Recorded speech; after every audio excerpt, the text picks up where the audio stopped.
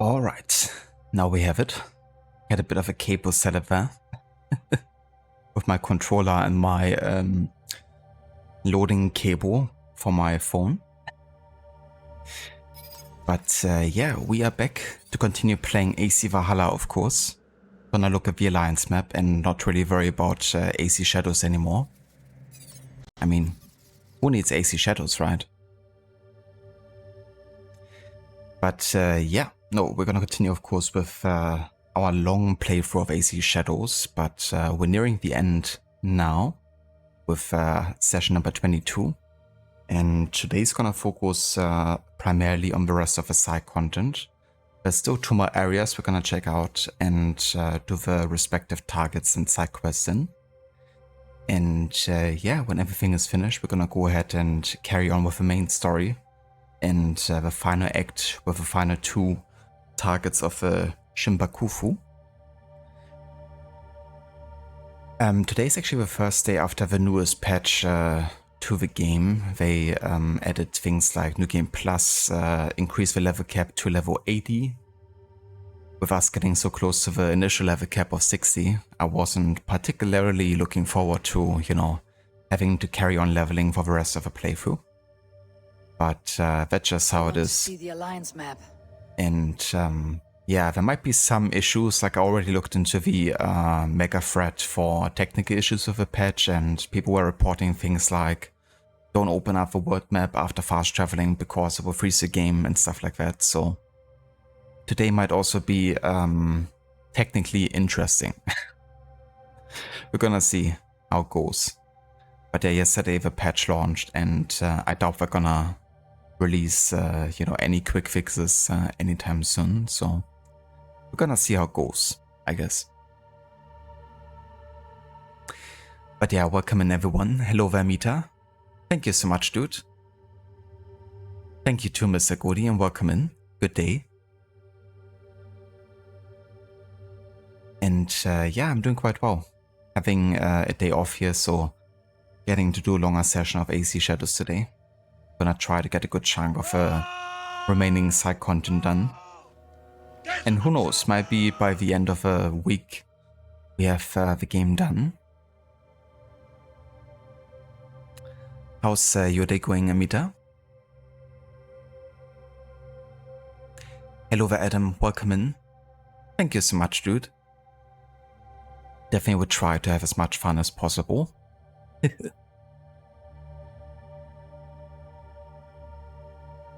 Hello there, Dr. Darling. Welcome in as well. Thank you for the also happy Crook anniversary. That's a proper name, isn't it?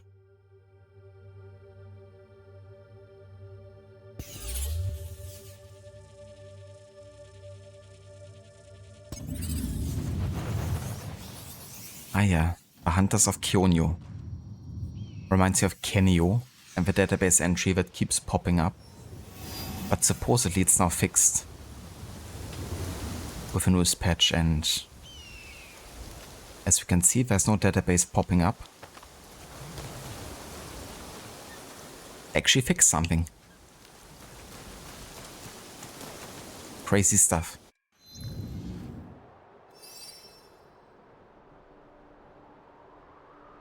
Ah yeah, so last time we were working on the next assassination target here. Inu Madu, the bounty hunter. Also got a target over here. Let's go there first.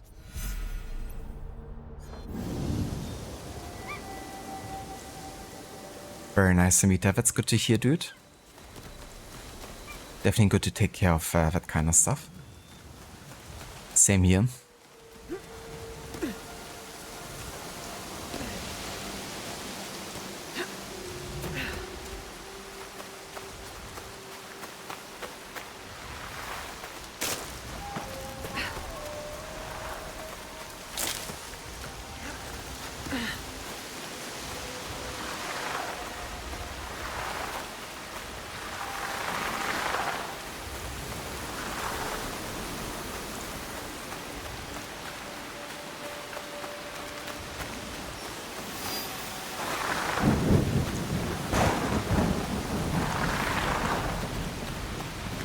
think wind's howling.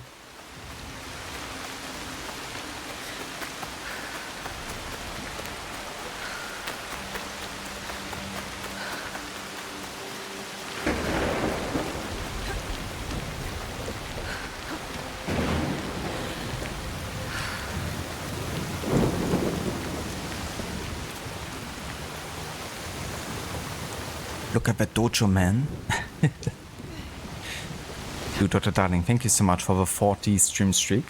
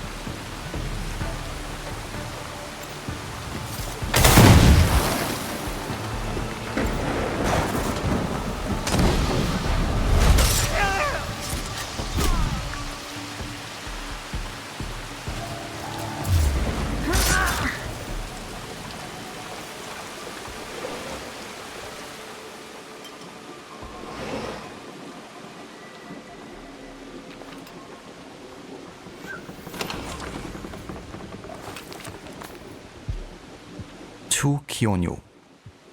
Some Ronin passed by yesterday. They were asking around town about you. One of them looked at me like he knew me. I'm worried that someone might have taught them something. That isn't generalizing whatsoever.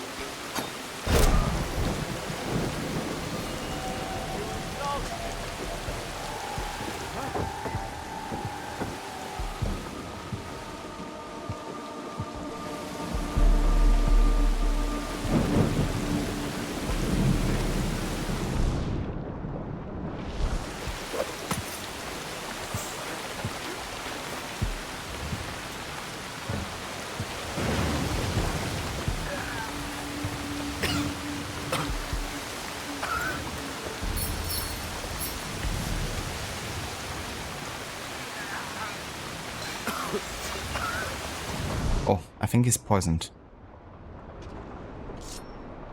Or at least was. What? Nothing. What is going on?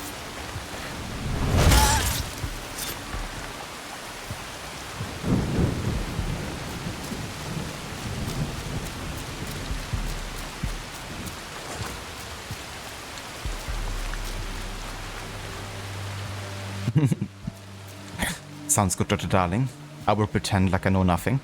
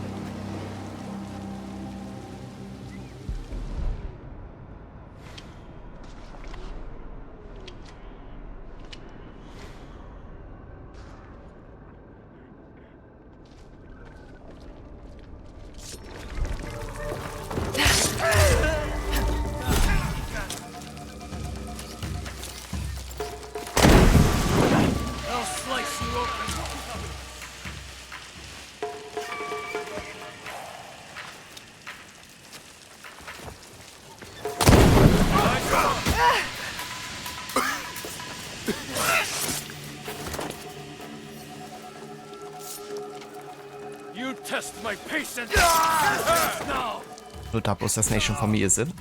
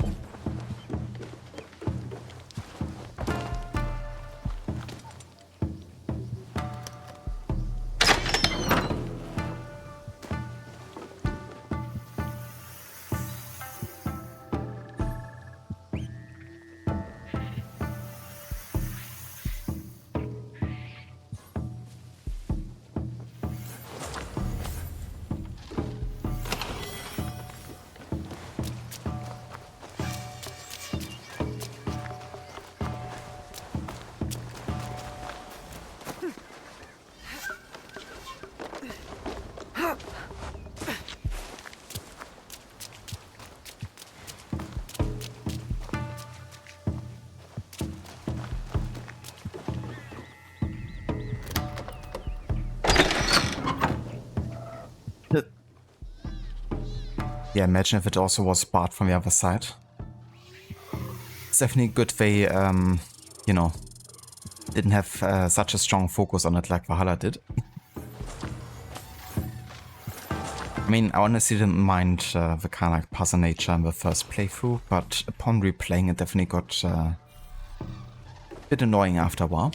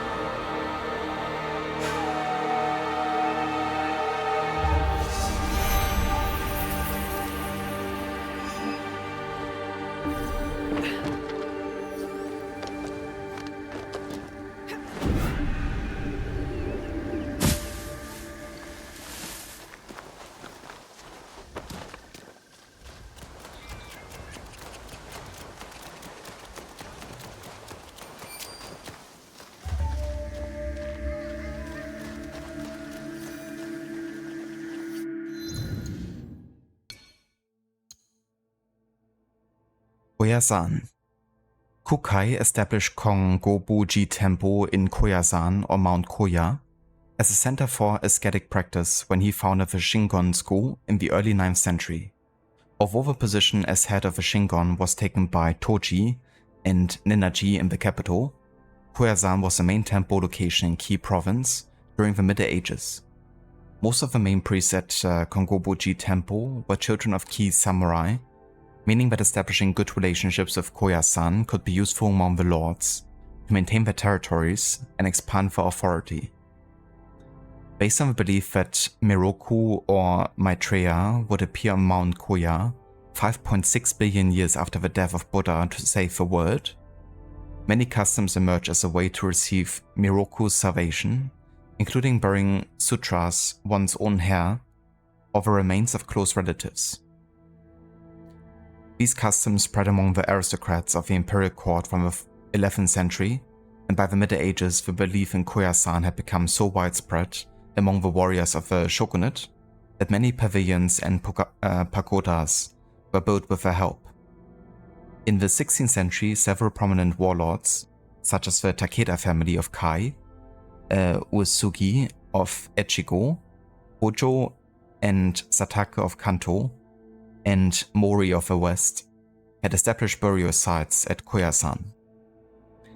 Low-ranking priests known as Koya Hijiri spread the Koya faith among the common people in various regions. However, in 1578, Oda Nobunaga arrested and executed many of these priests, believing that Koyasan was helping Nobunaga's enemies.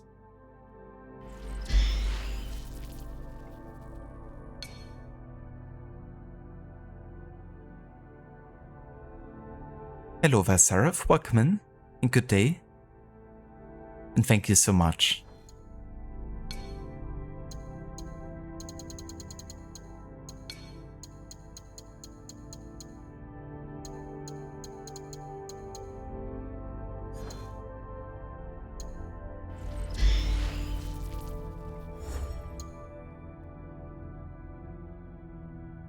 Okay, we got some mastery points to spend here.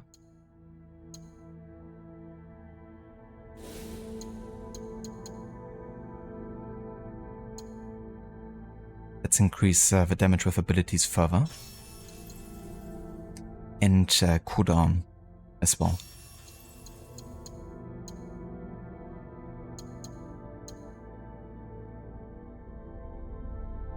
Fly away, boyo! Back to your master!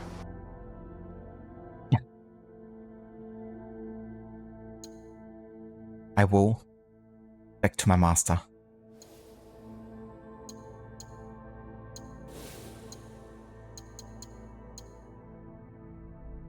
Ah. We finally unlocked this skill here. Increasing the kunai assassination damage further. Yeah, definitely gonna get this.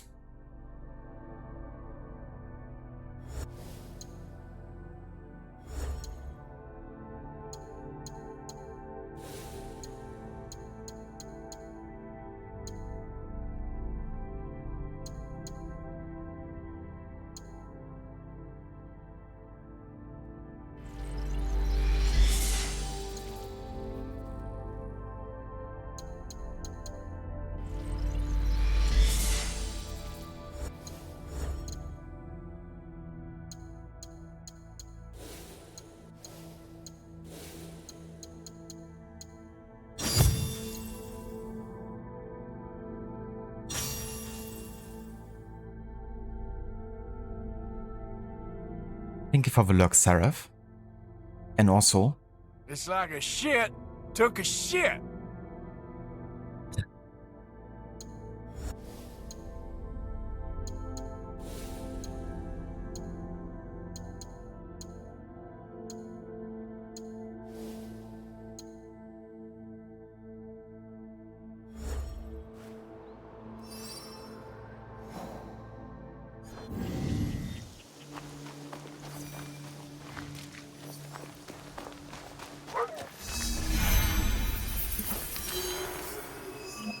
An important notice.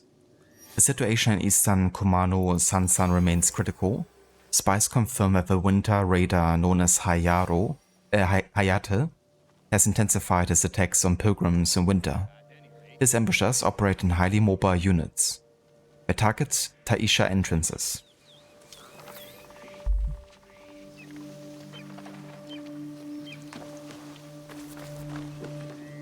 I have items to suit all tastes.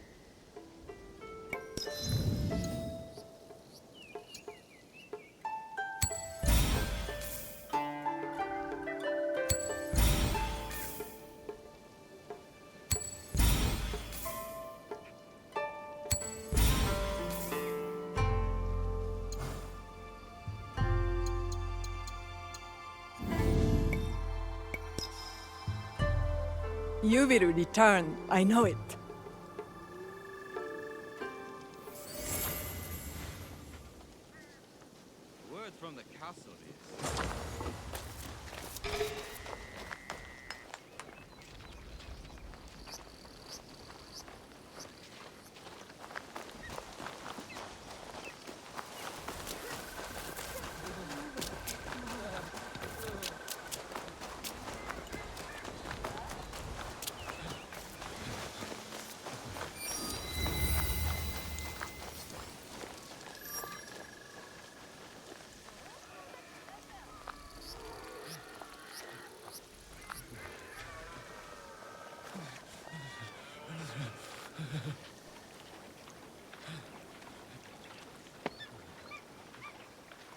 You were an embarrassment to him. I'm an embarrassment? To who? To him, like, in general?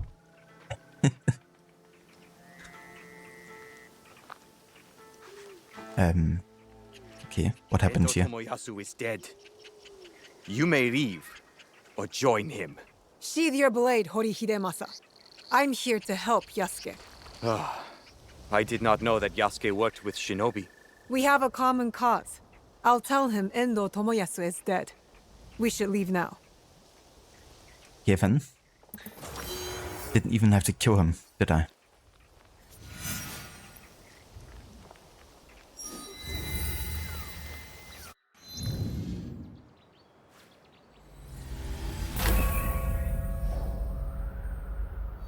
Okay, so this is gonna take us all the way back here. Sure. Since we're already, you know, doing that mission, might as well follow through.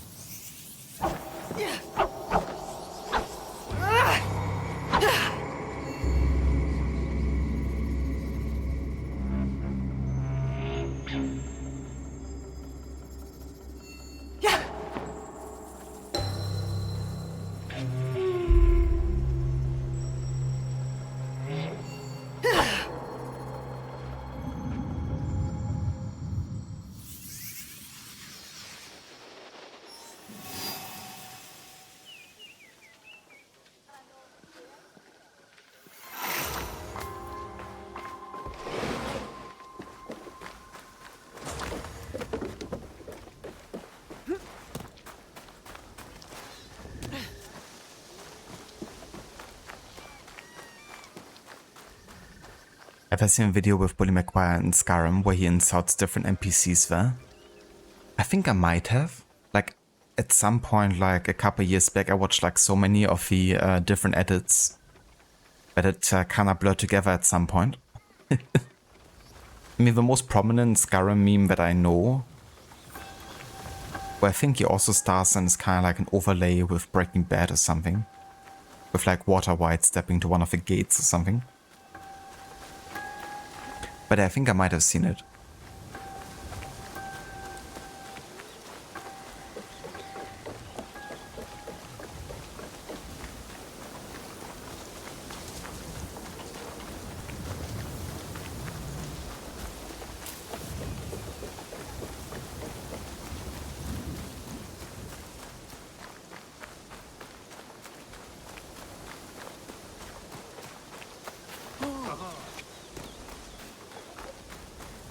I am sorry, I don't have time for you.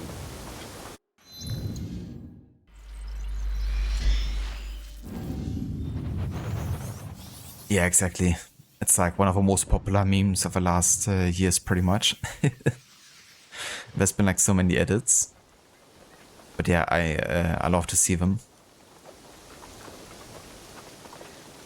Hidemasa, you killed Endo Tomoyasu yourself. Why take such a risk?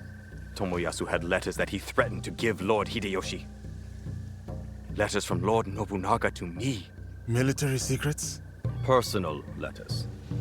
Lord Hideyoshi can ignore rumors, but he could not accept the proof that Lord Nobunaga held me in higher regard. I understand. Do you have more information that might lead me to Lord Nobunaga's traitors? I will share with you all that I know. I know what I must do. I wish we had time to get better acquainted. As do I. But time must bow to duty. For now, at least. Okay then. It's just so fucking weird. Like, yeah, you know, I get the reference to him, like, having something with Lord Nobunaga, you know, and establishing something there. But we're playing Canon mode, we don't have any romances, you know, as options. So having, like, the constant flirting between the characters is just super off-putting, to be honest. It's like everyone is loot for each other, but nothing ever happens. So if I already write out, you know, romance options, couldn't they go the extra mile and just, you know, put out like any kind of like romantic, flirtatious actions in general? Because it just is getting on my nerves a bit. It's just way too many characters too, because it's very obvious I wanted to establish many different romance options to have, you know. But we don't have that stuff, so just put it out of the game. It's like we barely know him. He's like, you know, wink wink, let's meet later or something.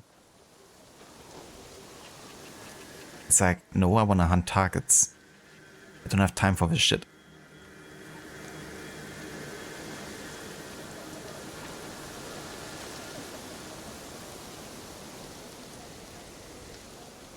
Yes, they wanted it to be visible. Apparently so, yeah.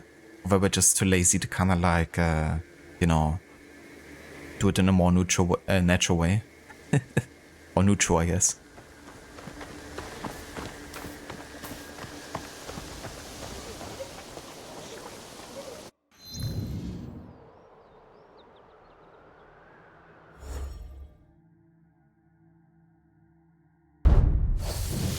Another assassination circle. How many?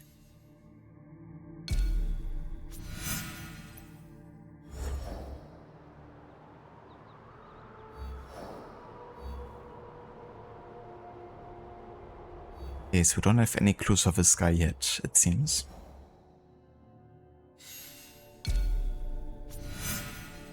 Ah yeah, so there's another seasonal kill, so we have to remember in winter time to take care of that.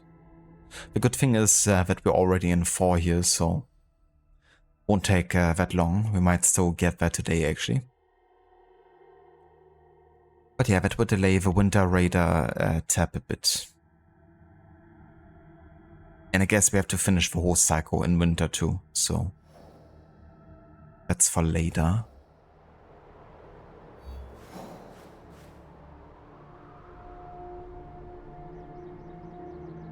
Okay, that's the main story here. That's gonna be for last. Okay, I guess we can hunt the next target then over here.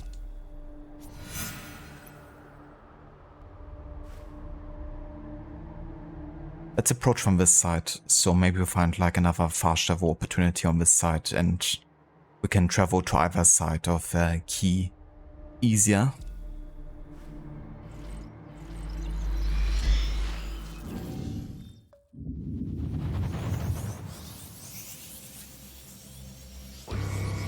As many as it gets. Yeah, I don't know how many more I still have to uncover. I reckon quite a few. The samurai won't speak with me. Yasuke would do better. I will tell Yasuke that Hidemasa has joined the hunt.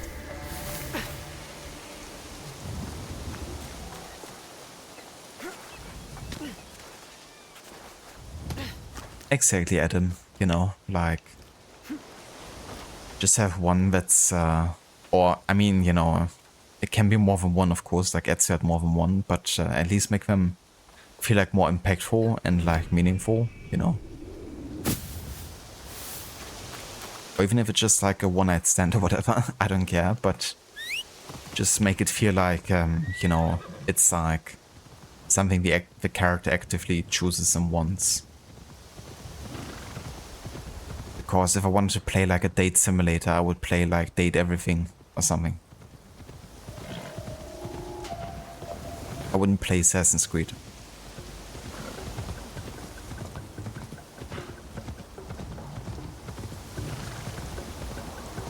Yeah, that's another kind of like ludonarrative dissonance, I guess, Amita.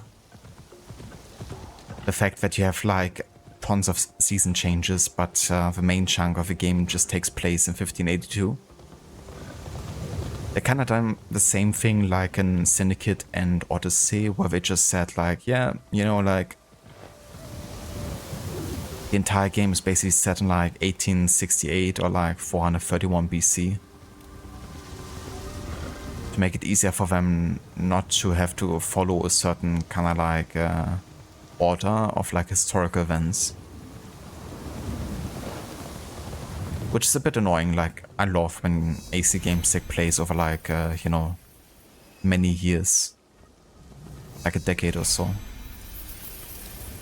course, it makes you feel like actual time is passing, you know. And they could have also like tied the seasons to, you know, like what's happening in the narrative. Like in Assassin's Creed 3.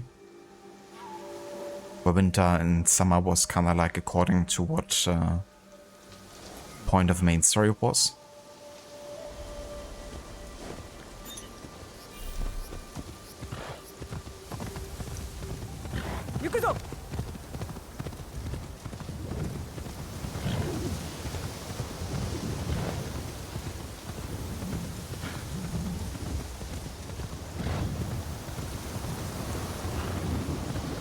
But yeah, it seems to me like Quebec really hates if they have to follow a historical order in the narrative of the games, you know.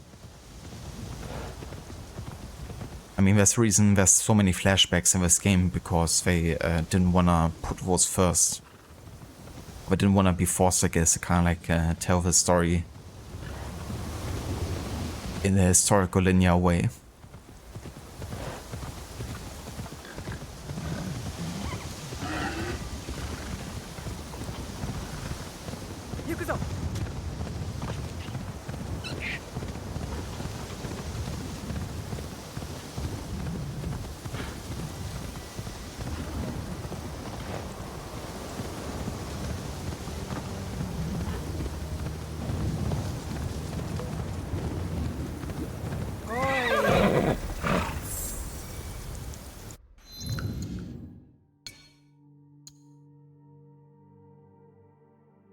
You mean you get it? Having season changes, it's cool and all, but you also consider the time also passes. So if you have 4 seasonal changes, you already are 1 year ahead. You would think so, yeah. Not according to Ubisoft Quebec logic, though. According to them, 1 year holds like dozens of seasons. At least in Japan. But yeah, you know, like logically speaking, that would be a good way to handle it. But they put gameplay first and historical and narrative second, as always. So instead they make the seasons kind of like part of the gameplay aspect by having the scouts and resources and all that type of stuff be reset upon seasonal changes, and that becoming like an integral part of like the gameplay loop.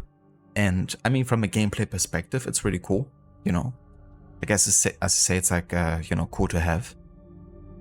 But it doesn't, you know, really align with the fact that the game is just set across like, you know, 1 year.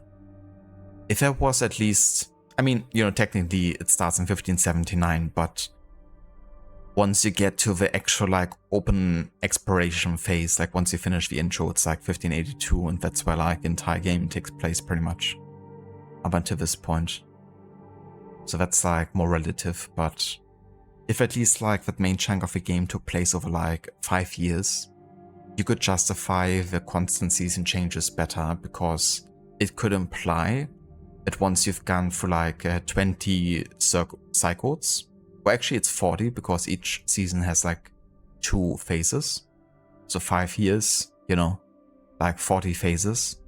That would be like the time in which you could finish the main story or whatever, you know? So it would at least make more sense, even if it's not like entirely to the dot. But 1 year is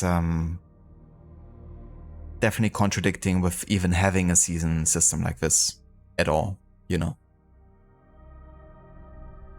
because the game is just gonna, like, it's just taking too long for you to even, you know, have like 1 season cycle be enough.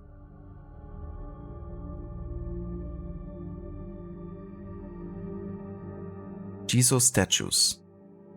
During the Middle Ages, the cult of Jizo integrated a great variety of beliefs, although its main doctrine remains uncertain.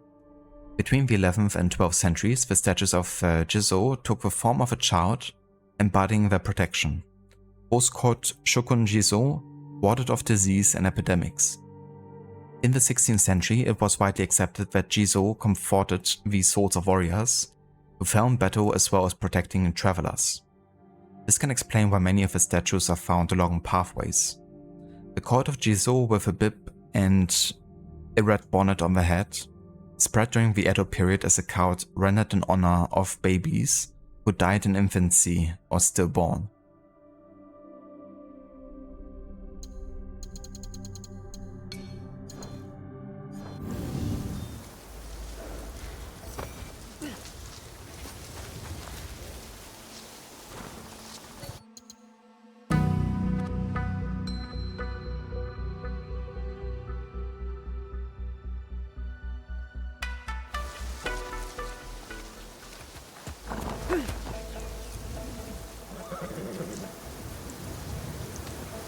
Yeah, for sure, Mita. That would have been like putting the narrative first, I guess, and making or increasing the immersion, I guess, and also give you better feeling for like time passing.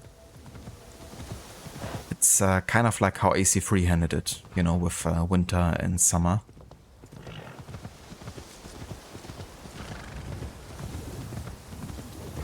But yeah, the season system in itself, I still really love, like the fact we have 4 seasons. And it's affecting the entire map. It's definitely, like, from a technical standpoint, you know, pretty impressive. Together with a weather system, so I hope that in some shape or form we're gonna keep this in the future, because it would be cool for another game to try something like this. I think I definitely prefer it over the one part of the map is like assigned one season approach. Like we had in Valhalla and Odyssey.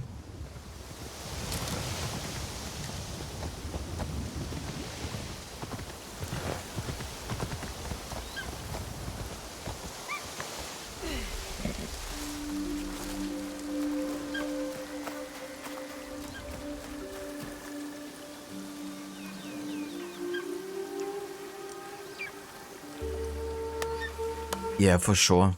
Like, imagine if The Last of Us Part 1 was like randomized with a season. Would be kind of weird because, you know, it definitely adds to the harshness of survival when, you know, it's like winter time and Ellie is kind of like, you know, hunt by herself.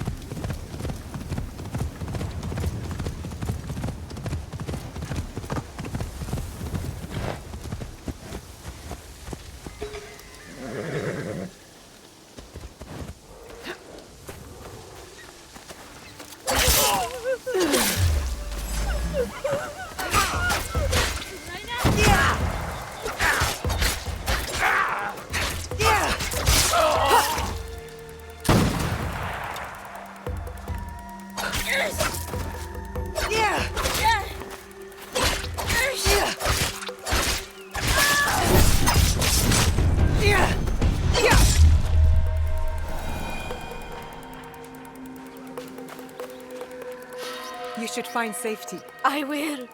But first, tell me how to thank you.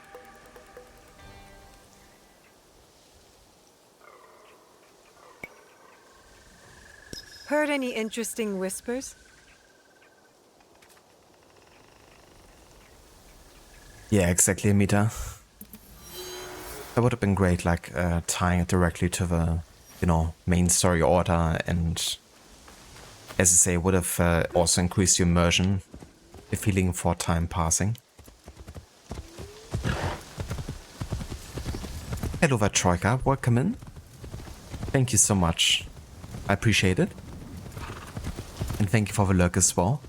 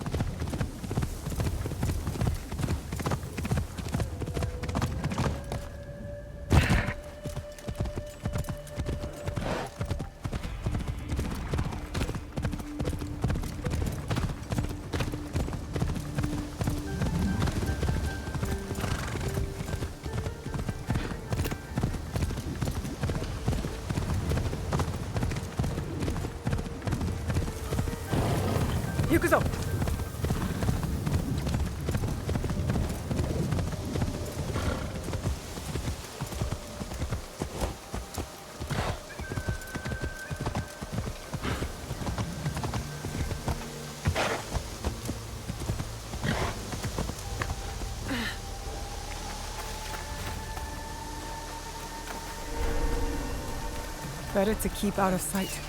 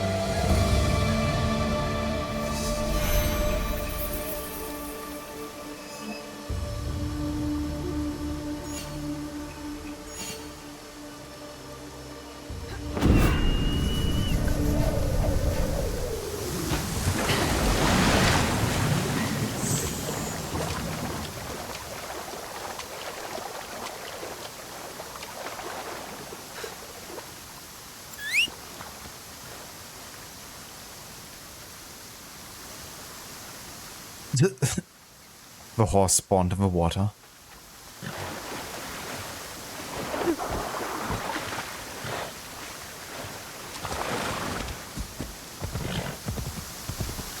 Hello there, Brutus. Welcome in, and good day. Thank you so much.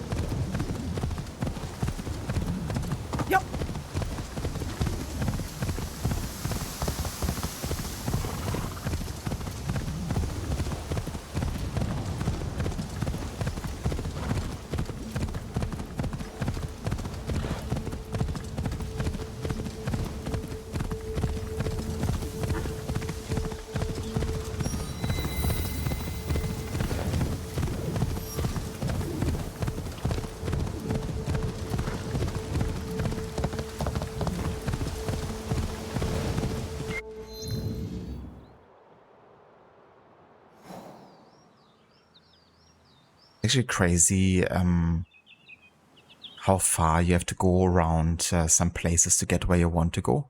It reminds me a lot of Odyssey sometimes, you know, where often the mountainsides were like pretty big obstacles that you wouldn't really get past quickly.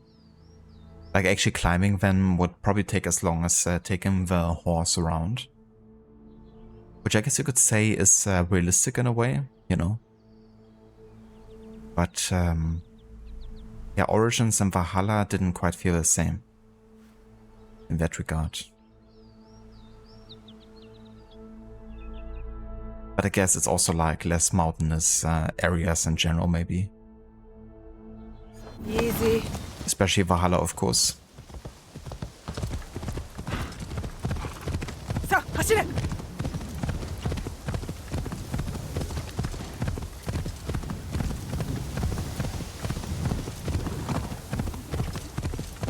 おい。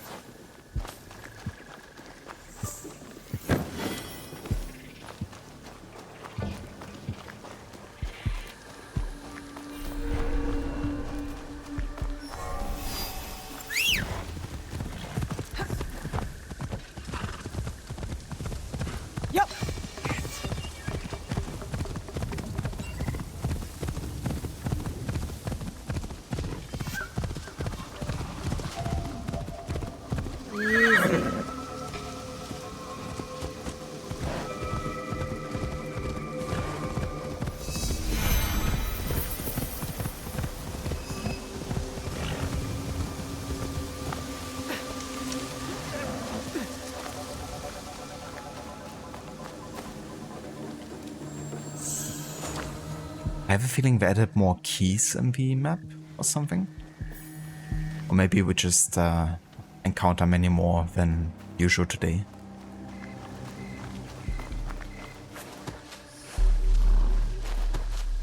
Kinda wish you could vote over this. It's not like in Unity where you could also vote over something that, you know, isn't the same height on the other side of the obstacle.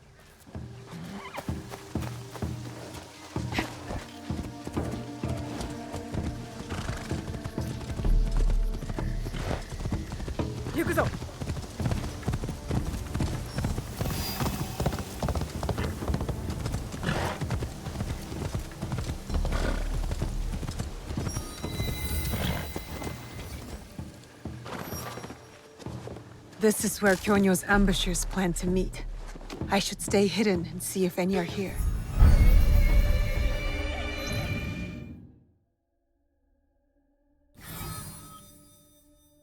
This bounty hunter is always ready to strike when his enemies are at least prepared.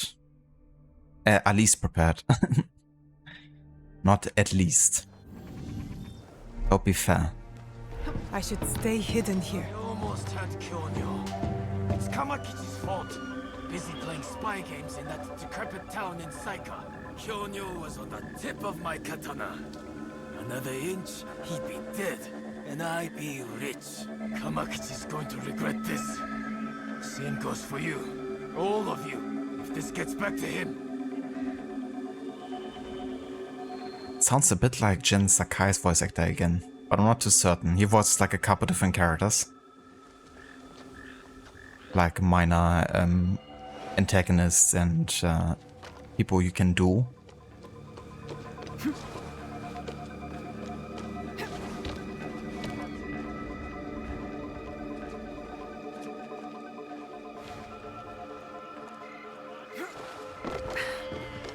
Is he actually taking a bath?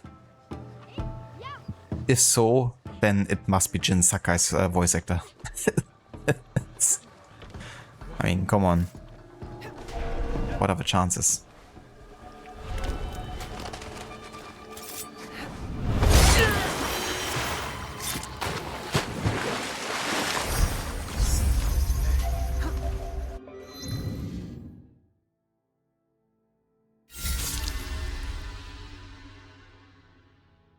Well then. Let's hunt the next target. ChatGPT writing. That's giving it more credit than maybe even did.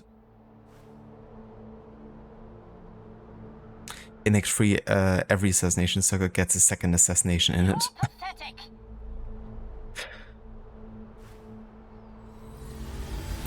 I really wonder when we will find the final assassination circle, because I have a feeling that a few more might be still popping up at this point.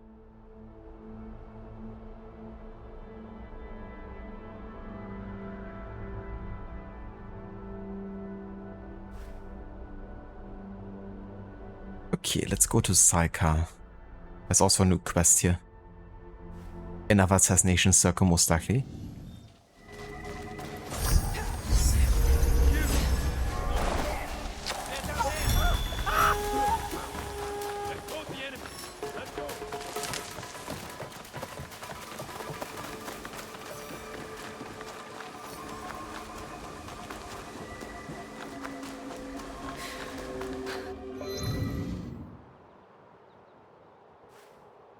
Well, let's maybe also get the viewpoint up here.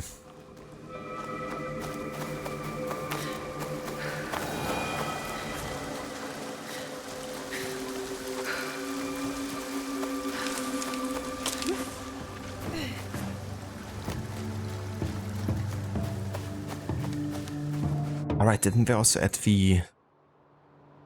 Right, yeah. I was about to say, Amita, didn't they change the synchronizing viewpoint thing?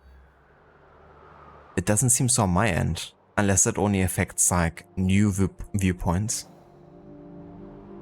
Because as you can see, there's still like stuff unfogged here, even though there's a viewpoint on this side.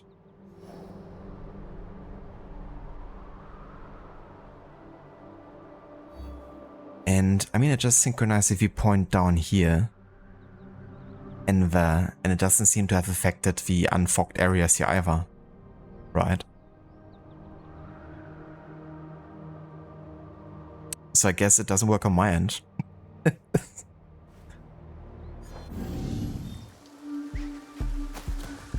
Well, it wouldn't be a new Assassin's Creed patch if something wasn't working as intended.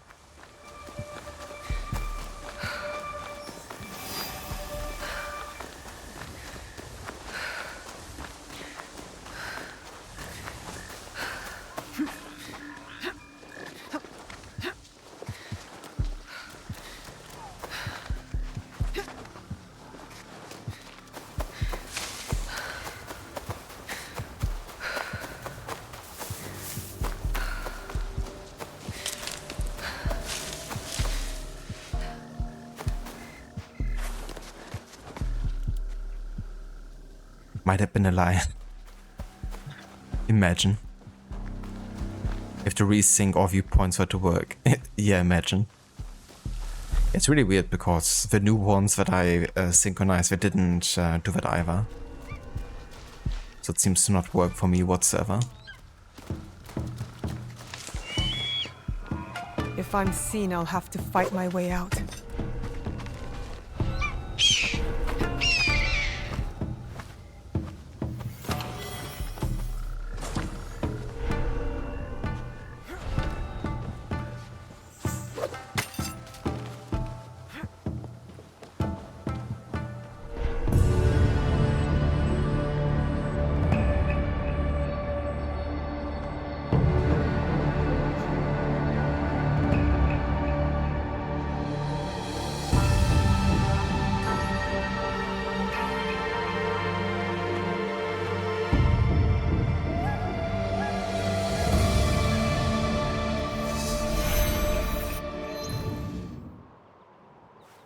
Whoa.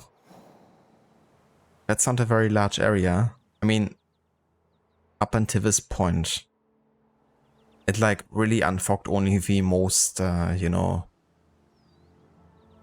nearby area, but nothing beyond. And it's, you know, there isn't a viewpoint for like quite a while. Logically speaking, it should unfog up until this point, right? Like to the halfway point between this viewpoint and the other. But yeah, it's definitely not happening for me.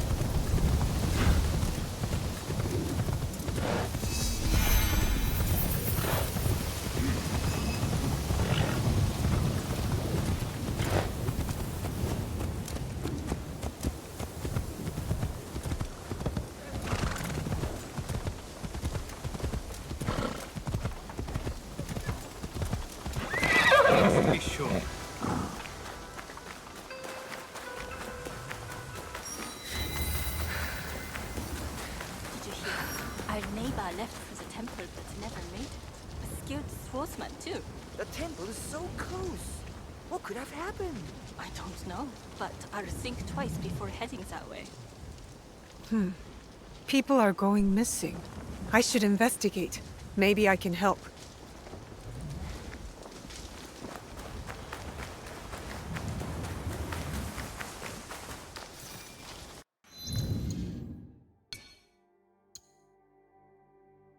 Saika. In the Key Valley, a league of followers of the Ikko sect in An-Iki, known as the Saika Shu, the people of Saika, emerged. Saika was the name of a village in the delta. Additionally, other similar but less powerful Ikki were created throughout the region.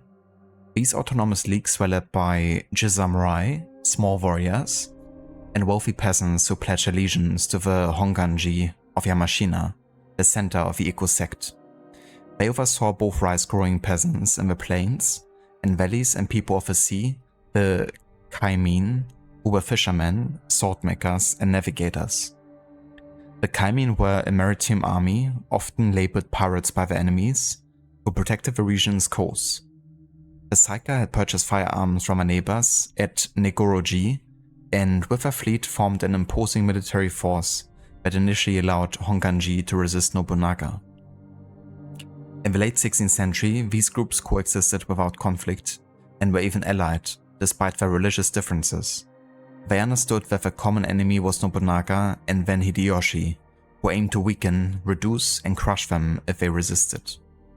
The combined army of warrior monks from neighboring Nogoroji and the Saika formed a force of 30,000 men, armed with muskets, who could challenge any daimyo and provide significant support to Honganji.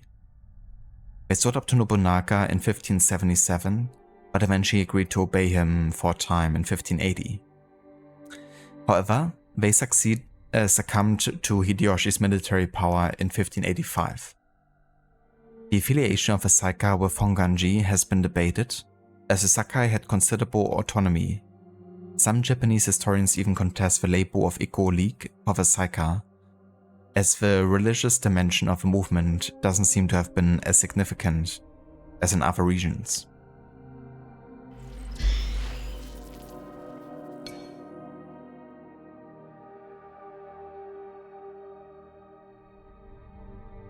That's a pretty cool looking painting / banner here.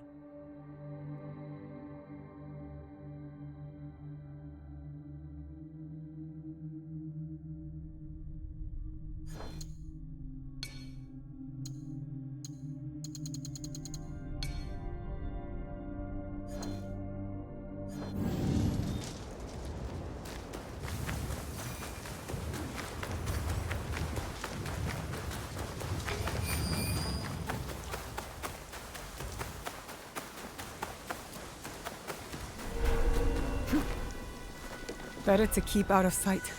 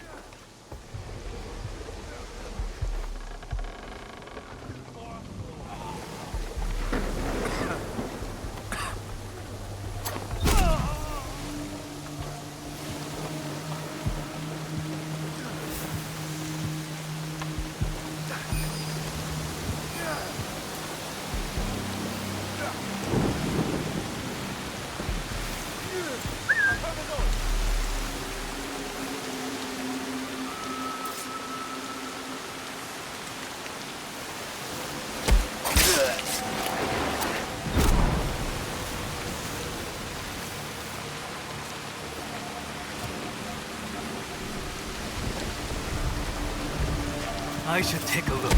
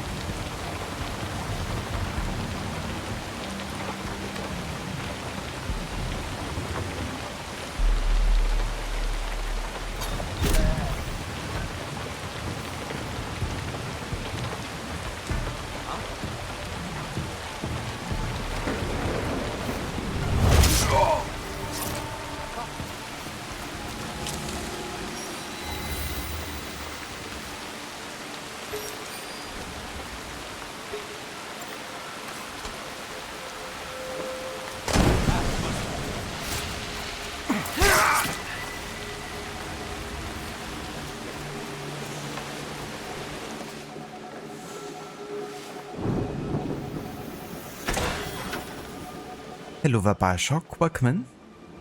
And good morning to you.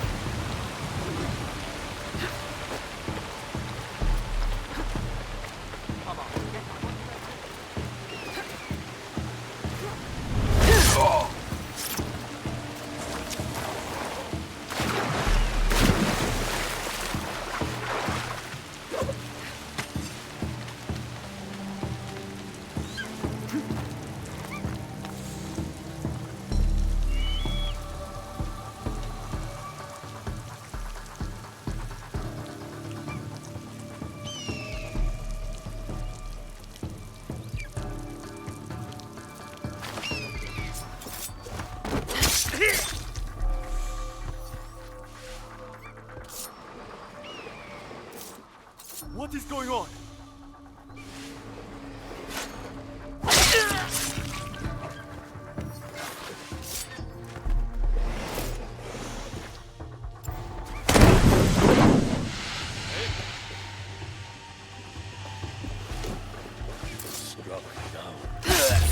Stop her! Search the area.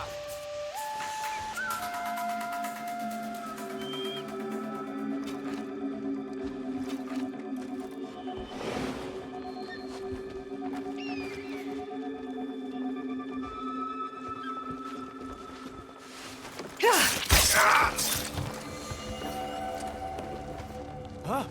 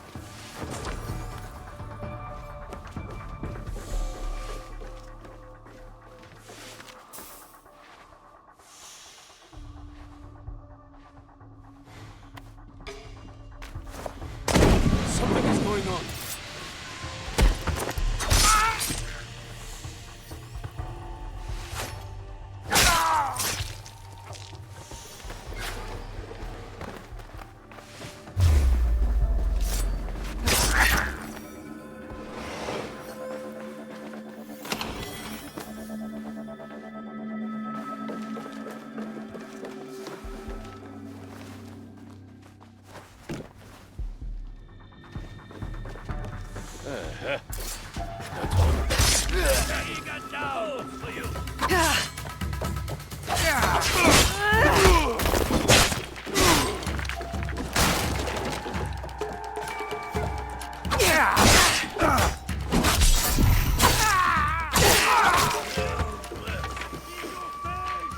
their trail. Now you die. Shinobi!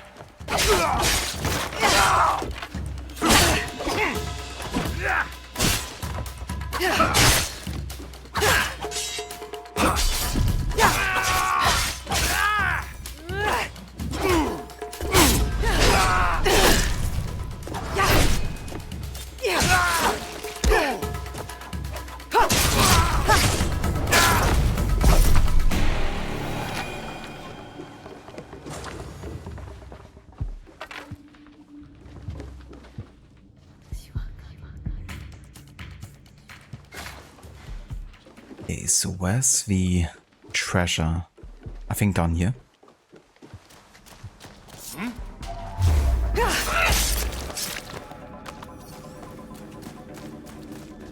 Or maybe not.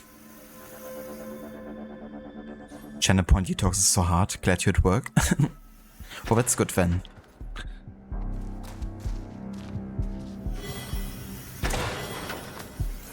But work is distracting you from using channel points.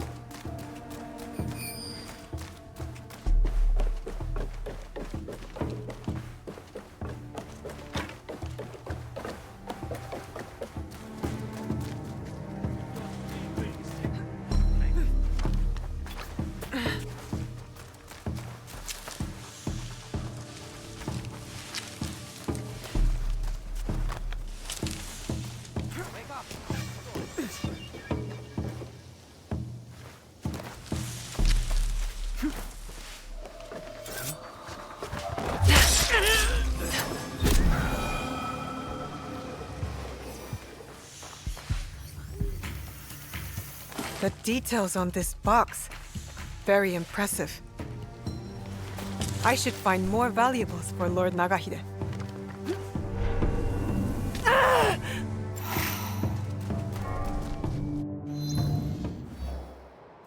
Alrighty, that's the castle done here.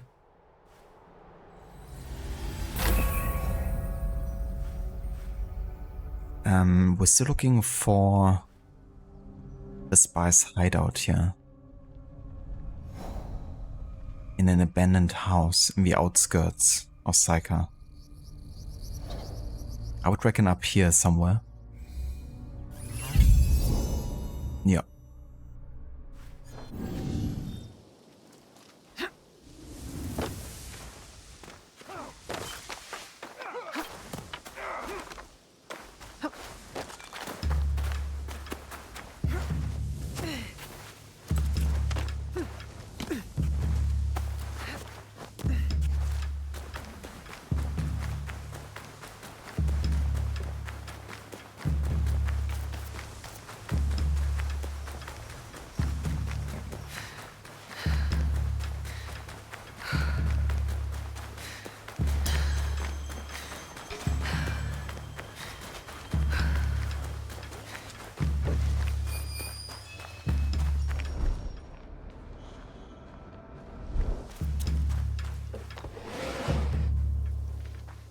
This bounty hunter, Kamakichi, has been gathering information, listening in on conversations perhaps for weeks. I heard Kionyo's father hired someone to locate his son. Whoever they are, they will be too late to interfere. I'm so close. I can smell the promised reward. Saika. Kionyo's exact location isn't here, but this Kamakichi has revealed himself to me. A samurai, a ronin, and now a beggar. But I will find Kionyo here, and my fortune will change. I think this can help me find Kamakichi's location. Someone knows something. The market guards might have disclosed my plan. Regardless, my nightly prowls near the monk houses will continue. The Eko-Iki feels safer to my advantage. Okay, the monk houses were inside Saika here.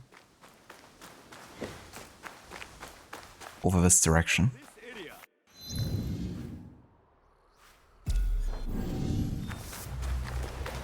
I'm just gonna assume that that's where the quest wants us to be.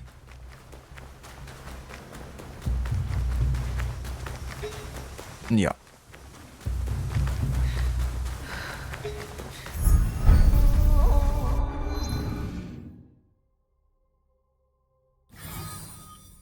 Hamakichi.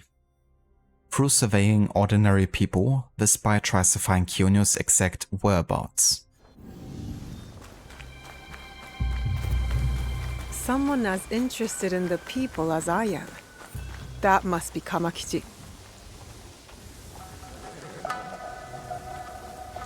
Very stealth.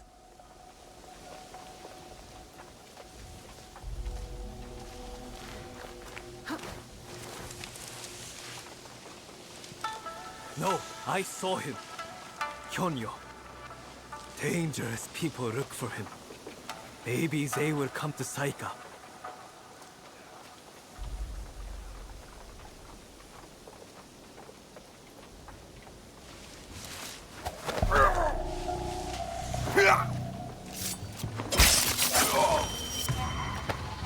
Kamakichi knows where Kyonyo is.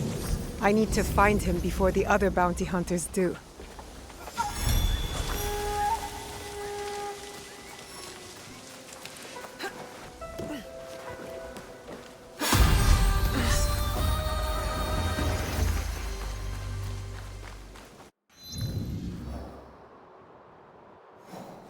Hello there, Absolution. Welcome in. And good day.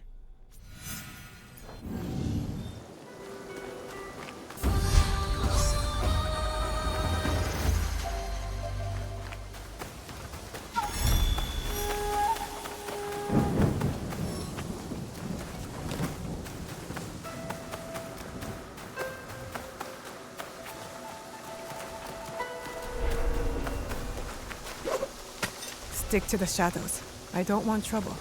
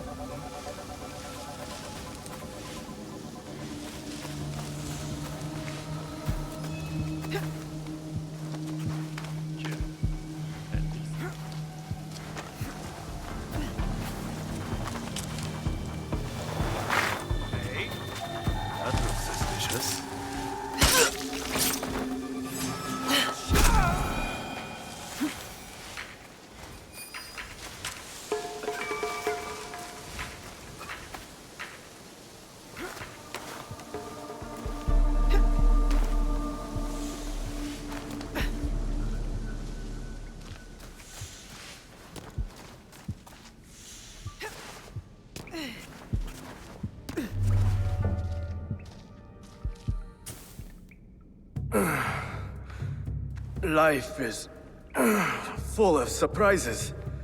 One moment I'm getting ambushed by bounty hunters. The next, you stroll in. It's good to see you again, Naoe. My being here is no coincidence, Kyonyo. Kenyo sent me. He said you're being hunted. I thought he had other priorities. I can handle these bounty hunters. Look at you. You barely got out alive.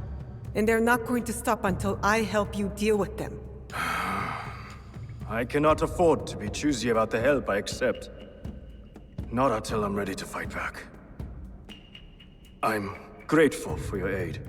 Here, this is all I know about the men hunting me. I'd know more, but my contact in Koya-san has gone quiet.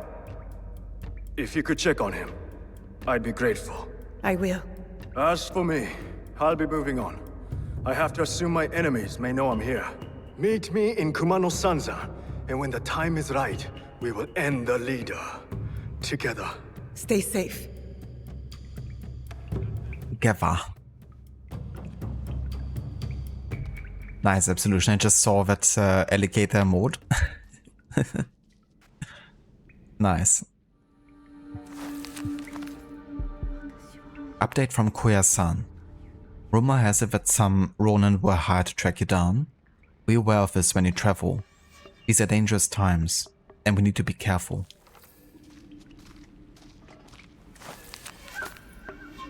Contacts are saying that Kenyo has arrived in Nigoroji and has met with several people there.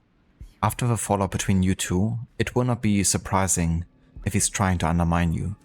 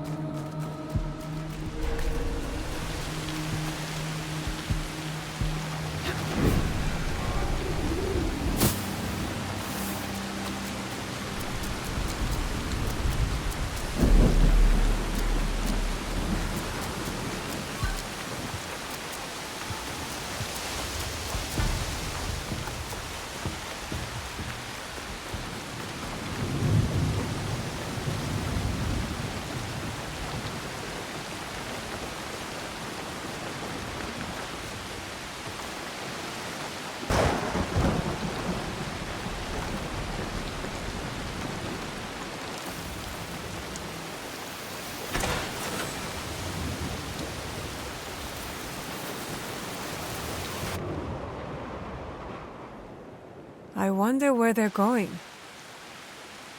The big ones prepare for quite the journey. See? They're readying the sails. I forgot you were Yasuke the sailor before Yasuke the samurai. Hardly. But I have been on many ships. Well, what's it like? Well, there is the seasickness. Long days on the deck in sun or rain.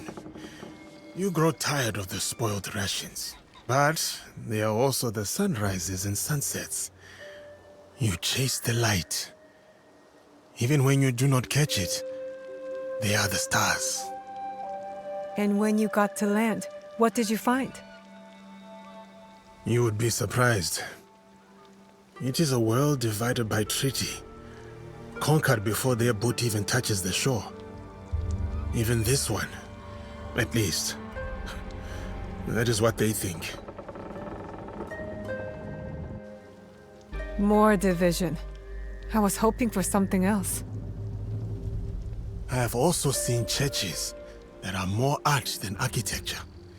I have smelled spices so fragrant, one sniff is a punch to the nose. And the clothing. Oh, you should have seen what they put me in when I arrived. You didn't keep it for parties? Surely Lord Nobunaga had it banned. It is a dark world chasing its own light. A realm of exploration. Those same kings who send conquerors send men in search of knowledge, discovery. The explorers must be brave. Yes. They sail into the unknown. Then let's go. Out there. I want to see it for myself. We'll steal a boat. All right. You will flop on the deck like a fish to distract them while I push the captain overboard. No, I'll push the captain overboard and you'll flop on the deck to distract them, wearing the outfit you arrived in. Oh, you think so? I have a better idea. I say we stay. For now. I do not know about you, but I like it here. It's far from perfect. But I guess the world out there isn't perfect either. We do not need perfection for peace. Once we have it, perhaps I will wave to you from the shore as you set sail, explorer. We'll see. One day I'll get out in the world. But not before we make this one a safer place for our people. Yeah, that could take a while.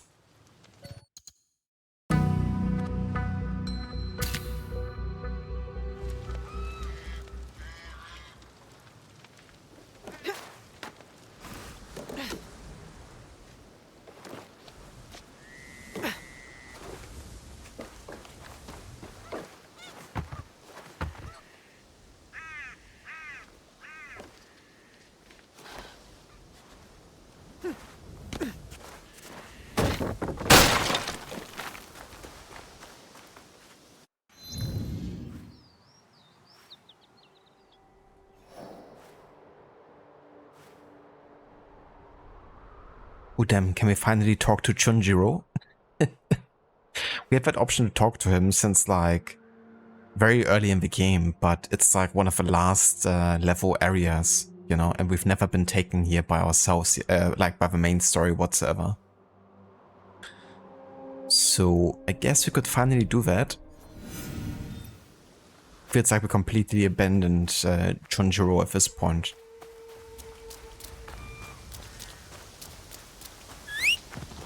But you have to wonder why they put it in like, you know, the most southern point in the highest level area that early in the game.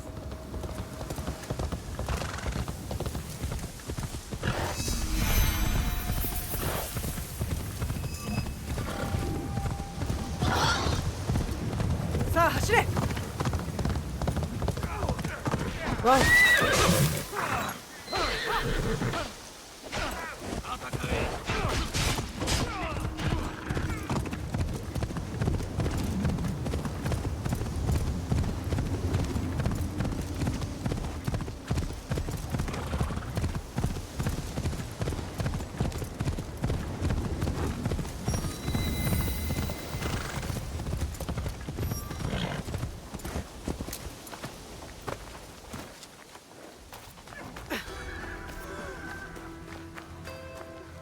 Welcome, welcome.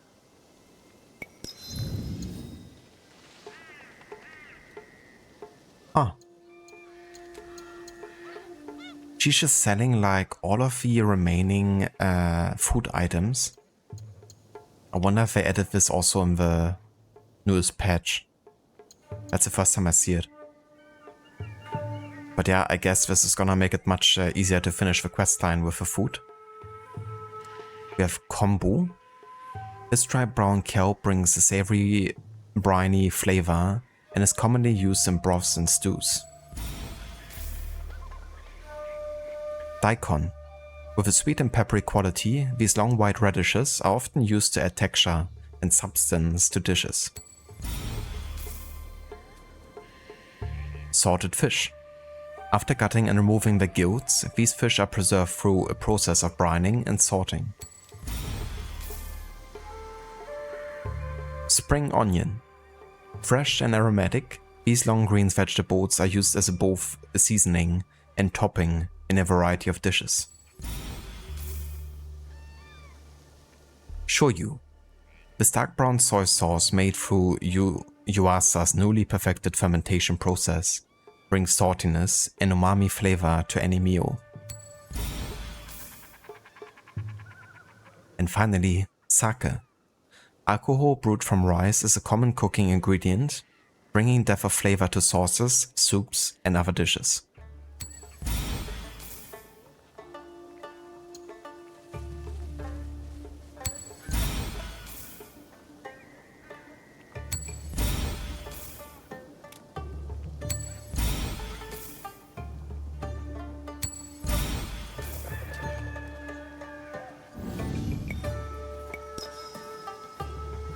I'm sorry to see you leave.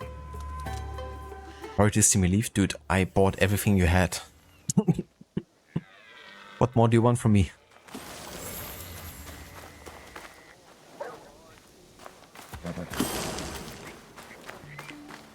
I think they also unlocked database entries, haven't they? These dishes.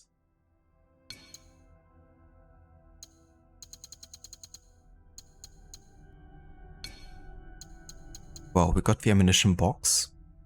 This elegant wooden box that protects from damp also obscures the true provenance of a shot stored within. Who knows what sort of ammunition it is or where it was made? As many lands exist as there are ways to kill men, and both are routinely explored.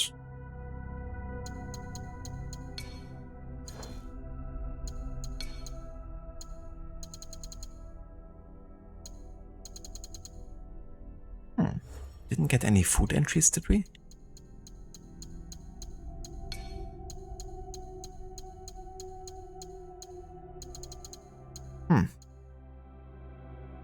I was so certain they would add food entries here, but I guess not. We got a new historical character though.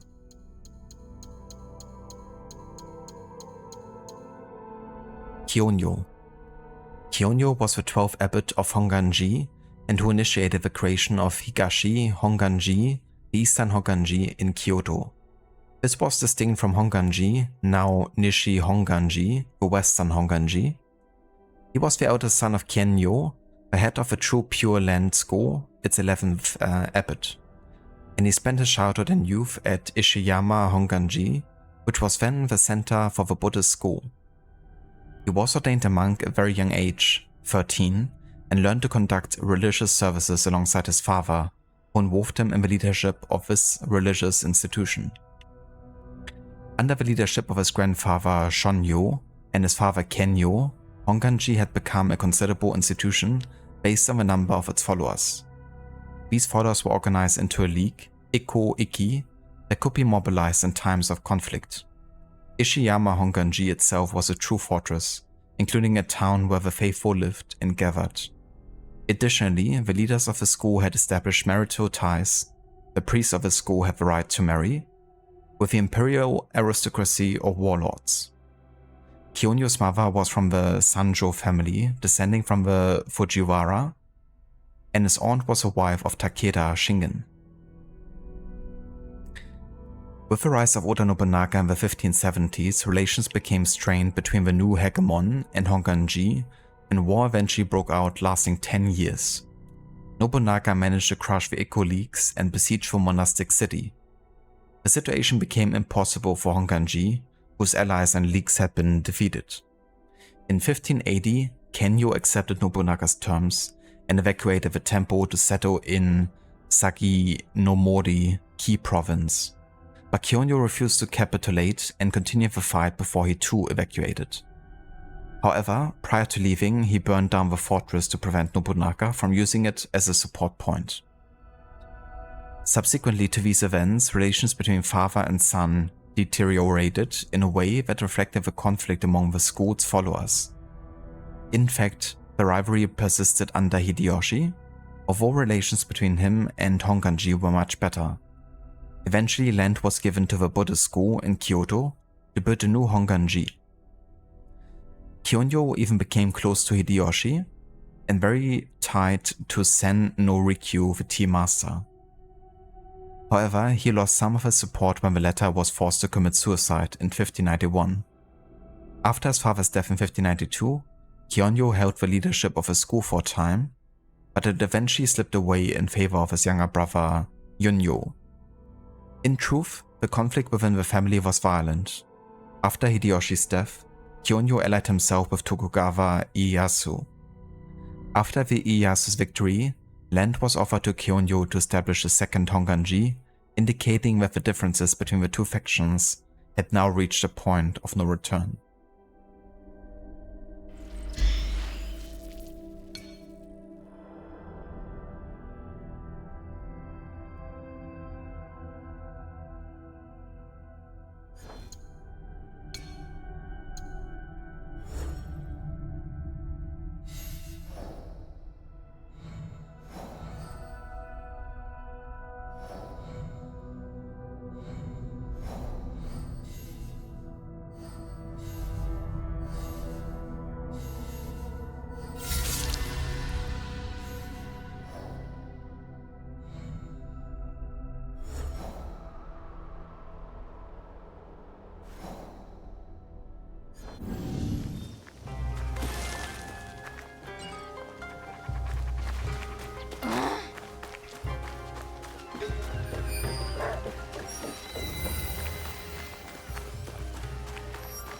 a soy sauce brewery. Nice.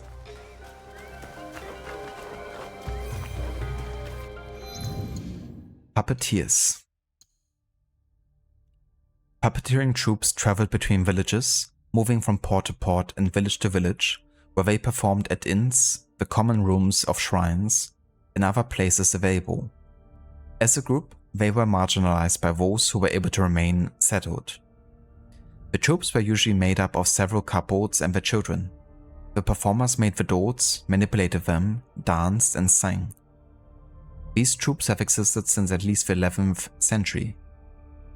Sometimes these troops were in the service of a Buddhist temple and contributed to the spread of their faith by telling pious stories or stories about miracles.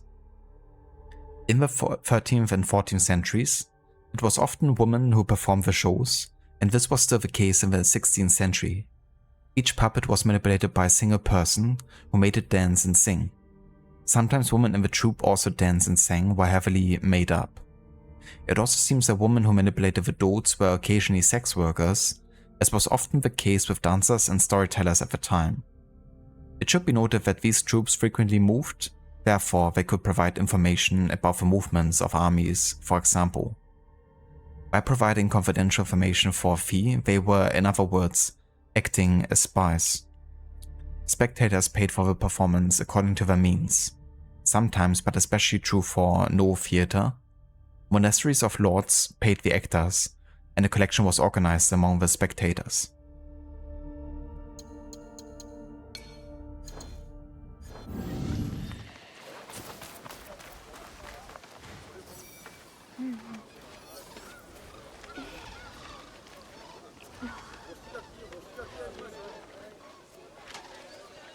That statue looks kinda creepy.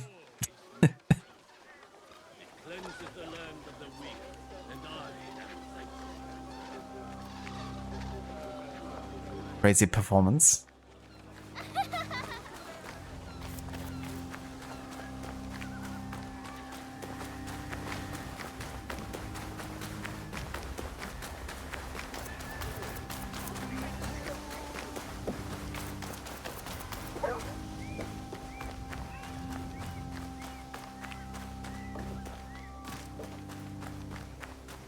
It needs to be perfect. Naoe! I want to practice making a soup for Master Sorin. Something I can cook when we visit him.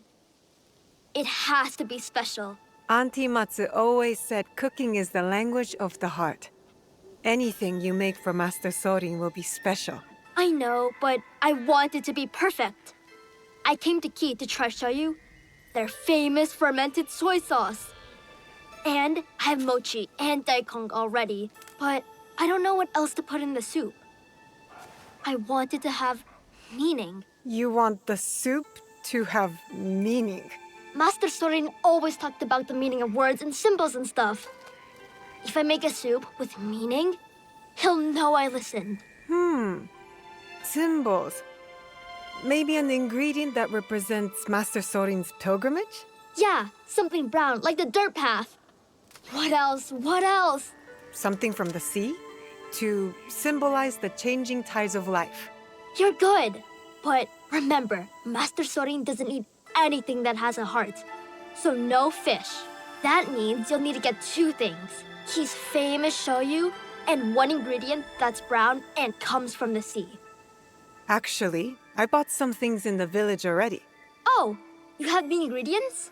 You sure? I don't want to start cooking until you have everything.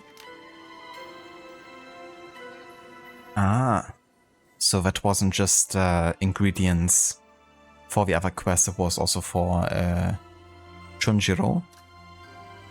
What? You don't trust me, Junjiro? Okay. Let's see what you brought. Yatta! You got the shoyu. What else? I'll take everything you bought. But you tell me which ingredient goes in the soup. The most meaningful one.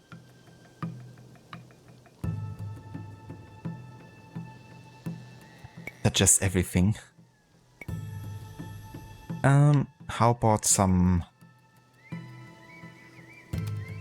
daikon? Daikon grows down deep into the earth, just like the winding path cuts into the mountainside.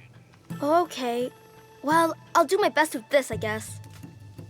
This soup is... It's terrible. Too much flavor, but also not enough. It's bad. Guess I'll have to make something else for Master Sorin. Thanks for trying. It's kind of you to think of Master Sorin like this. You have a big heart, Junjiro. You think so? Do you think Yasuke believes that too? Yasuke more than anyone. Then maybe I'll make some soup for him. But a different soup. Dude, if a bit of daikon ruined your soup completely, then maybe you fucked up. But I just realized that he told us about the second ingredient being like brown and coming from the sea, so I guess he meant salted fish. But I thought he already had considered that to be part of the soup. I thought he already like, you know, meant to include it anyways, but I guess not.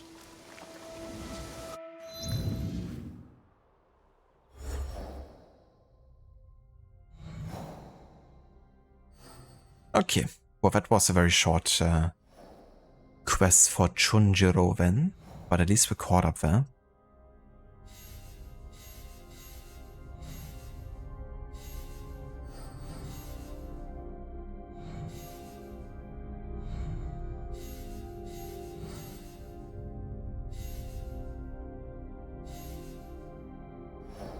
Okay, I guess we can do more hunting then.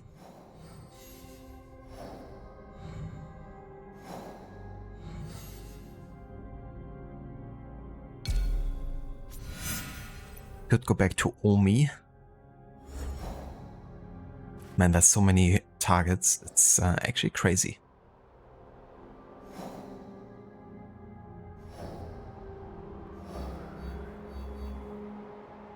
Would definitely take us a while longer to get the remaining ones. Okay, Asuchi Castle Harbor.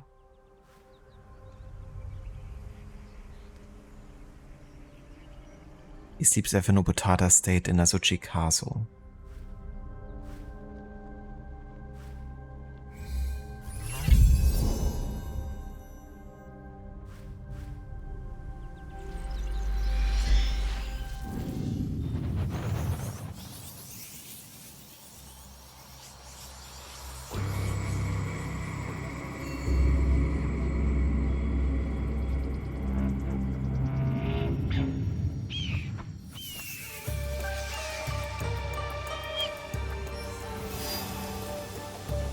Also Birbeck.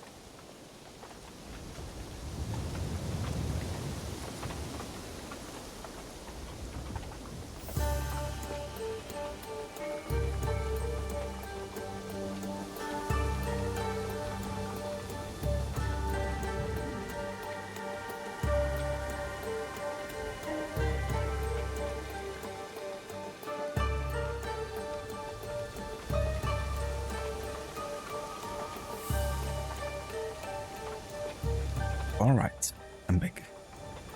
Let's go ahead and hunt the next target here.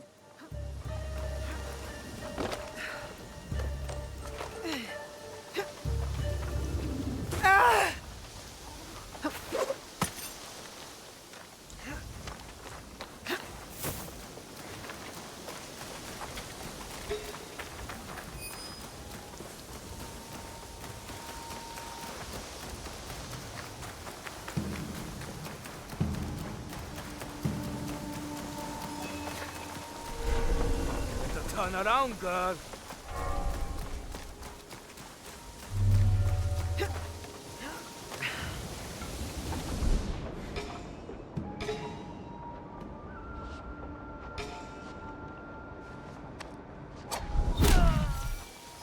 It'll be less trouble if I stay out of sight.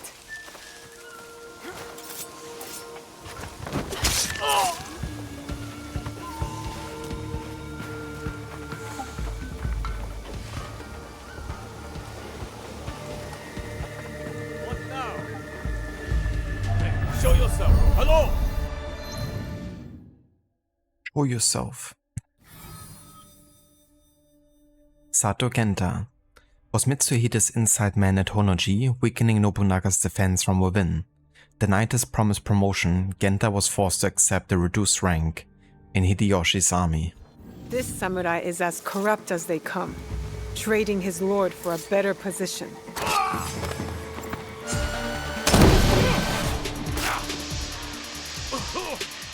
Anyone see them? Show your face.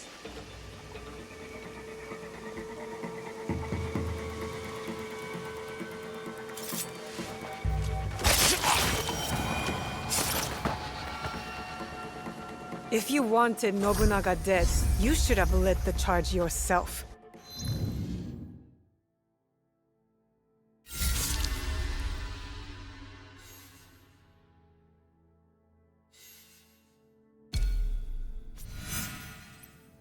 Alright, let's get the next target.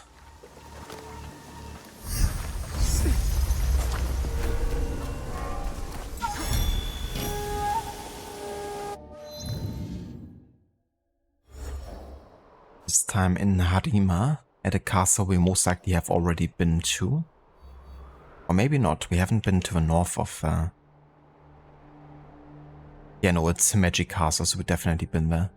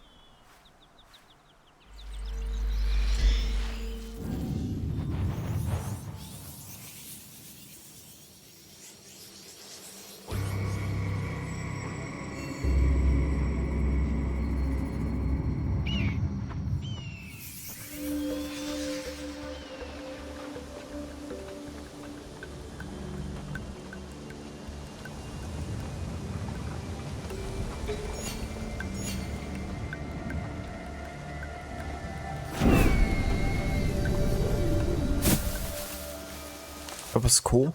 Managed to actually jump from the highest point directly into the haystack. Often you can't do that from these kind of viewpoints because they have a very wide rooftop.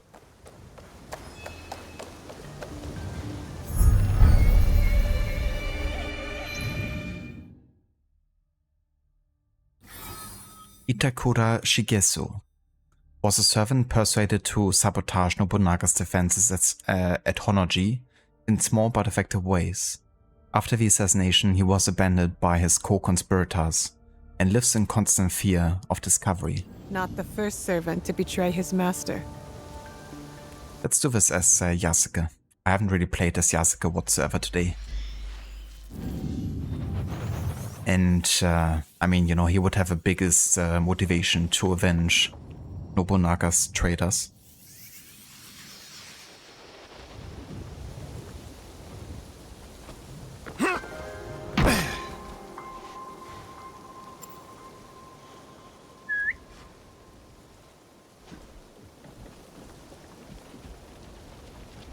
I want to actually trigger like a dialogue or something. Those who don't show respect will not.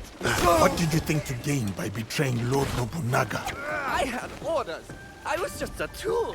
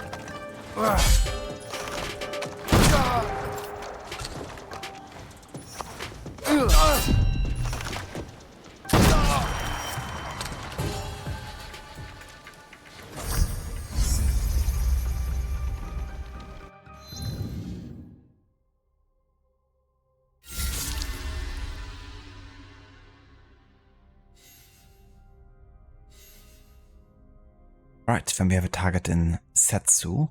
Usami Yoshiko. Can be found in the outskirts of Kanato Castle.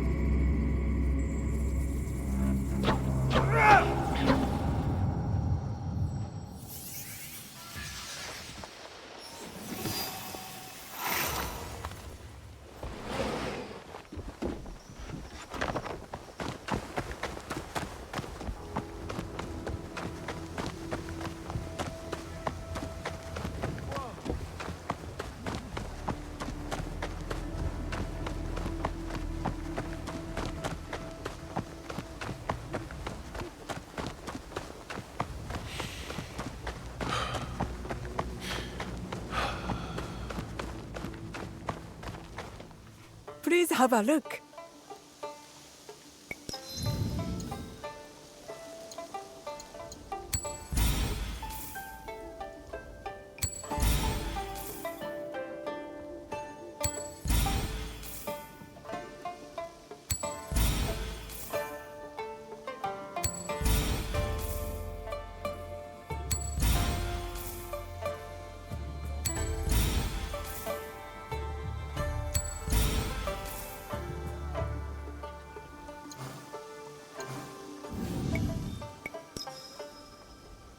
Come back soon.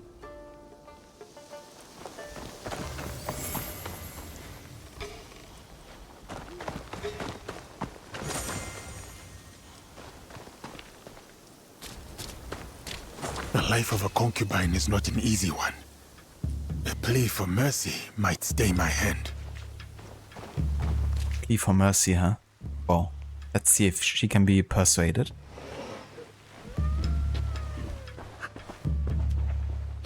It gives me no pleasure to take your life, but honor demands it. My heart had grown heavy by the cruelties I'd witnessed, for both the guilty and the innocent.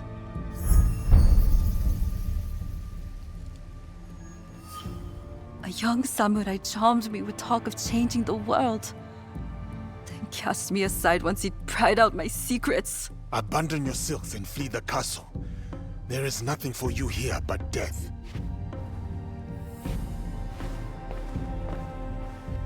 Yoshiko was a victim of corruption, not the source. Killing her would be an injustice. Should Hidemasa learn of this, I am at peace with my actions. Yeah, I mean, fair enough. I kinda agree. I don't think that, you know, she was instrumental in this happening.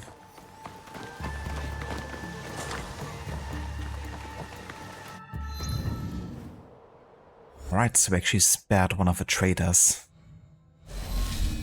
Which means only one traitor remaining. And that one is in Tamba, so we're gonna get to that one once we actually make our way to Tamba. But right now I'm catching up on Key and the previous regions.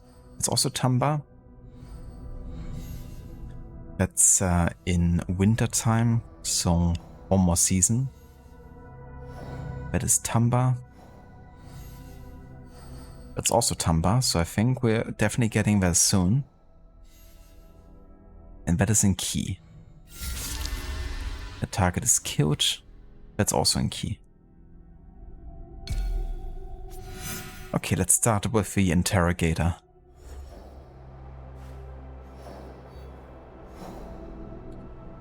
So we're looking for Southern Kumano Sansan.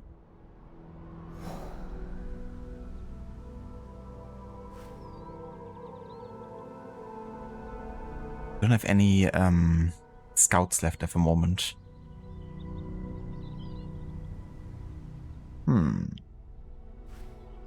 Well, let's go over here first and refill some scouts in that case.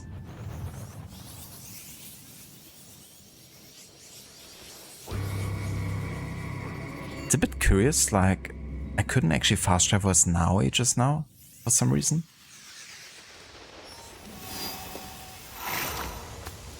Not sure what's up with that.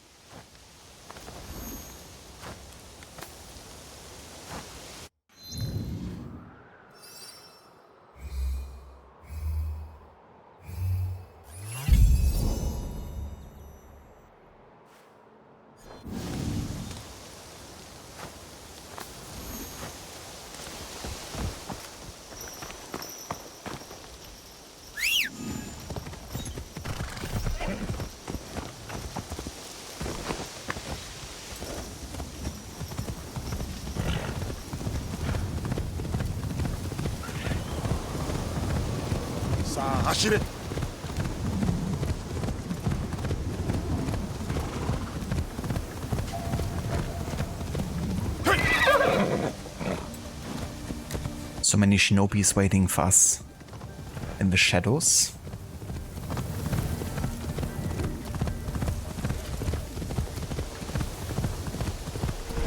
I must keep my weapon at the ready.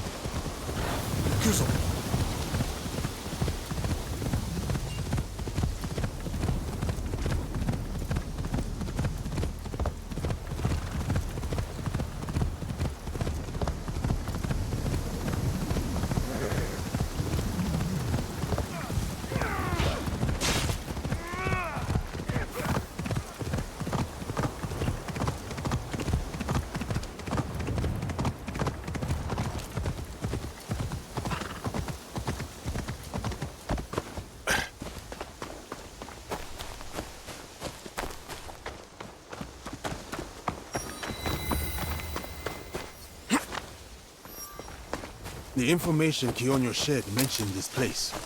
One of the bounty hunters is thought to be based here.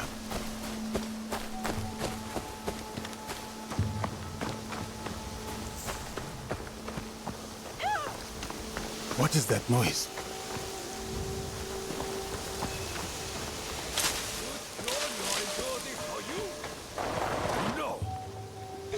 Where is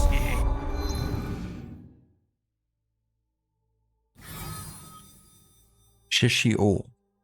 He prefers the direct approach to gathering information. If you know something, he will make you talk.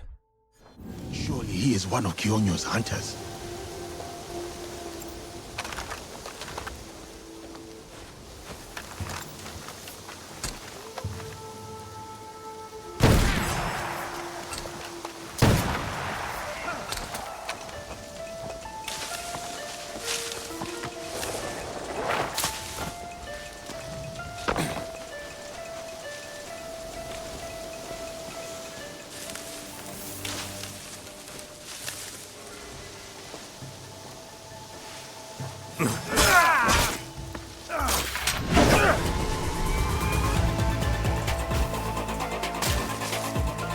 It's a bit awkward fighting up here.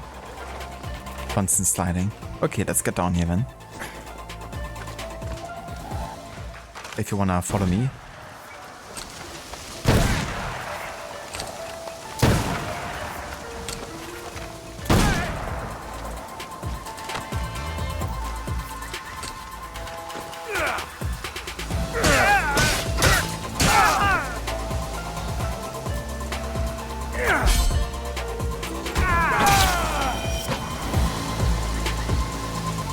Shishio shared a close bond with the leader of these bounty hunters.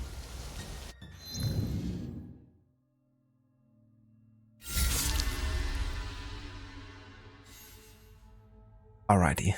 This guy's the northern key.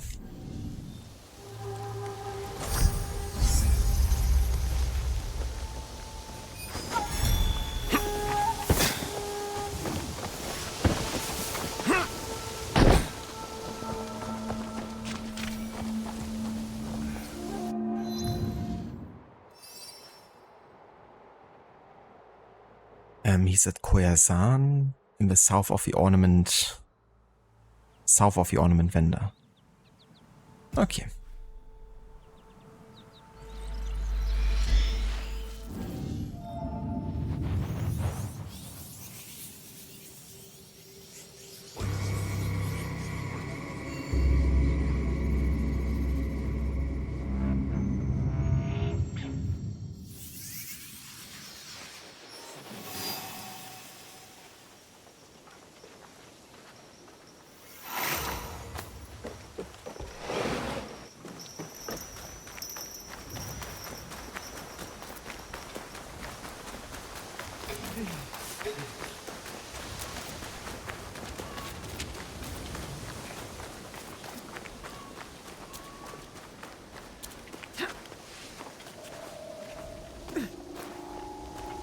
You should calm down.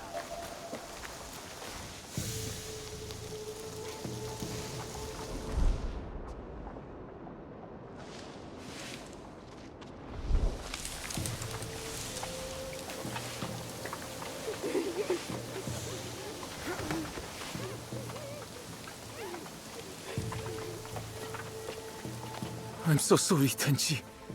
I should have been here. What happened? The temple's head monk asked me and Tenchi to pick up some papers. Didn't need the two of us, we thought. So Tenchi went to the monk's quarters. Alone. I stopped for a drink. Tenchi was taking so long. I headed over and heard a noise coming from the backyard. It was so dark. But I saw someone running. It must have been whoever killed my friend. Sounds like the killer was looking for the head monk. Where can I find him? He should still be at the monk's district. Sounded a bit like Shin Sakai's voice actor again. But I can't really tell. If so, he definitely did a good job like altering the way he sounds. But it did remind me of the actor, of his voice.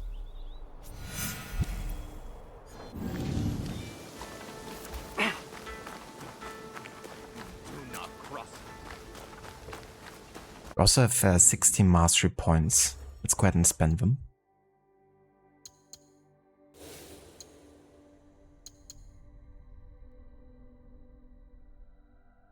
Oh yeah, we could boost the grab assassinate damage. Why not?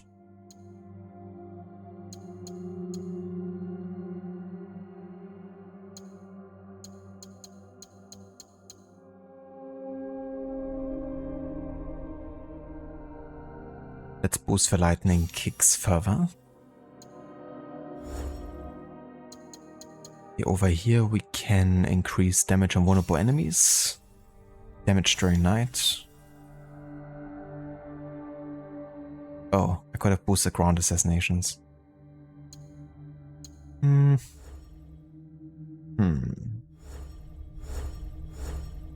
guess I could get rid of another Kusarigama. At this point I could get rid of all the Kusarigama skills, you know, because I don't really use the weapon at this point. I will again in the future. I'm just gonna get rid of all of this.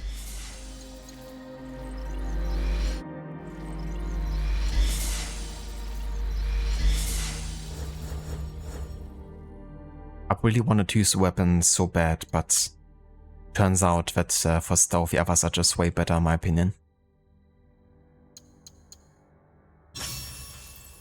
But yeah, let's improve this. Also damage by 4 health, for sure. Let's improve our senses further. And that's pretty much the assassination tree maxed out, except for the you know, vigor ability, but we can't get that until we finish the main story pretty much.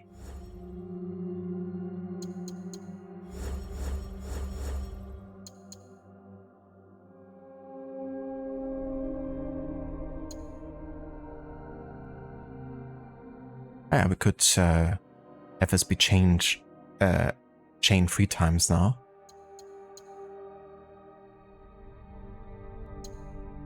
Yeah. Let's get it.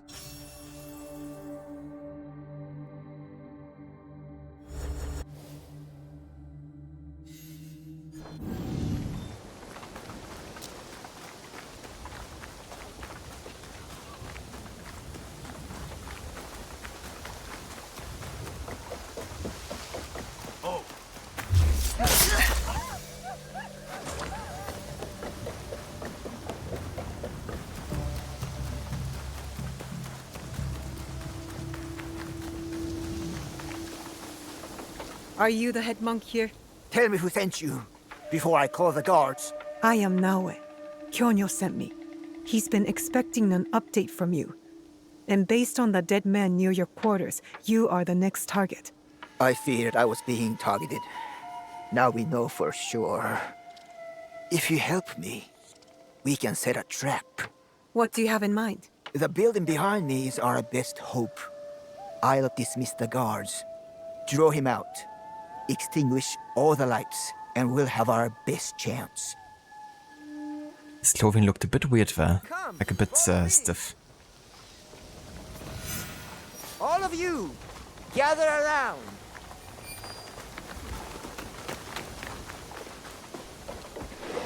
I need your assistance.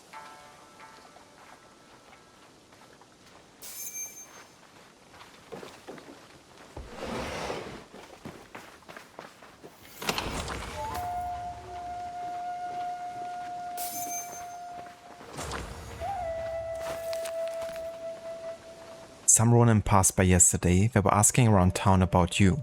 One of them looked at me like he knew me. I'm worried that someone might have told them something. Ah yeah, that's where we've been earlier.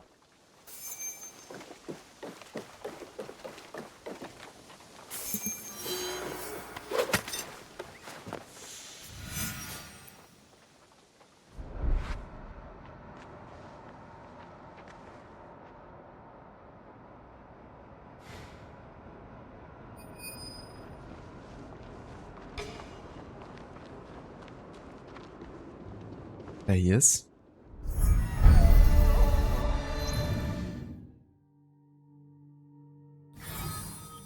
Horo. This mysterious target is disrupting Kyonyo's information network.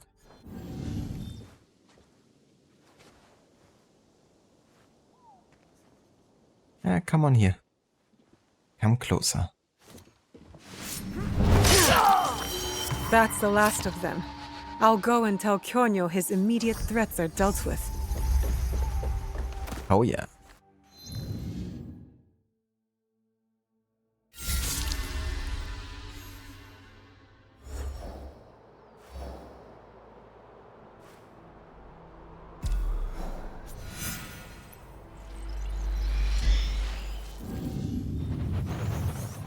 can only imagine how long it would take to get all the targets killed if you were doing like a no HUD, no fast travel playthrough.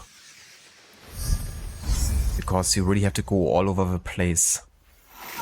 Like all the time by the end, like once you're trying to finish the remaining targets.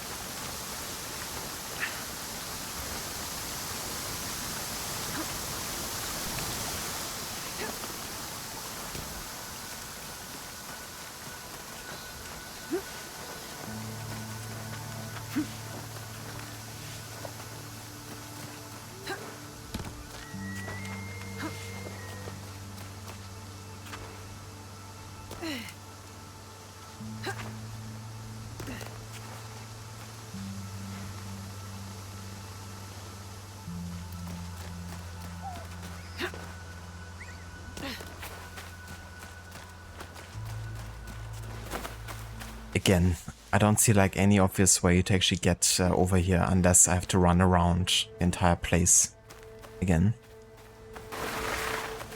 Which I guess you might have to do.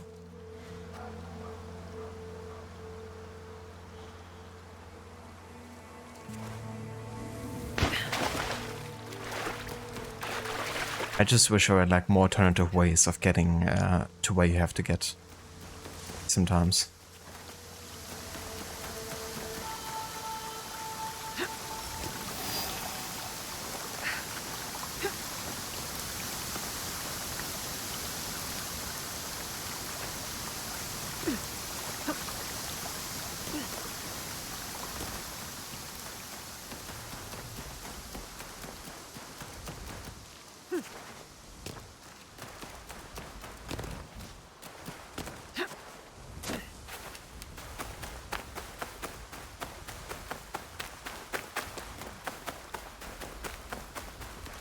Okay, so gotta find an official road first and then we can see where we actually have to go.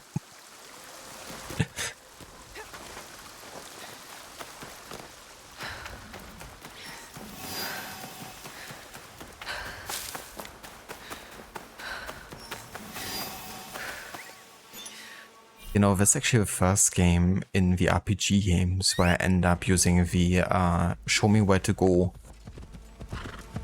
a lot more often. At least at this stage. Just because you can't just, you know, climb the mountains or find an alternative path through there. You really gotta stick to the roadside here to get to where you need to go.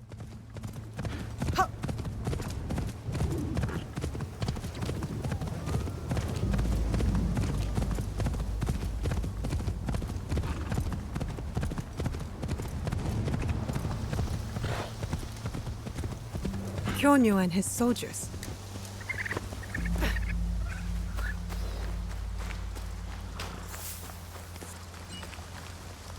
All that remains is the bounty hunter leader.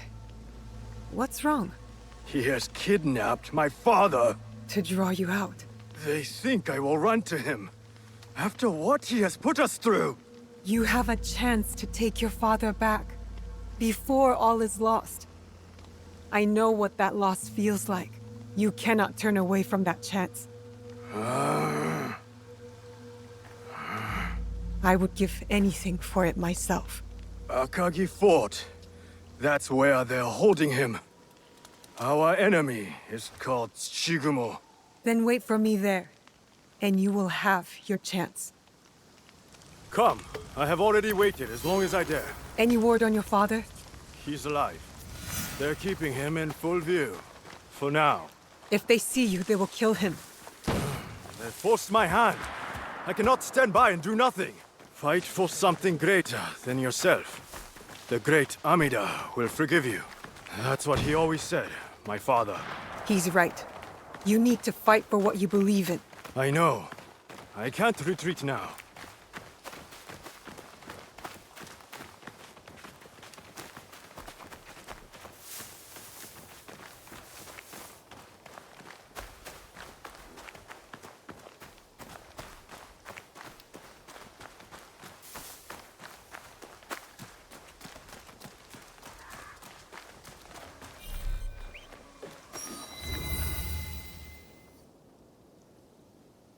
It is time. Then what are we waiting for?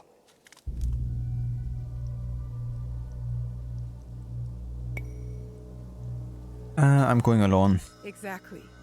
The second he lays eyes on you, Kenyo's life is forfeit. It's safest for him if I go alone. I suppose you're right. Stay close. If I'm discovered, I'll need you. Good hunting.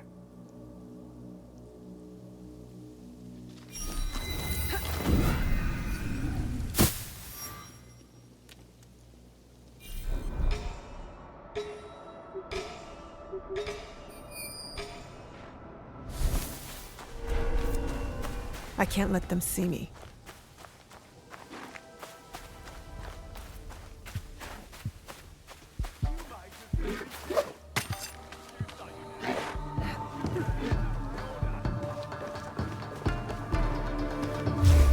Oh, fuck off.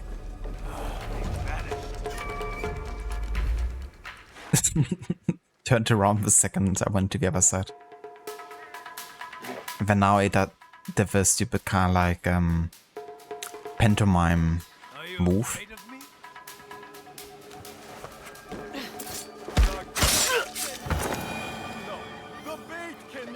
Review herself.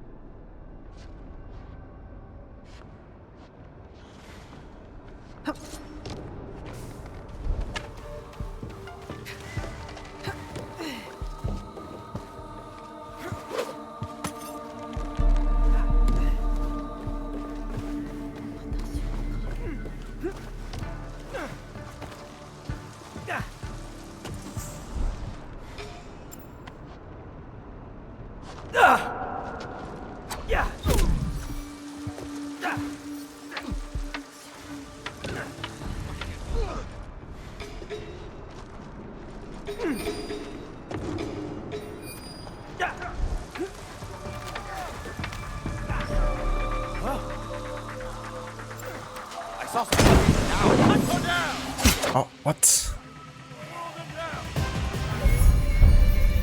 Bollocks.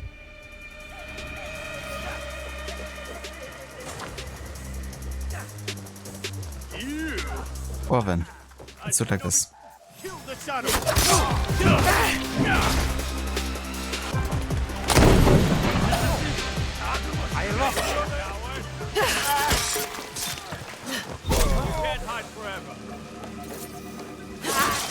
It's done.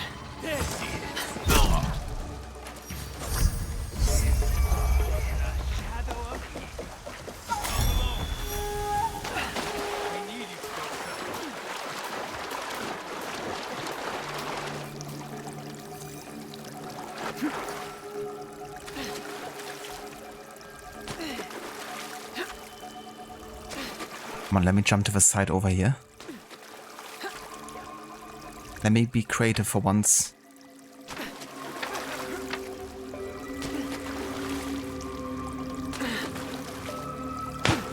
Nope. Not allowed to do that stuff.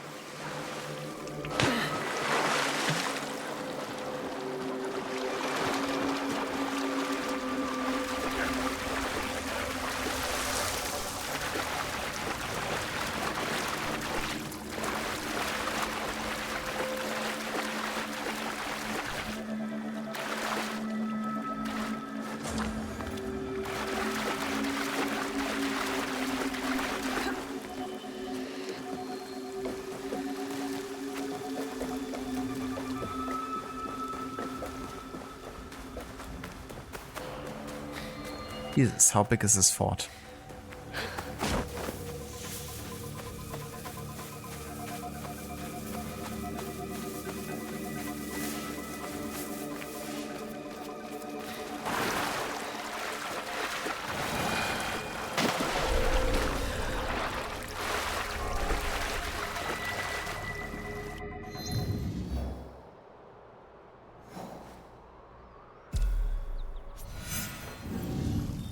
Ah yeah, now I have to go back and talk to the other two guys still.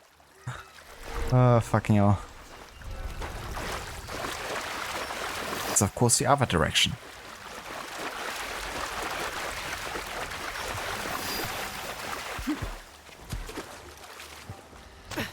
Oh, come on now.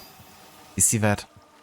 For once I could be creative and then I can't even properly jump over there. There we go. That's what I want of the old time game. But let me do it here too.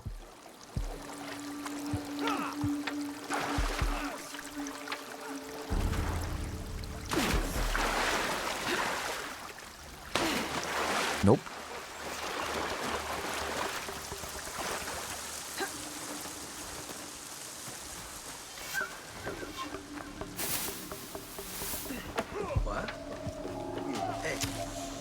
Something there.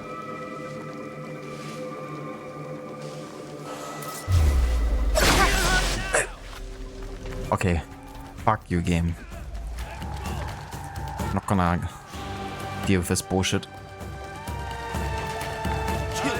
There's like a literal assassination button.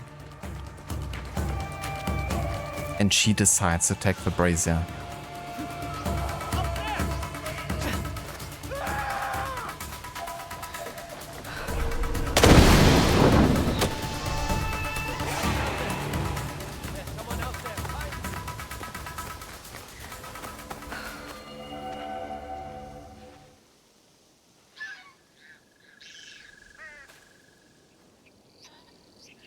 Please, forgive my interruption. I think you have more than earned our attention. I would formally introduce you, but it seems you have been conspiring behind my back for some time. These men who hunted my son were associates of Wada Koratake. Since Koratake's death, these bounty hunters preyed upon the people of Ki. And when they saw an opportunity for revenge, they got what they were owed. My father and I have much to discuss. Should our paths cross again, Naoe, I hope it involves slightly less killing. Agreed. Or, if we must, fighting for peace. Take care of each other.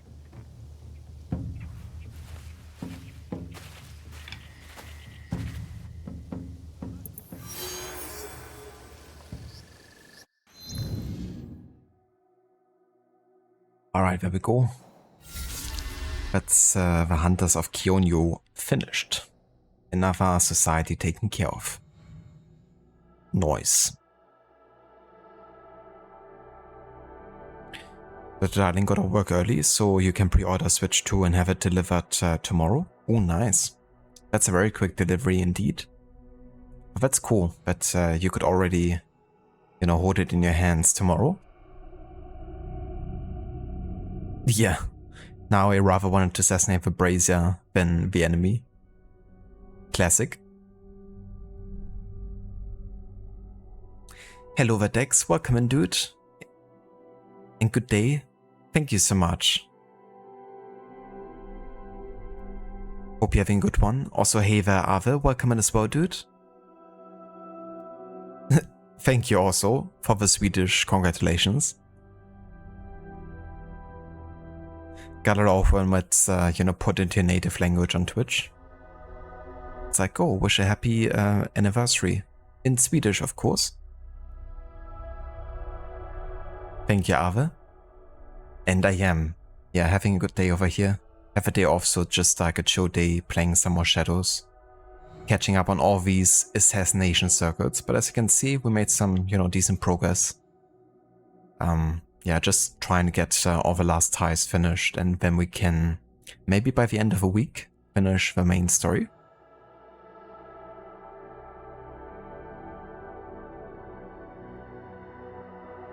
So yeah, it's definitely going good progress-wise. So at this stage, I wonder if there's any target left in Key or if or on Tamba at this point.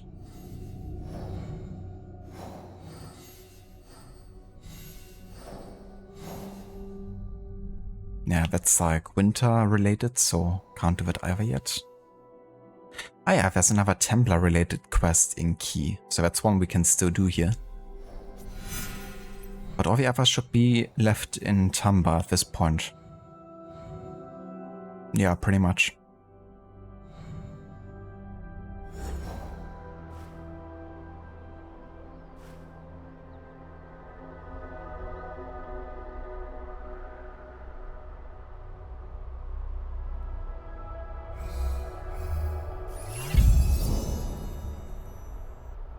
Over there.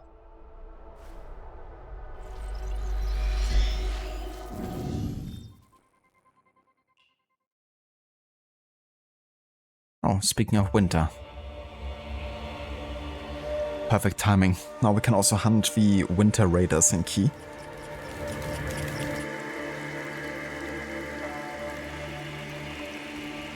What did you, Dex? You start a new game plus? A new trophy requires you to get, complete a whole new game plus playthrough. God damn it. But I mean, it doesn't affect the platinum, right? Like, you still have a platinum, I would reckon. I would hope. Also, give me just 1 second, be right back.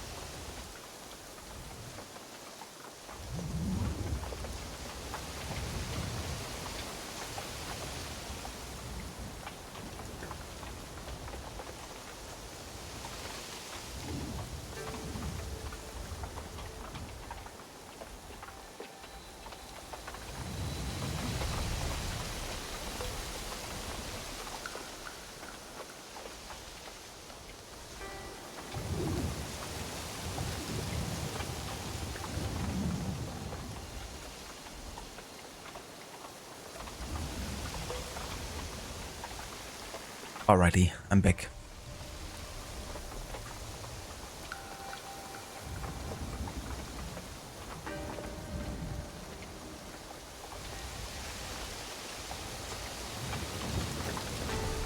Exactly, Ave. You know, why have a boring English message?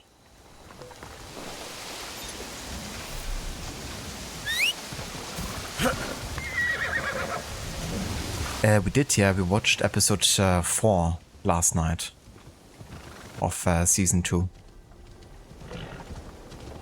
Definitely was I wasn't expecting like an entire year jump all of a sudden.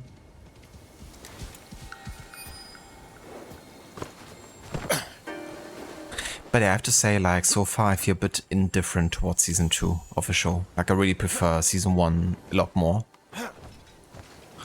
But it's not bad or anything, you know, it's like still pretty decent. But yeah, I was feeling season 1 a lot more, I would say. Not like a huge fan of like where the Jing story has evolved either. Like how there's now a cult of, you know, of sorts. Like own fan club.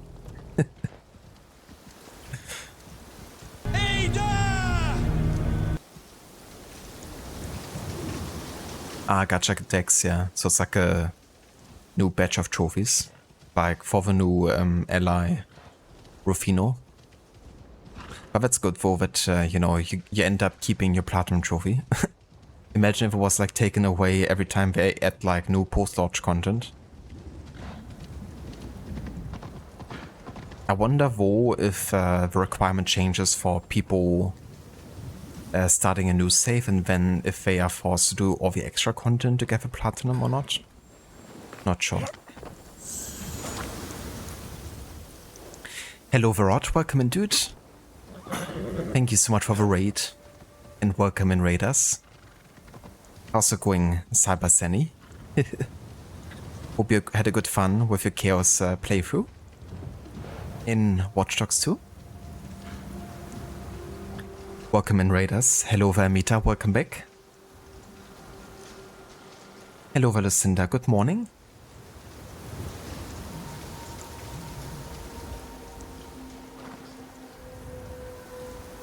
And also, if anyone who didn't come in with a raid hasn't checked out Rod channel before, definitely do so. He's also a massive fan of Assassin's Creed and a lot of the Ubisoft games.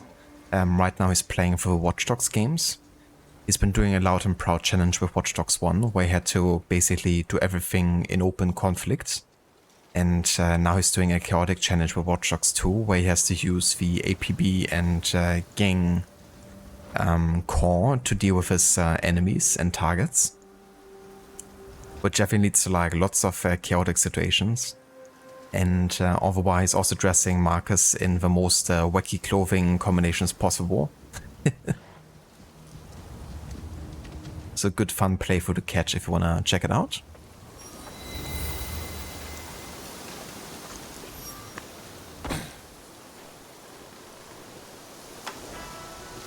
It's very, very weird. Yeah, in comparison to the first season, it definitely can be at times. Other. But I mean, you know, it's still like enjoyable to watch, like overall. But yeah, not gonna lie, I kind of wish it developed into a different direction. But who knows what's still gonna happen for the rest of the season? I mean, we're like now at the halfway point or so. According to Louis Froy's, the hunt for Kimura K starts here. I need to find his hidden training grounds.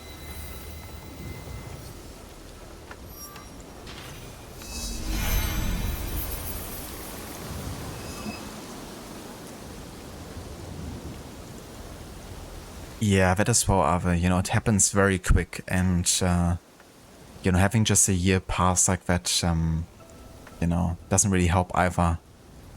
With the feeling of it, you know, being like a bit rushed.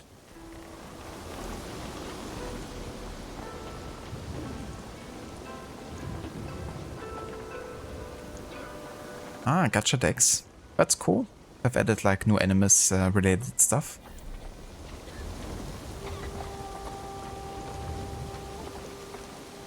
Nice, Rod. I'm glad to hear it went well. That you caused a lot of cyber chaos.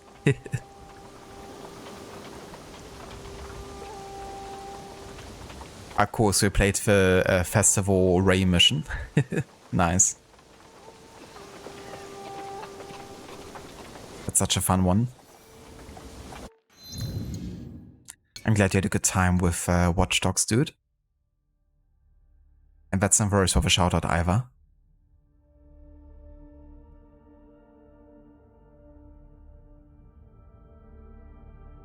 I don't blame you, Dex. I would definitely do the same, you know, because hunting all the targets just takes a long, long time. I guess even if you're appropriately leveled from the start, that's like quite the grind.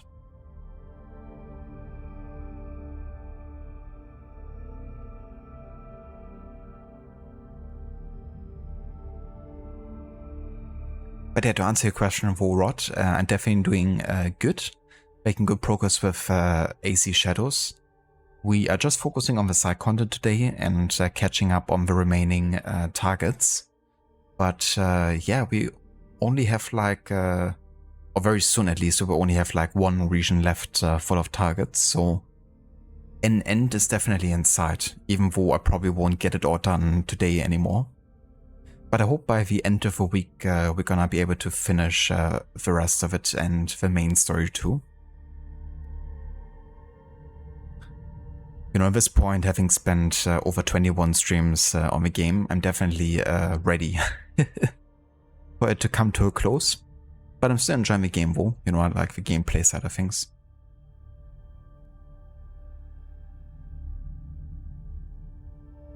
Yeah, for sure, it was good to have Ray return and, you know, have a really strong connection to Watch Dogs 1.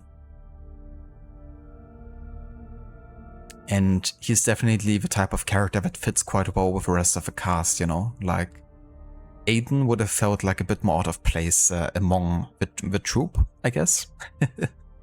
But Ray, you know, he definitely fits in quite well.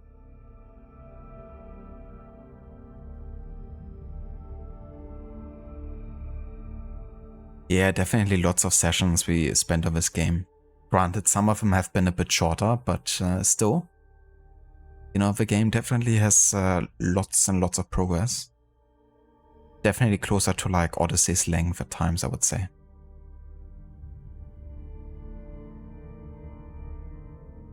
Yeah, I think it wouldn't take long for Aiden to just go his own ways. He's definitely more of a lone fox, I guess. The shakuhachi is a bamboo flute with 5 finger holds, 4 on the front and 1 on the back, turned to a minor pentatonic scale. The instrument came from China via Korea in antiquity. As such, it shares the physical characteristics of similar wind instruments in the many Asian cultures. Originally used in the performance of music for the imperial court, the shakuhachi was adopted as an instrument of meditation during the 13th century, particularly within the Fuku sect of Japanese Zen Buddhism. The music produced by the shakuhachi is described as intensely evocative, with a timbre that invites the listener to commune with nature or embark on an inner journey. The monks of the Fuku sect eventually abandoned the traditional lotus-style seated position during meditation and began to wander while playing the flute. They also wore straw baskets as hats, with small openings that allowed them to see while hiding their features. These monks, called the Komuso, were thought to be strange and odd-looking by the general population. The shakuhachi's close association with meditation and Zen Buddhism led to the common perception of a shakuhachi as a religious instrument.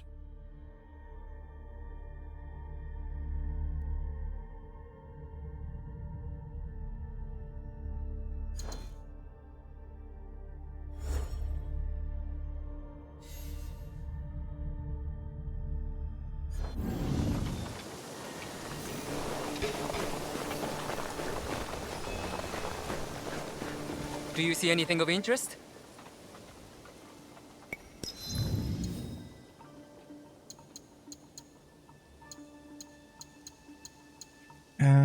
Yeah, no, nothing of interest. It has been a pleasure. It's kind of weird, you know, like, this time I didn't buy anything and he's like, it has been a pleasure. And earlier I talked to another merchant and I literally bought everything they had, like the whole stock. And they're like, don't go yet. It's like, couldn't they tie that, like these dialect lines to if you actually buy something or not? Because it was like the polar opposite of what you would expect here. Sake has a habit of loosening tongues. You should be like, don't waste my time.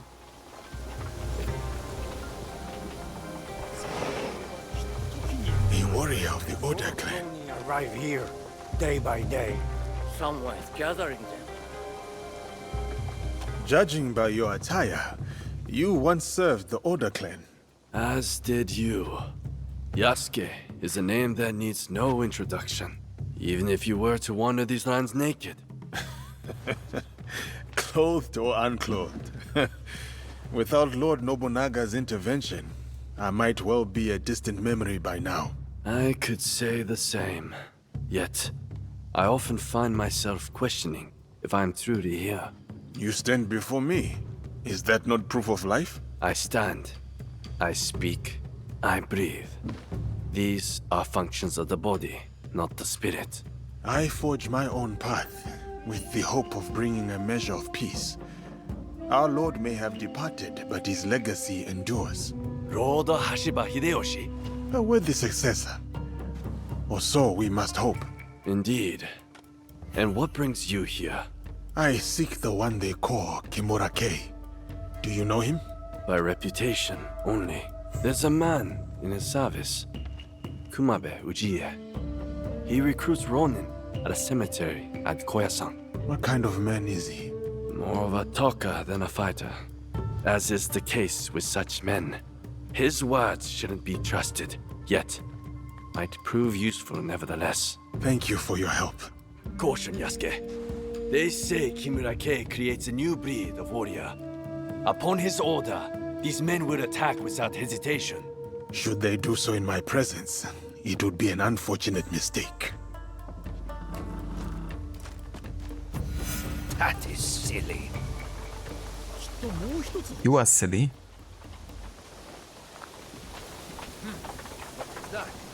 This recruiter sounds like my best hope of finding Kimura-kei. I must look for him at the cemetery. I had purpose. Now.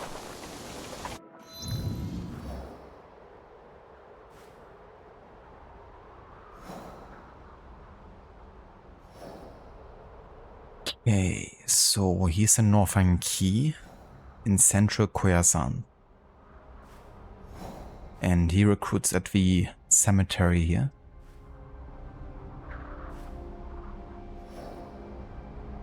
Okay, let's just go to the Kakurega.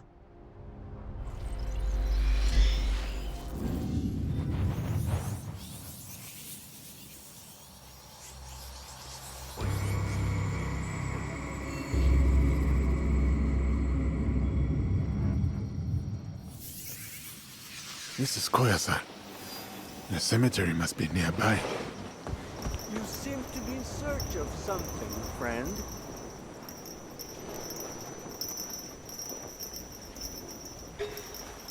Excuse me. Can you direct me to the cemetery? To the east.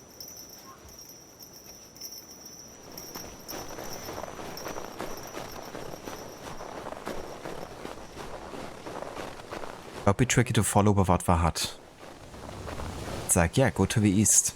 Well, I definitely know where the east is from this point.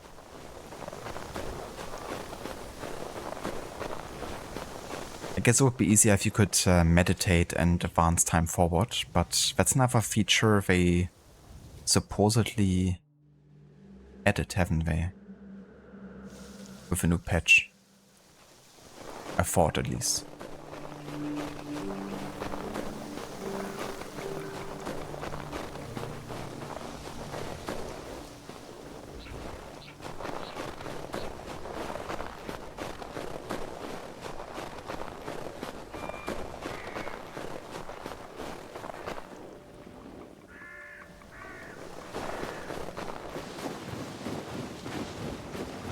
Yojiro would love this.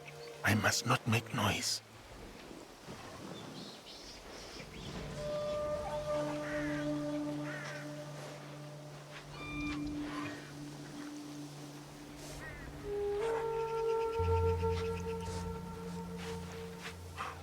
Here's a good spot.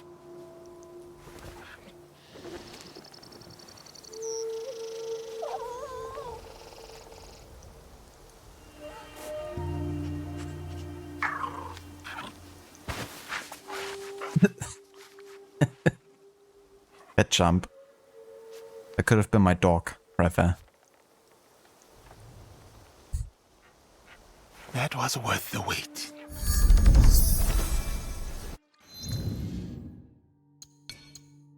The red fox in the snow.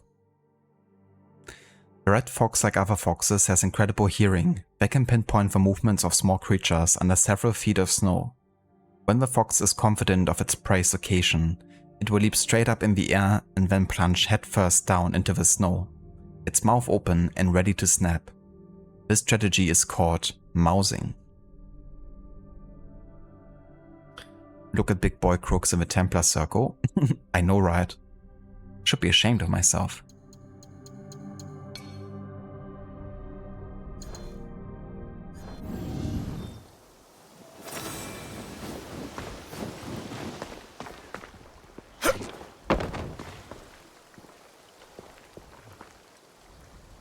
Okay, so we found the cemetery at least.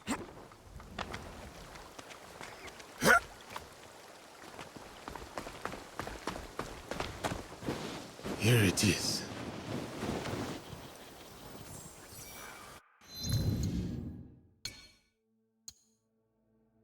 Deeds of the Dead. The concept of heaven and hell was part of a Buddhist Shinto belief system, popular in feudal Japan. It was believed that every 7th day after death, the deceased would be tested regarding their behavior while alive. The 7th test on the 49th day would determine whether the person would go to heaven or hell. Families of the deceased would organize Buddhist memorial services every 7th day to coincide with these supposed trials to increase the likelihood of an afterlife in heaven. It was thought that those who accumulated enough virtue through good deeds in their lifetime, such as reading sutras or with the aid of memorial services, would be reborn in the pure land of bliss beyond the west of this world, ruled by the Buddha Amida Nyorai Amitabha, who was one of the most deeply held Buddhas by the people of the Middle Ages. Nevertheless, it was expected that those who committed serious sins during their lives should be punished in one of the various hells, determined by the sins committed, before being reborn into this world as an animal or human. Jizo Bosatsu, another venerated Buddha, was said to save people from hell's torments. Another popular belief was that Miroku Bosatsu would return to this world 5.67 billion years after the death of Buddha Siddhartha Gautama to save the faithful. Mount Koya was one of the 3 locations where Miroku would simultaneously appear to preach. Should that be the case, all those buried in the cemeteries of Mount Koya have already secured a place to listen to Miroku's sermon on that momentous day. Yeah, a short time, isn't it? 5.67 billion years.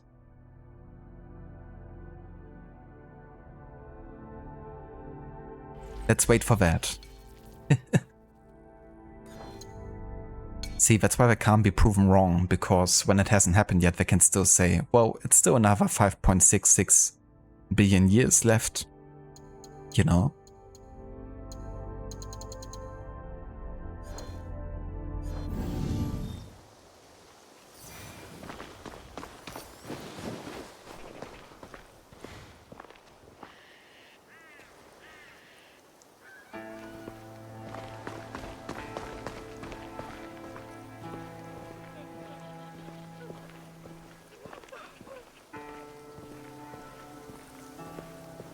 Accomplish the end is nigh. Do you mean the game?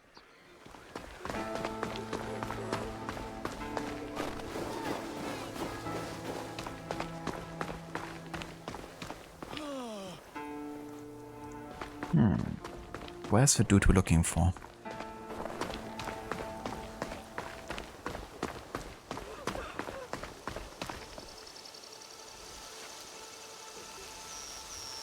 Yeah, that's a long time.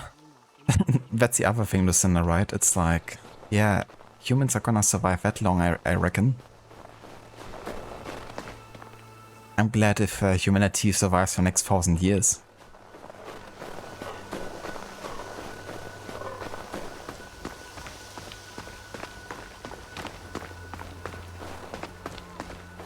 Wonder what you'll be doing in 5.67 billion years. Getting bored out of your mind.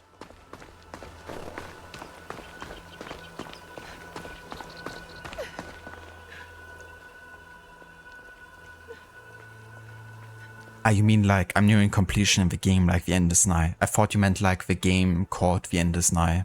At least I think there's one called like that. But yeah, I mean, I'm not that far, you know, away now. There's still like a couple more targets to hunt, especially in Tamba. So Tamba is an area I still have to cover completely, but yeah, I mean, we got most targets taken care of now at this point. But who knows, there might still be like more assassination circuits popping up all of a sudden, so that might happen.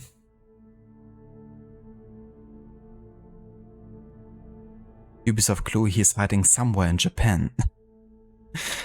That's gonna nail down.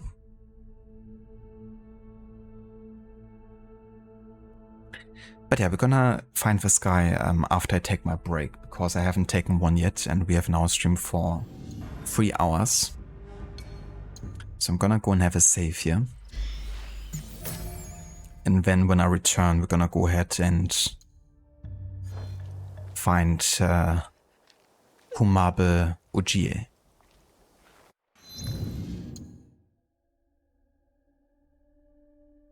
That's a lot of nice, since it's starting at the beginning of a end is nigh game, which, if it's a long game, that's a long end to be nigh. Very true.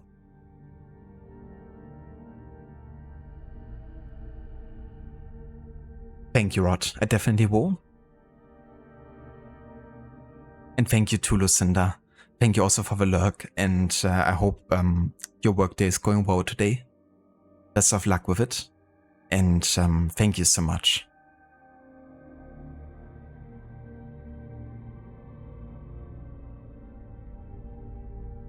And for anyone that hasn't checked out Lucinda's channel Iva, definitely do so.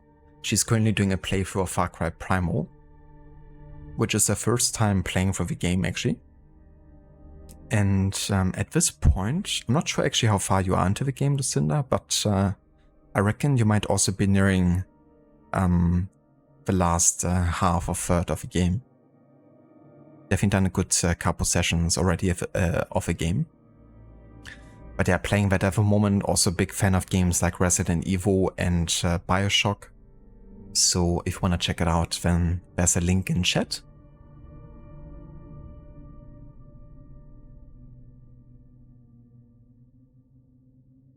Ah, that's fair, Dex. That's a good way to like switch things up as well, right? Like use some other modes and, you know, not worry too much about having to find everything yourself. I will, Seraph, in just a second.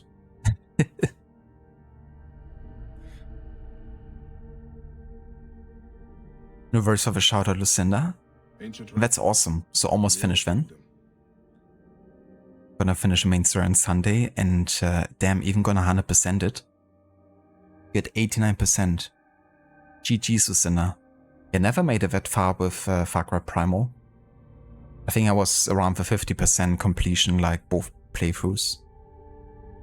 My last one, I've done the one with a survivor difficulty, and like that also included like a light HUD system, I guess. So for that reason, I didn't end up doing like tons of side stuff, I don't think. That's really cool that you enjoyed the game so much that you ended up, you know, doing so much of the content. It was Rod. Yeah, that was from Hardy. Like an insult. When he's like, fuck off. I heard that and was like, you know what? I take that. As an insult.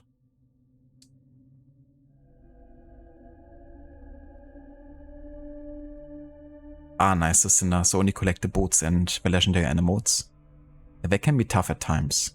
But you got this. They send bambini to do a man's work? Ancient Skippity from the Old Kingdom.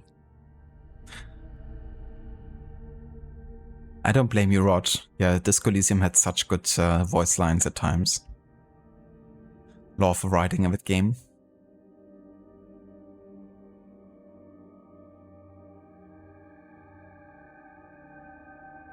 Nice, Lucinda. yeah, really like the gameplay too. You know, it's like a nice loop between like survival, I guess, you know, of like hunting resources and stuff.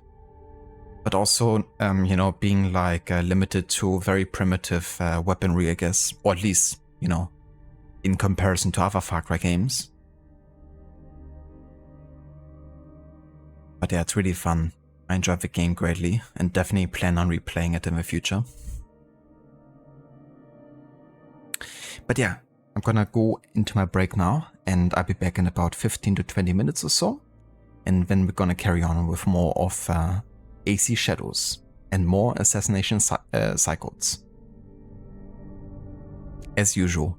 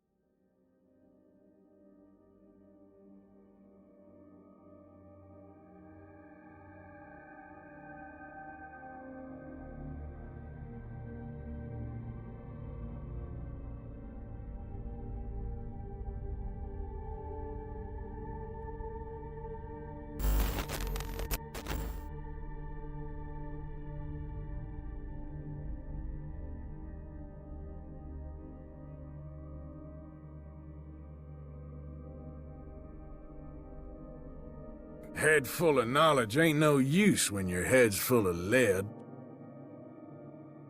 That's a good point. Yeah. My enemy should remember that when I fire my taboo at them. Welcome back to more of AC Shadows. We're gonna carry on with the remaining side content in the game. We're getting quite close to finishing the rest of the target list here. Primarily the ones left now at this point are in Tamba. At this point we've been focusing on Yasuke's personal Templar related journey here. But we also have to remember to actually take care of quite a few targets over here, because the Winter Raiders only appear during winter season, and we've just arrived in winter season. There's of course 2 phases to it, and we're still quite early to it. So finishing the Templar story here I think should be fine, but after that we should definitely head over to that part of the investigation and take care of the targets while we can.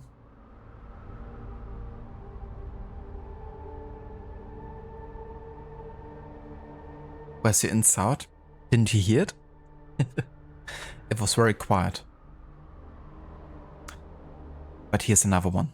You were shed into this world without honor, and you will leave as a turd, dumped into hell's deepest ditch. I think that's almost worth 3 insults right there, just because of how elaborate it is.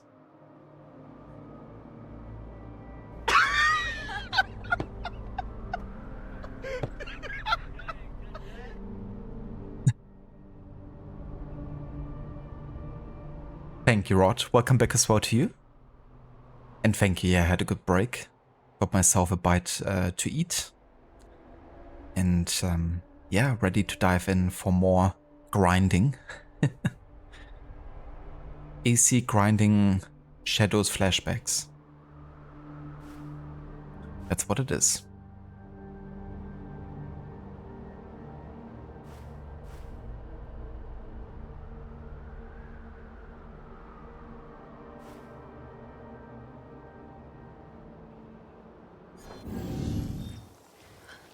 Okay, so we are looking for this dude.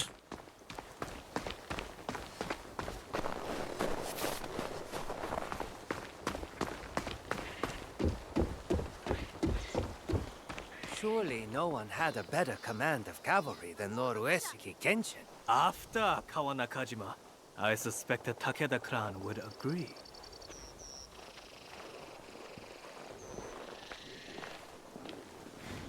With respect, stop staring at me. Good, good. With respect. Kumabe Uji should be close. I will walk among the Ronin, see if I can find him.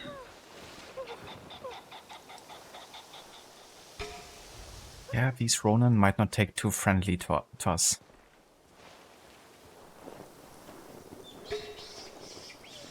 I am lost, my lord. Our clan, a mere shadow. The shame I feel, unbearable.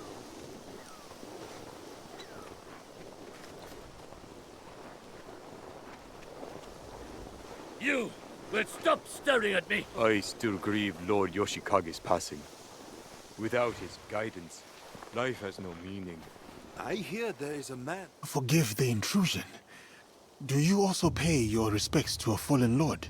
No, but I offer a new dawn to those who do. Like you, Yasuke. You know me. But who are you? A humble purveyor of hope, Kumabe Ujiie. At your most esteemed service.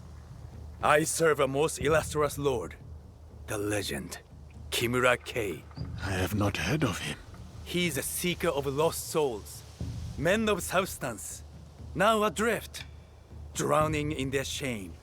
He offers the guidance they yearn for. I am one such seeker of guidance. I would like to meet this Kimura Kei. Good. Good. Come with me. I will show you the way to enlightenment. Oh yeah, I'm sure of it. Is Lord Kei here? You will soon know. Come, we will gather the rest. So many Ronin join Lord K's cause. Lord K does not only welcome former samurai, he accepts all warriors eager to learn, be they Ashigaru or a foreigner.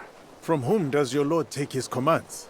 There's some thousand barbarian he answers to, of fairer complexion than you. But that arrangement is a mere formality. Lord K is independent in his efforts. Why would he ally himself with a foreigner then? His actions do not always seem agreeable to his allies. But soon, you will witness the success of his methods. He believes in the cause, not its foreign advocates. Hello there, Metallica. Welcome in.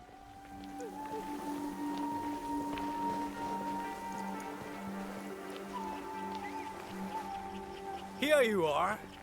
Follow me. You claim Lord K plans a coup against his commander. Does he not fear the consequences if his plans go awry? Lord K is a stranger to fear. He once sacrificed the eldest of his 2 daughters in exchange for victory. His youngest must worry what will become of her future. As for Lord K, he sounds formidable. Indeed. He possesses an unwavering conviction and a resolute purpose. And what does he hope to achieve? Control, order, discipline. Unlike Oda Nobunaga, Lord K does not hide what he is. He embraces it. Sorry to keep you waiting. This way.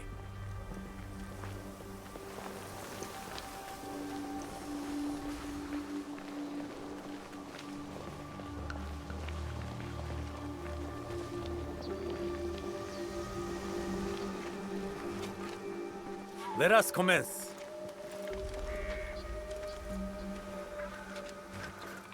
I see potential in each of you. The road ahead is challenging.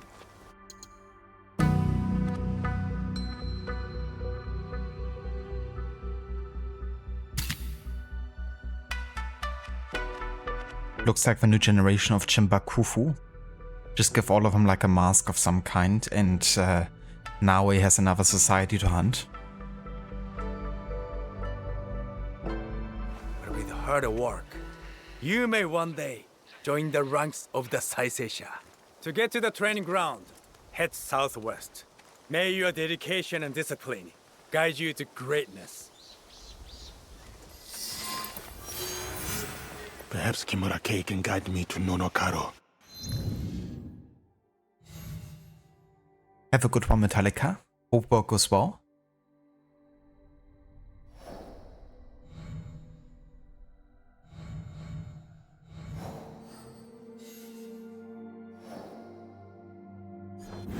He is no better than Duarte de Melo. Another power-hungry man willing to go to any lengths to expand his influence, no matter the cost.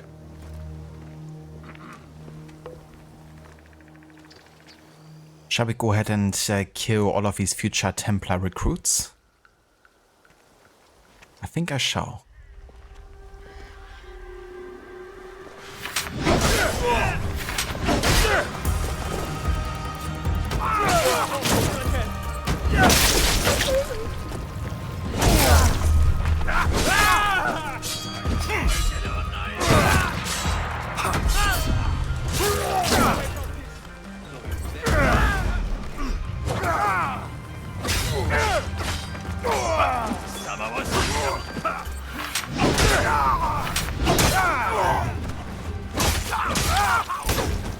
To Helheim with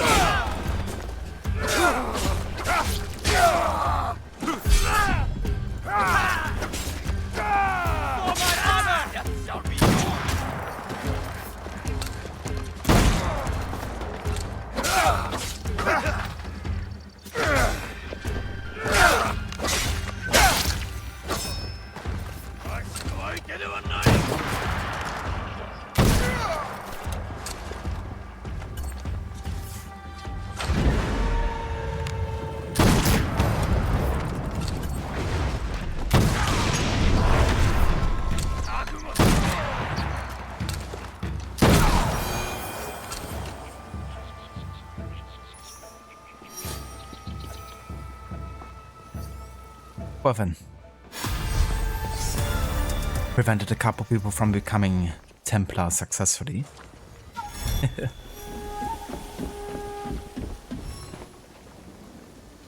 Hello, Arctic. Welcome in, dude. Good day. How's it going? And thank you so much for the happy affiliate anniversary. Then we have like 46 mastery points to spend. Maybe I should. Thank you also, Sani. I appreciate that.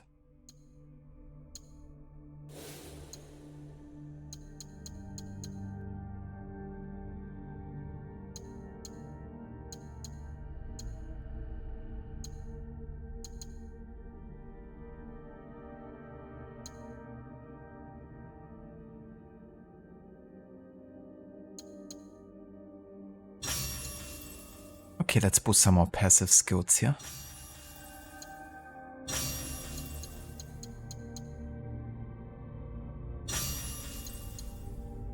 That works. There's also some upgrades we can get for the katana still.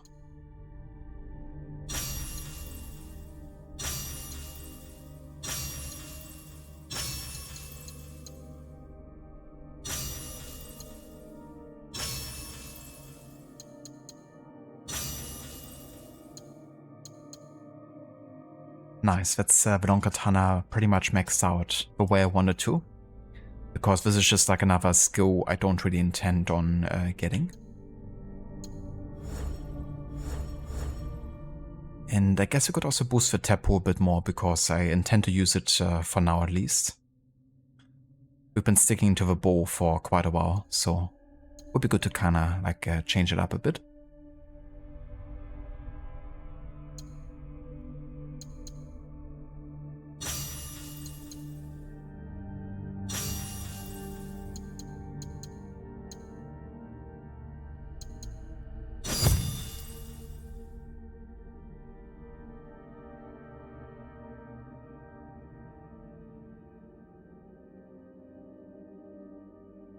You're hella yawning.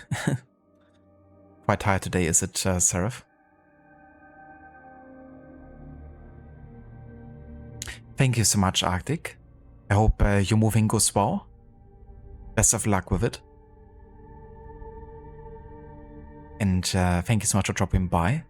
And yeah, for anyone who hasn't checked out Arctic's channel before, definitely do so. He's a great streamer.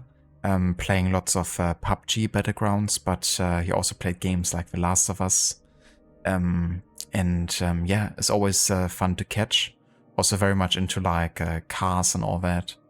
Plays Euro Truck Simulator. And yeah, you're gonna have a fun time hanging out there. So definitely check out his channel if you haven't yet.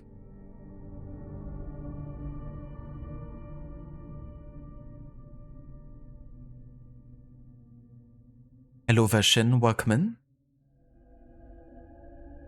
And thank you so much. Hope you have a good day so far.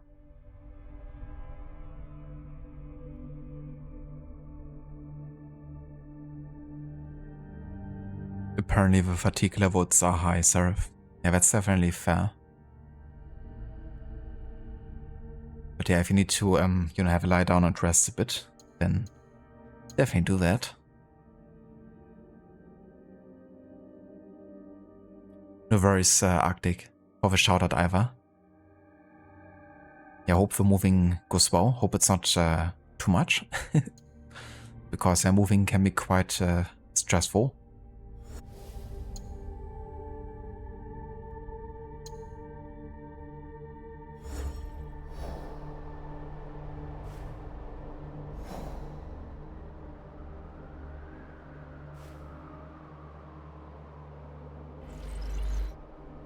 Okay, we're gonna carry on with this mission later. For now, I would like to focus on the Winter Raiders, because they only appear during this season.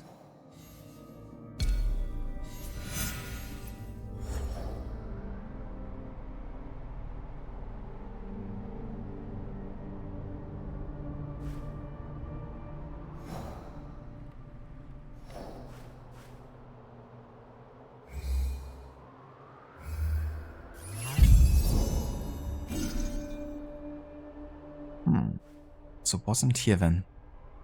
So I guess it's further to the east here. Maybe over here?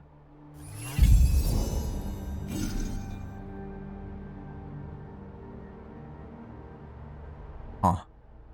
I covered like almost the entire east side of Kumano Sansan and we still haven't found it.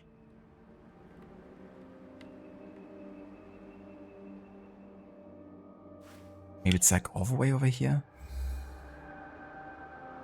But I would that already to I would consider that to be part of Isechi trails at this point. Yeah, it's like all the way over here.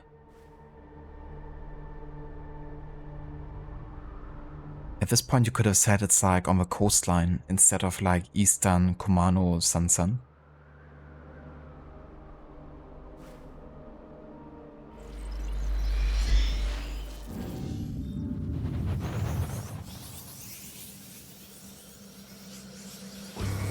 Ooh, having some food, Seraph?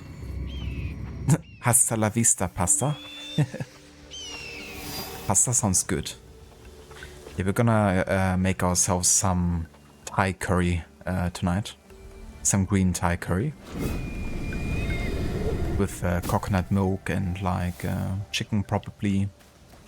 And some nice vegetables. Like carrots and broccoli and maybe some peas or something.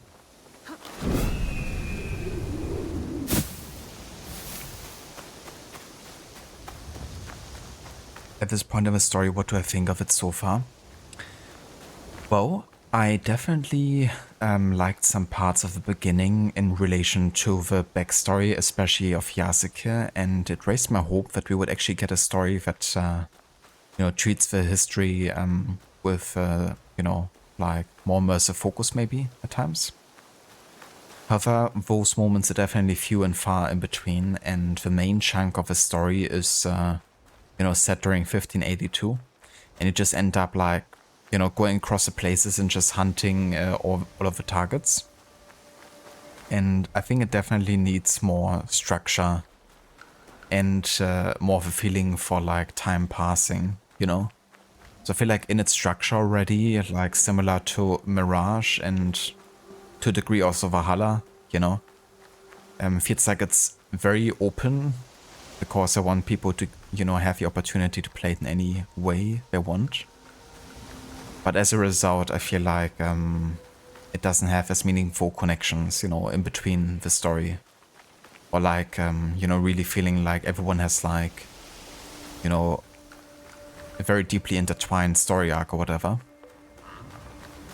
And the writing itself, at this point, I would say, like at the beginning, I felt like there were ups and downs.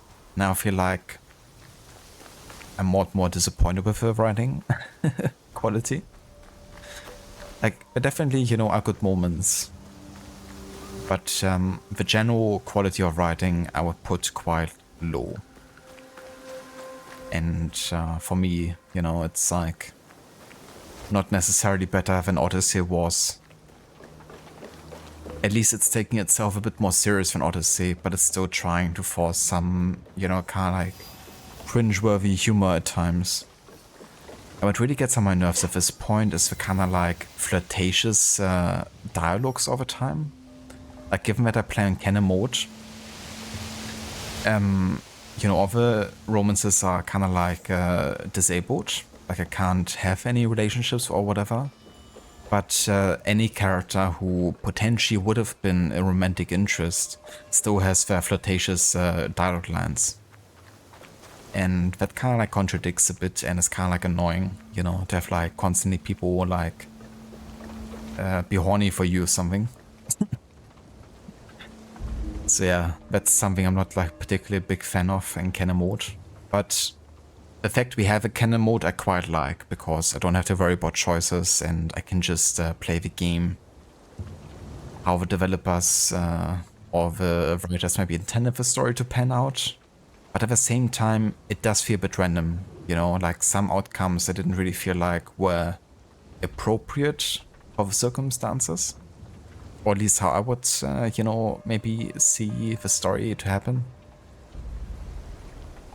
I have no idea, you know, of course, but some of the outcomes definitely didn't feel like they were meant to be canon, maybe? I don't know. Or just like to throw you off or something. But I feel like they just, you know, ended up picking, okay, yeah, this is the canon choice now, you know, pretty much. I don't think when they ended up, you know, sitting down and putting out the choices that they maybe had a definitive answer in their mind.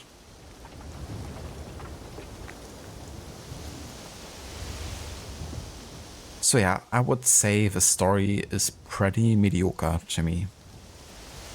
And definitely not a strong suit above the game, for me. Even though it has some good moments. But yeah, for me the highlight is definitely the gameplay side of things though. You know, from a stealth perspective. It's definitely one of the best stealth gameplays we had in a long time, in my opinion. At least when it works, as intended. So that's been pretty good, for sure. And yeah, like some, you know, technical upgrades for like season and weather systems.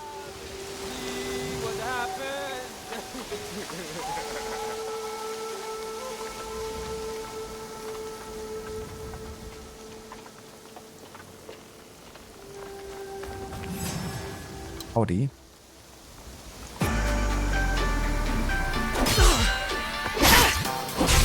Jesus.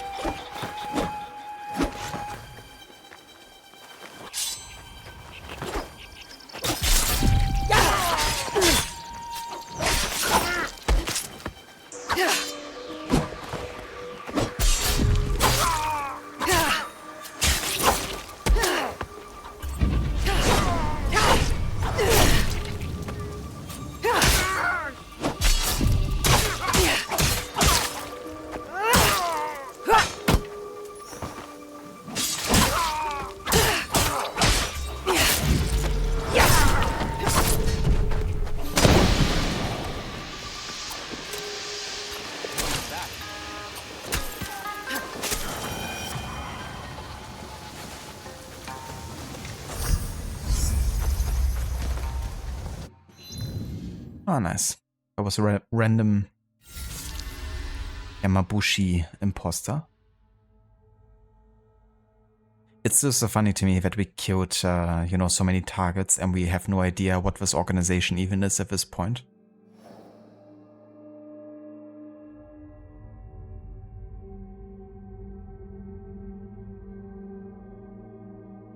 Thank you, Dex, and welcome back as well to you.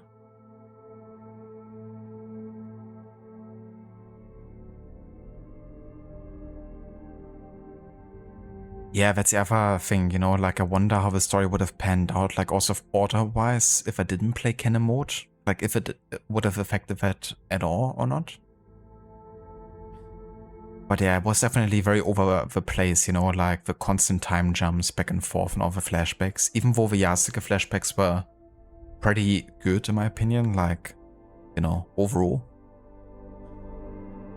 But yeah, it's like definitely weird, like also within the AC series, you know, to have like you constantly jump back and forth between like years that are very close to each other. At least for me in the historical, you know, like timeline and me trying to reenact events according to the days, months and years. It's like even more noticeable because all the other games do a pretty good job, you know, putting things in a historical timeline order. That makes sense. But I feel like Quebec just never wants to kind of commit to being forced to follow like a timeline like that, you know, which is why they always put their games like primarily within 1 year, like 1868 in Syndicate and 431 BC in Odyssey. Even though there are events like battles that clearly take place, for example, in 422 BCE, they still end up saying, yeah, you know, like the game takes place in that year.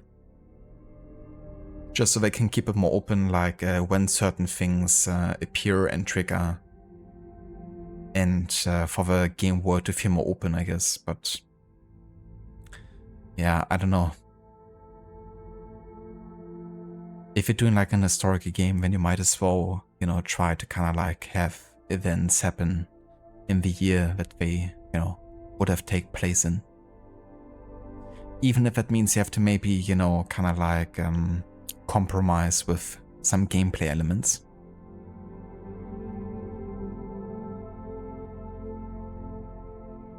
I remember the last time I've done a historical order run with, you know, the series, but only Assassin's Creed.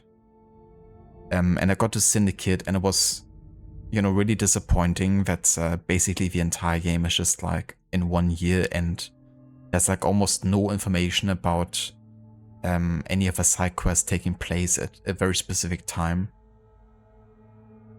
It's like you're in a time box, you know, where everything, like where time stands still in a way. Of course, the main story has like a certain order, you know, but yeah. When you put that against Unity, you know, Unity had so many quests that were like related to certain historical events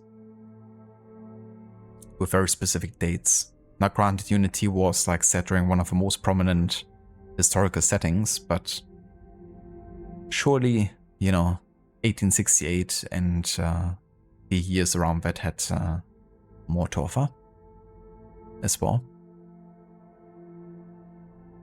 But yeah, it just seems, you know, that Quebec's approach to the historical games take a bit of a backseat in terms of like story over gameplay.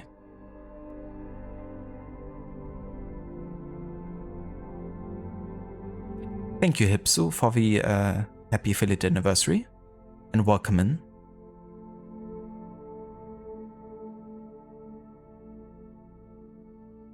Yeah, that's fair, Dex. I was also thinking about changing my looks too. I haven't been using them for that long, but I like to change it up like once per stream, usually.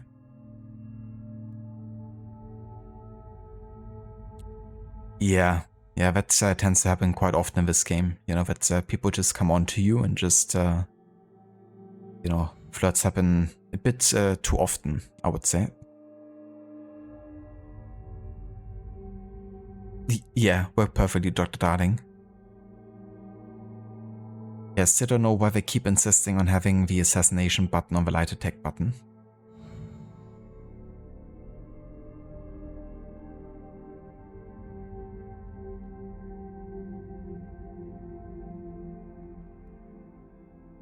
Yeah, that would be good, Rod, if I did it like that, you know.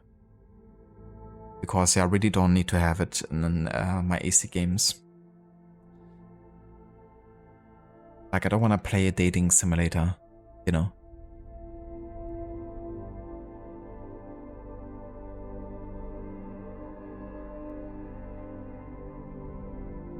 Ah, gotcha, Dex. Yeah, that's fair.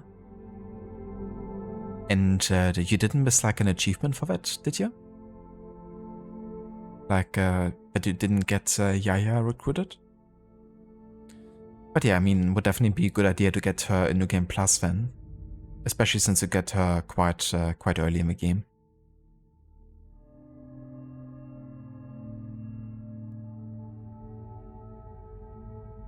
Yeah, that's pretty much it, Rod. You know, like, it's very... I don't know. It's like so even, you know, someone understands it who has no idea, I guess. Like, as you say, very on the nose, you know, in your face.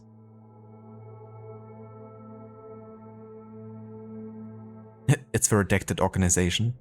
It's the crossover to Control.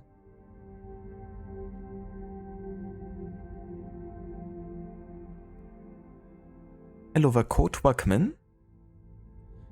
Damn, dude. That sounds way too hot. I hope you find a way to stay cool.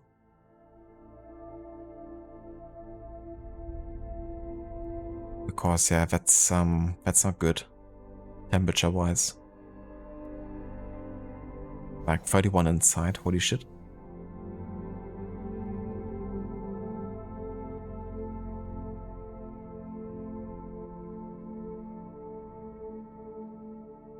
Ah, gotcha, Dex. Yeah, that's fair. That's good, I guess, that it isn't tied to that.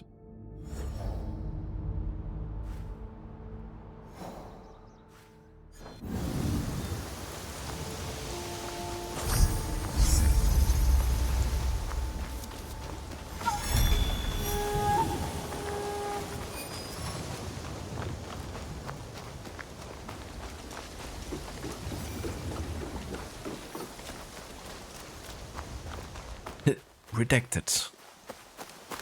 My favorite word.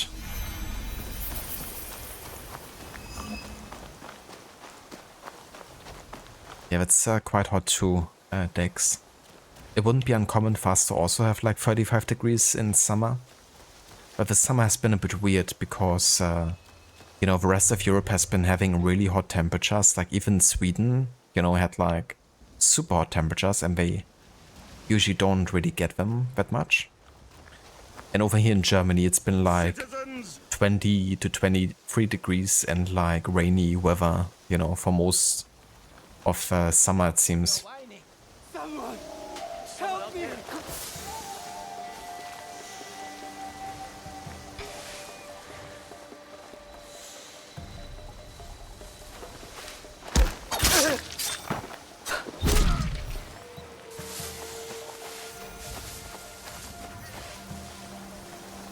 All have eyes on me. You didn't see me. I am going to find you.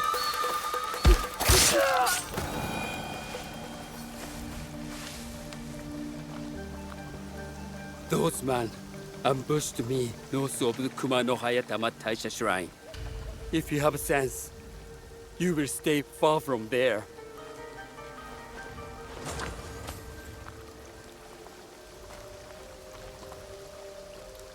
Oh, that's what it was, Dex. It was just redacted, you know? The citizen was redacted.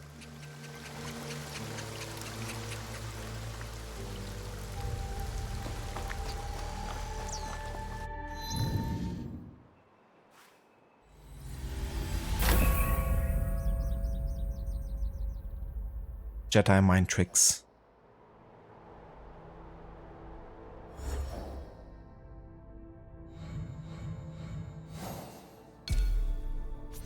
Okay, so he's north of Kumano, Hayatama, Taisha. I of course know exactly where that is.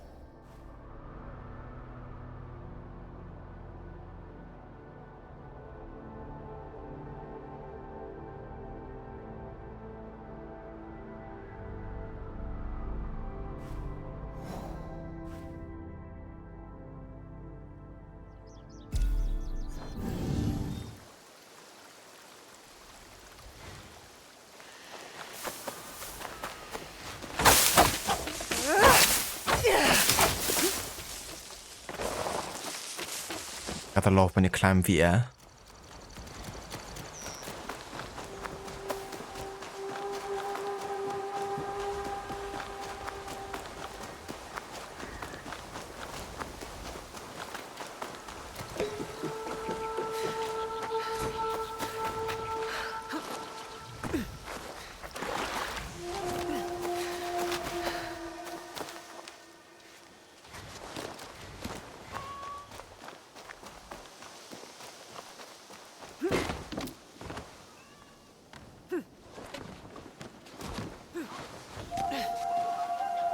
Care for some udon?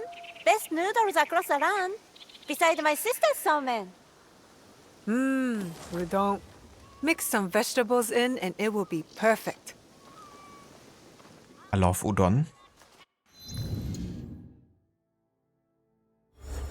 But yeah, that voice was quite annoying.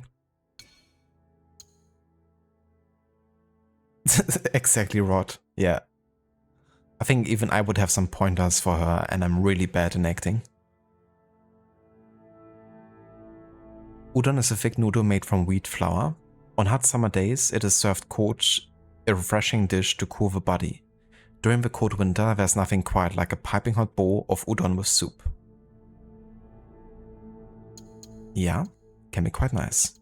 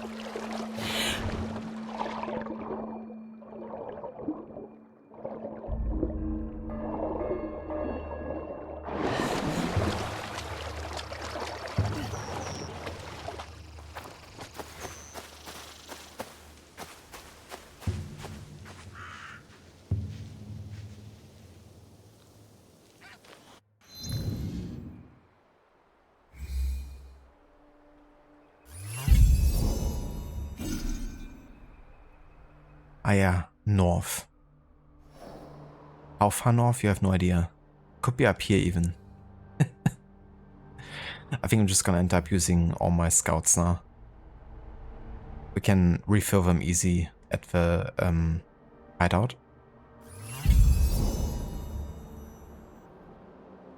But yeah, some of the directions in Key are very, you know, general. I could at least have something like, well, it's to the north next to the coastline or something, you know? Because to the north is a quite wide radius. Easy.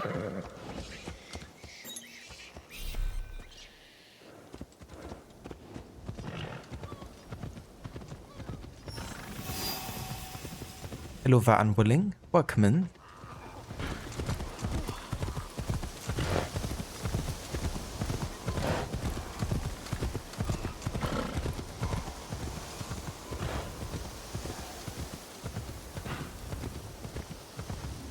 Oh, really, Dr. Darling?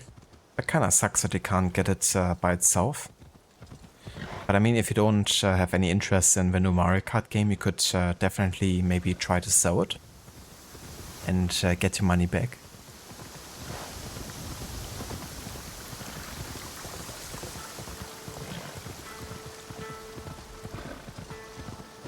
But yeah, I guess the question is how popular it is to actually buy at this stage. If like most Wii's are kind of like coming with it. Wii's.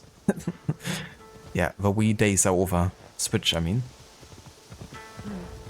Something seems off.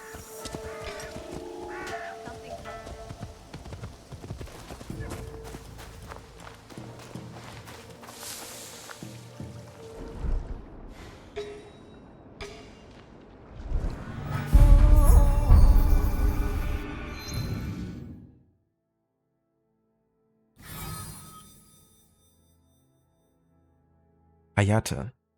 Deathlurks in White. A master tactician, Hayate is a winter raider specialist in ambushes and explosives. He preys upon careless travelers and strikes with silence and deadly precision.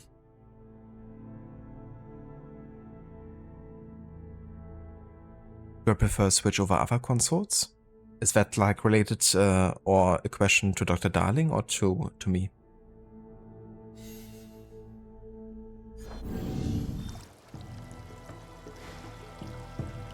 High precision gerecht. Yes, very high precision. Deadly precision. Had enough. Wasn't too bad either.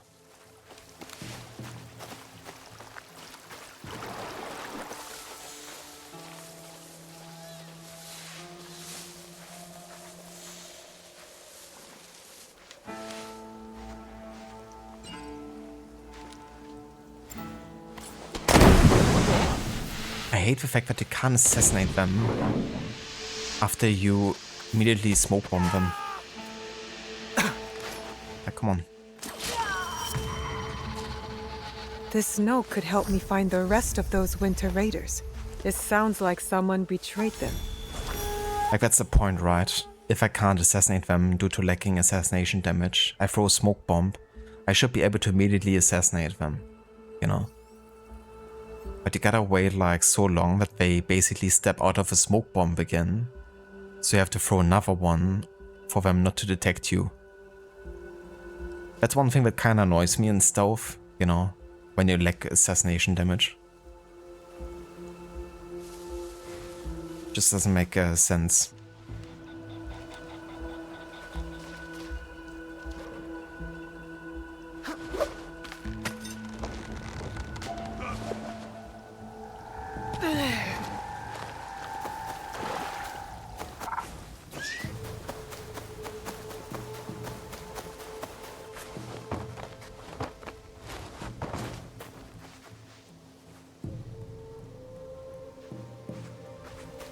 Yeah, that might work, Dr. Darling. Like trying to sell it.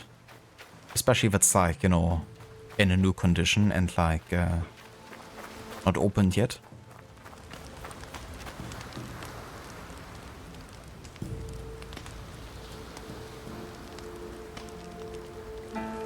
Hello, Young. Welcome in. This isn't New Game Plus, no, this is still my regular New Game save here. I haven't finished the main story yet. Still got 2 more targets to go. So I haven't unlocked the option yet to have New Game Plus, but it was added yesterday, I think. So if you have finished the main story, you could definitely go ahead and start a New Game Plus run.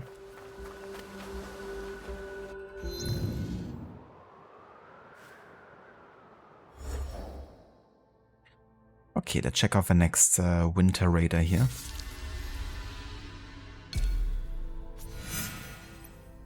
In a cave in the south. Well, that is definitely telling. A cave in the south. Jesus. What are these descriptions? You know, I'm like in the most southern area. The area that covers the entire south coastline. So knowing that it's in a cave in the south doesn't particularly narrow it down, does it?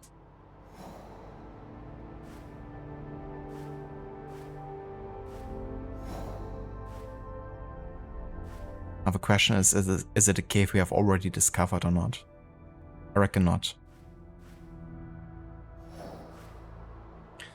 Burbeck?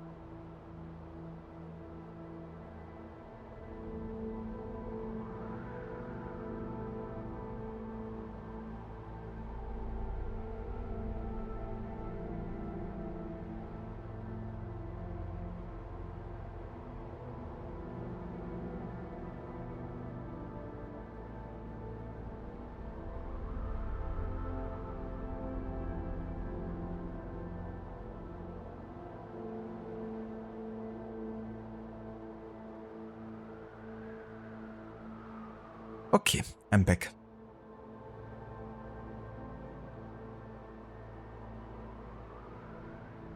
Yeah, that's definitely true as well, Dr. Darling. It's really good how many, especially PlayStation exclusive games have been ported to PC at this point. Like, if they didn't, then I would have considered, you know, getting a PlayStation 5 at some point at least, like once the used market prices have come down.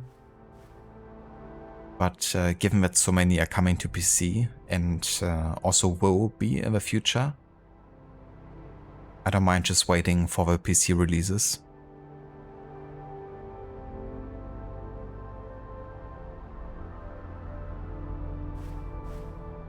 Okay, so I have no idea where this target is supposed to be.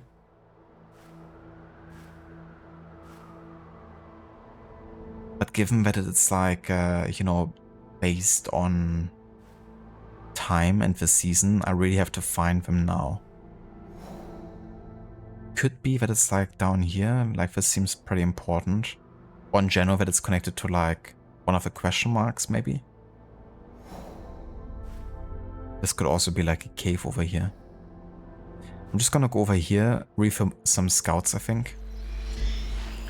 And then scout a couple locations. I mean, we have the money to afford it at this stage, so might as well make use of a scout system.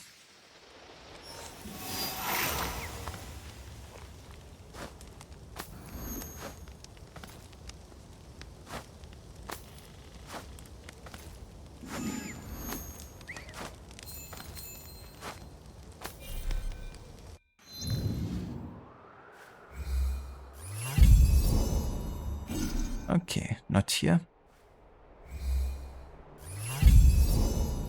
Not there either.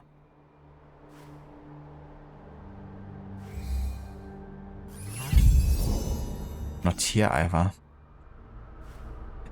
So all three locations where I thought, okay, these could be it.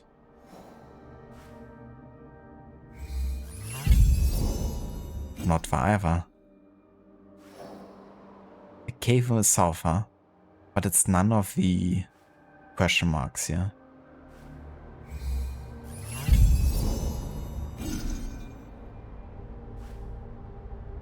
Check your description for guidance, yeah, I think so.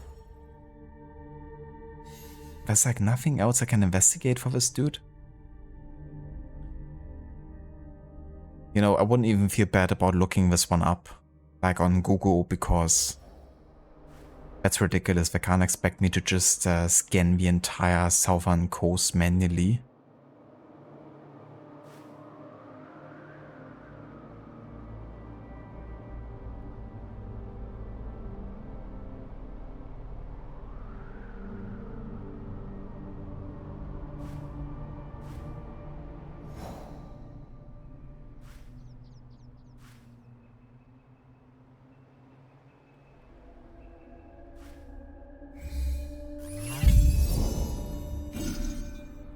Okay, I'm just gonna Google this because that is ridiculous.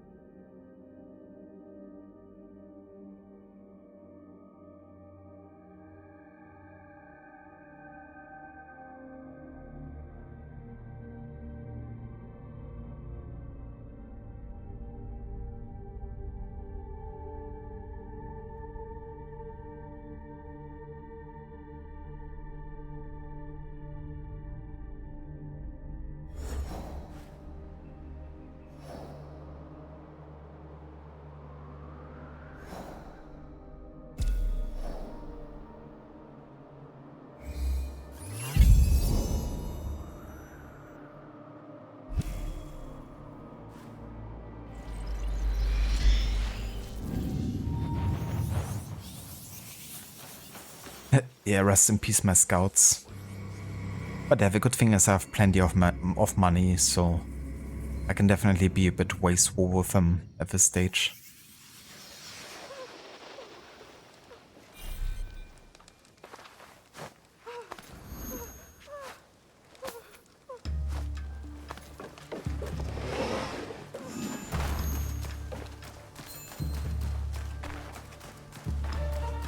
Classic new Ubisoft, forcing people to spend longer in the game world instead of making them want to spend longer.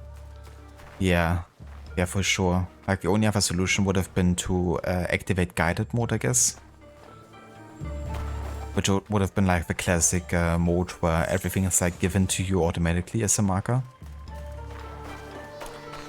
But yeah, usually I've been really enjoying like the act of finding things yourself and using the scout system in doing so. But that's only if the descriptions are good enough for you to actually be able to find it. And usually they were. But in some cases, you know, it's like only like one description that isn't very precise whatsoever. And at that stage, it's definitely becoming a bit ridiculous.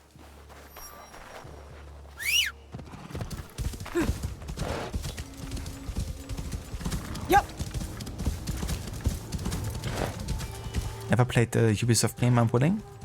I mean, that's fair. Maybe that's a good thing. Yeah, no, Ubisoft has released some pretty great games, I would say. They're among my favorite, you know, developers out there. At least, you know, the developers. But, yeah, there's also been some ups and downs. But there are some of the AC games and, you know, Watch Dogs, for example, were really good. Prince of Persia, of course, you know, Rayman. Definitely got some good franchises.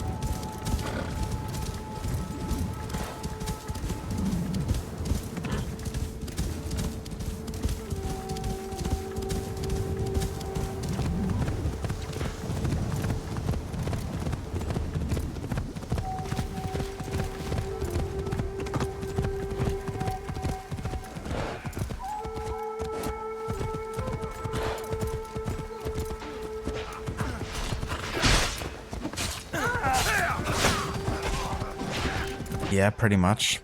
Yeah, like more and more companies have enforced those kind of like rules. That, you know, if a licensing right change, that, you know, you have to deinstall the game and destroy any kind of like physical medium you have of it. Which I think is really fucking stupid.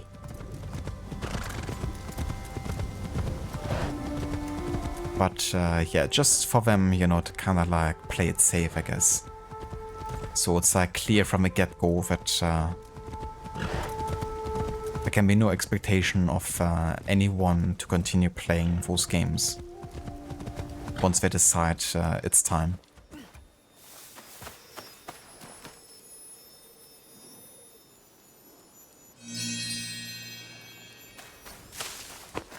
Yeah, I mean, I doubt there's gonna be enforcers running around and controlling if you actually destroyed your copies. But yeah, it's definitely just so, you know, they can make sure there's like no expectations towards them keeping anything in a playable state whatsoever. Keep out of this. I'm collecting taxes here. All quite legitimate. It's of course a reaction to the Stop Killing Games initiative that aims to, you know, prevent developers from doing exactly that. But I guess it shows that, you know, it has had some effect, because they know that if it's getting to like a, you know, political stage, then they have to enforce those rules further. So whenever a deal comes into place, they don't have to compromise as much as they would have if they hadn't those, you know, really harsh rules. But yeah, just typical corporate scumbag behavior right there.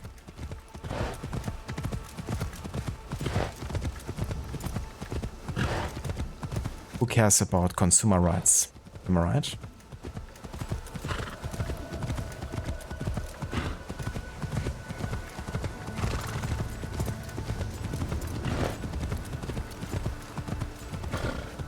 And how dare, you know, people expect to be able to play a game they purchased 10 years ago?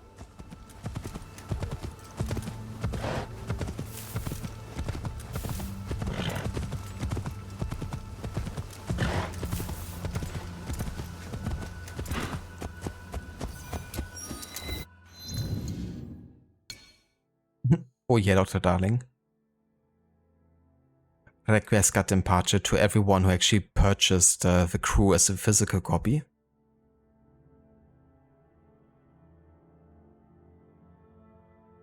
Yeah, no, I mean, no one is gonna destroy their copies. At least, you know, if you have like a bit of a common, you know, thought, I guess.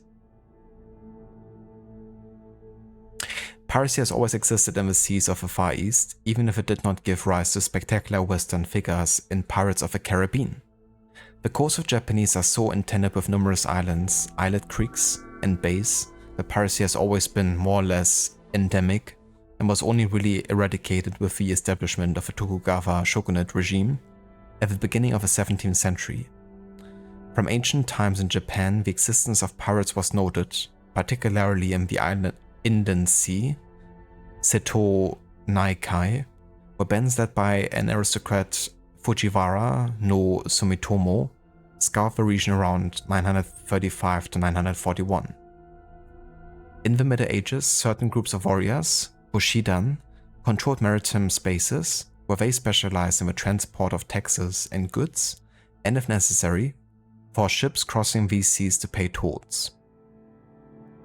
Those who were compelled to do so said they had dealt with pirates, but those who collected the tax justified their actions by claiming to protect maritime safety. While local communities were very powerful, they enforced order over maritime basin in their control. As a result, these bands were present in Ise Bay, in the Inland Sea with the Murakami, or in the northwest of Kyushu with the Matsura band. In Ki, the Saika controlled the maritime space in the east of the Inland Sea.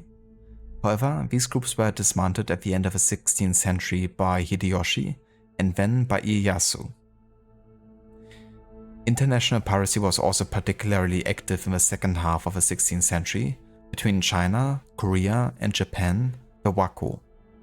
These pirates originated from the coast and islands of northwest Kyushu and the Chinese coast. They had an international crew often composed of Sino-Japanese mixed-raced individuals. It was on a junk belonging to Sino-Japanese pirate chief Wang Zi Uchoku that the Portuguese first landed in Japan in 1543.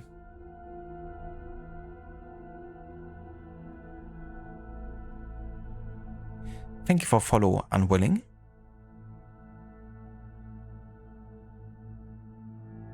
Yeah, Dr. Darling, I think you should. As well as all the, collectibles you ever purchased. For any game. Ever.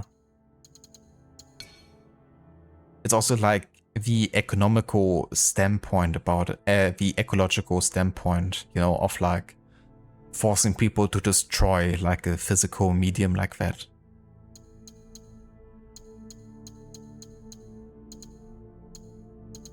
Yeah, I guess I'm just gonna burn a bunch of plastic, right? That seems reasonable.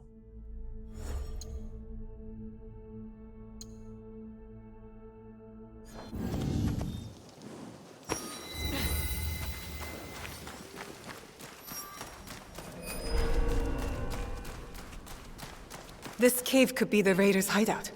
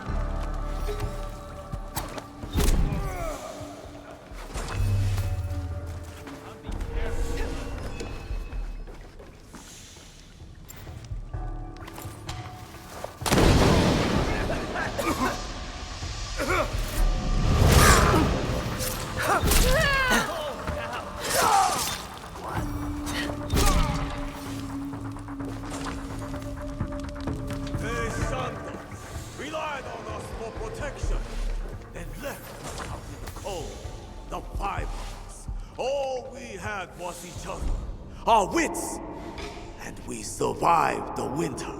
So we take what we are owed. We shared a full dating night. After our labors, we bled.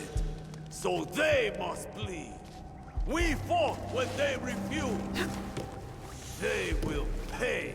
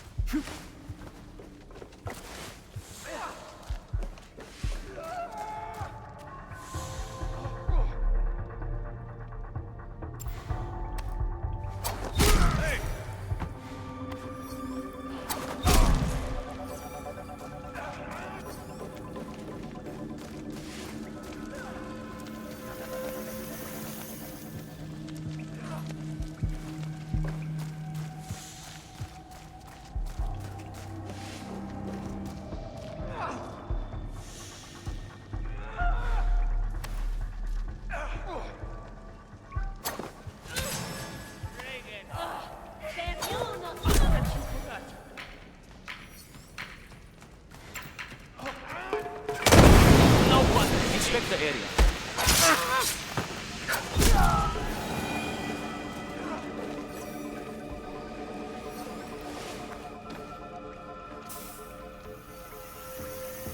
Looks fragile.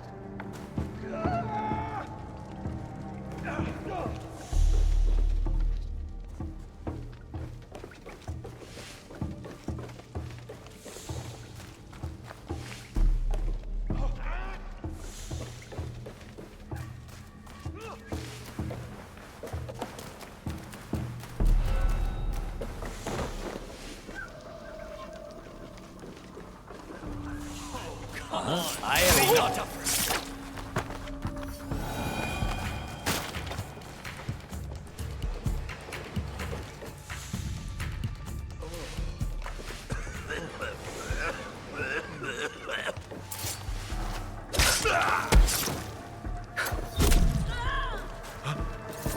That's suspicious. Your head is mine.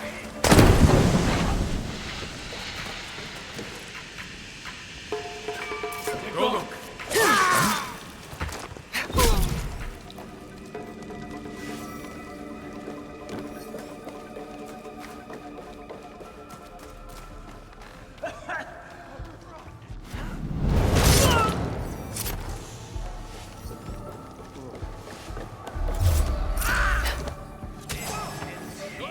What?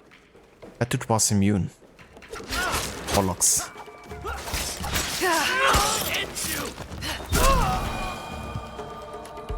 Didn't take any headshot damage there for some reason.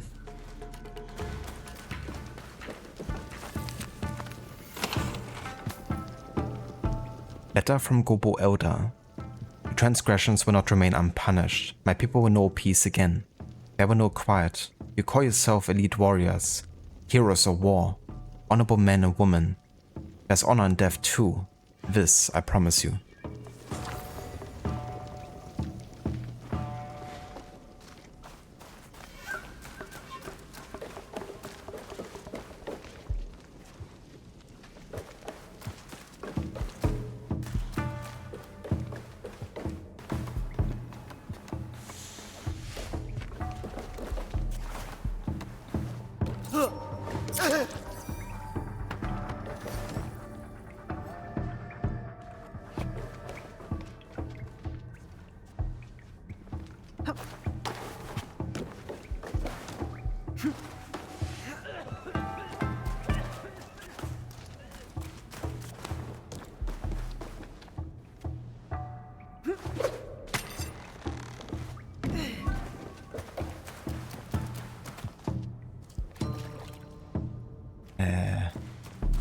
Where's the way out of here? This cave is a bit confusing.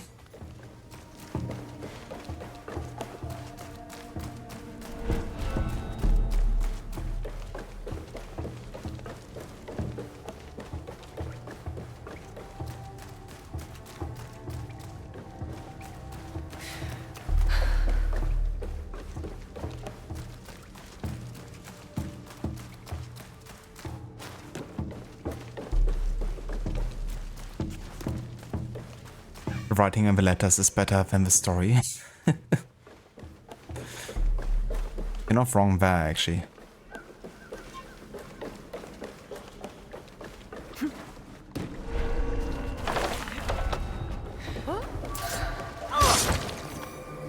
I know what I can do. So over here.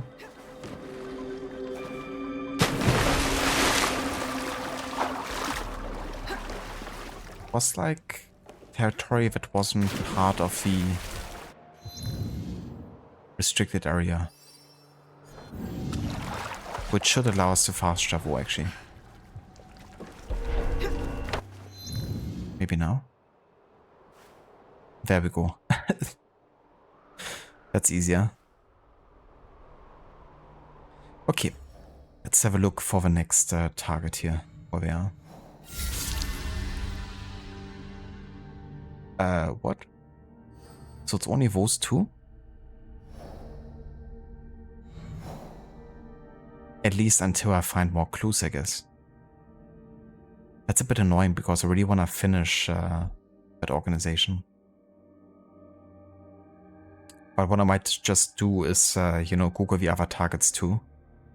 Just a question of how many there are.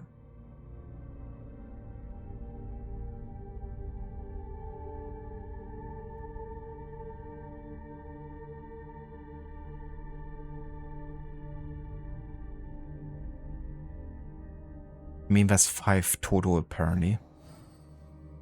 What's kind of annoying is that they're like only appearing in winter, right? And I don't want to have to wait until the next winter to be able to hunt them.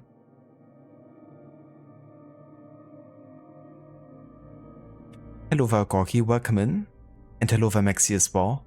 Welcome in, dude, and thank you so much. Hope everyone is having a good day so far.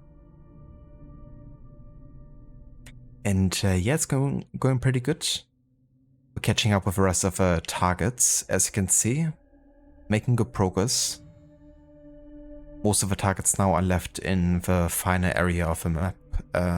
So yeah, we're almost ready to, you know, carry on with the main story and the final act of the game.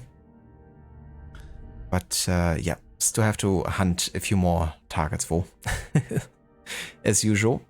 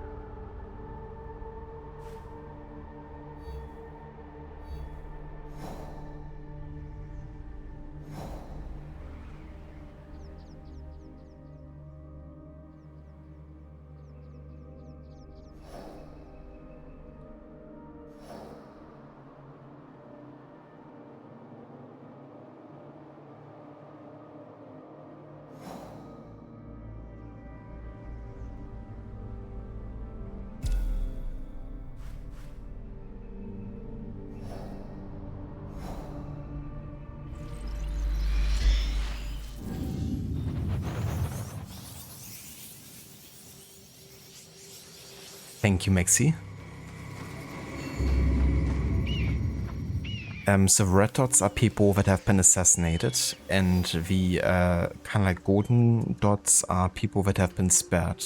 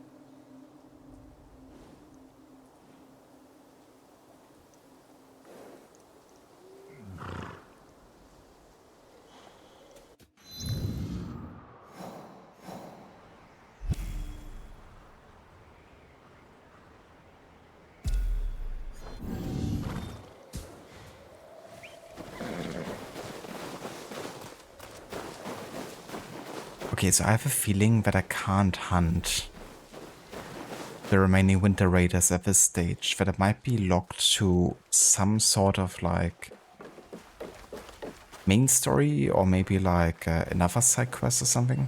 I'm not too sure. Because I also have like no clue whatsoever for, you know, investigating the other targets either. So I might just have to let this lie for now and focus on other quests. It's just a bit annoying, you know, considering that they can only be hunted in winter. And I wanted to use a winter season to get them done, but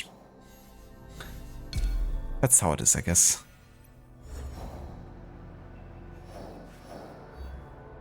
In that case, we carry on with Yasuke's Templar-related quest.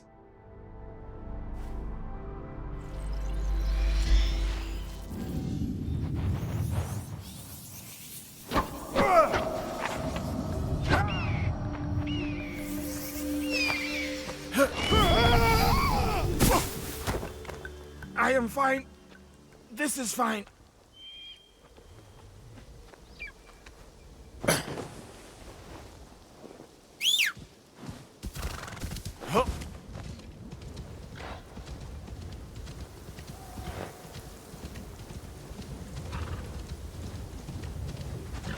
The Winter Soldiers? Yeah. Yeah, those ones.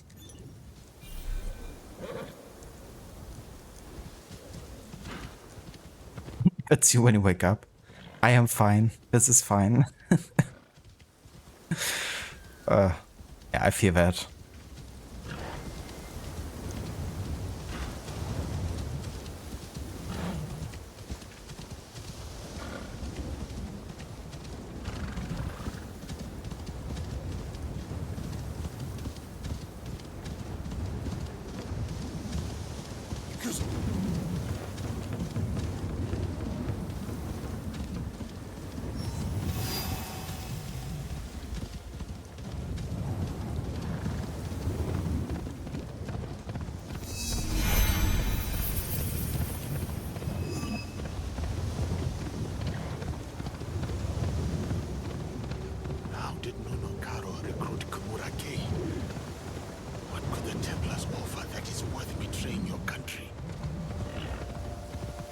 Well, that's always the question. I've always got something to offer.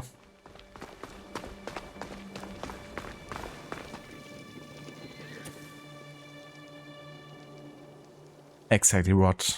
Usually there would be power and money. Kumabe Ujiye sent me.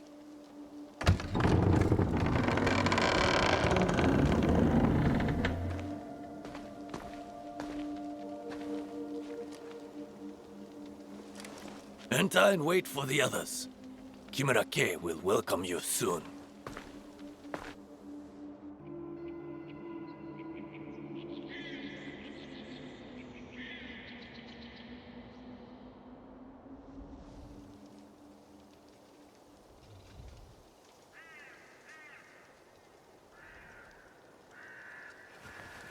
Master K is about to start. Let us go with the others.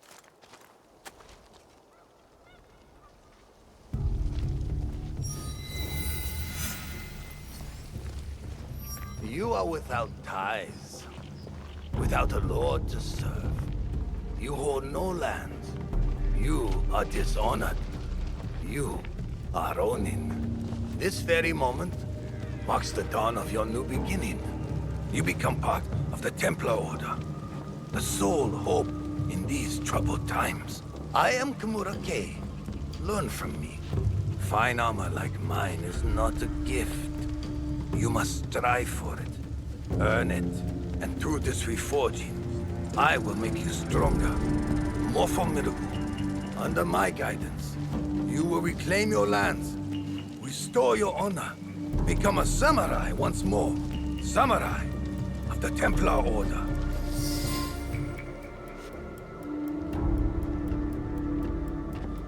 Look who's here. A dead man's pet.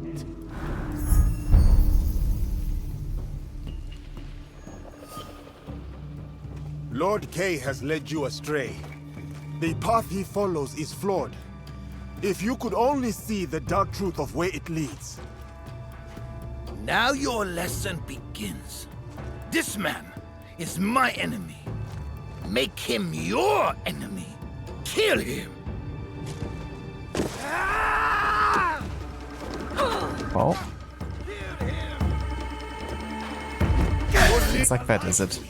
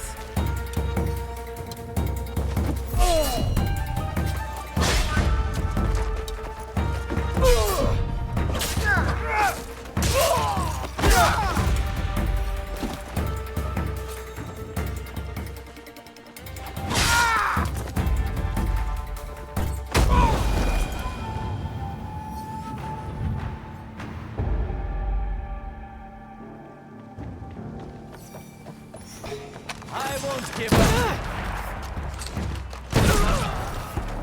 I've trained.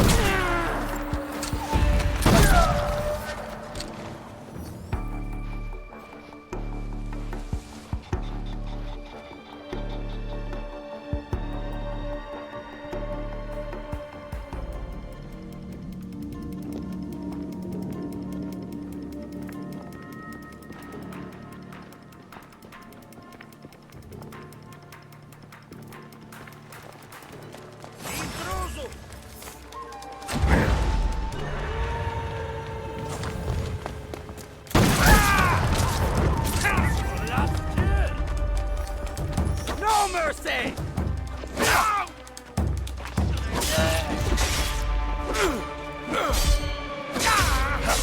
I can't do this!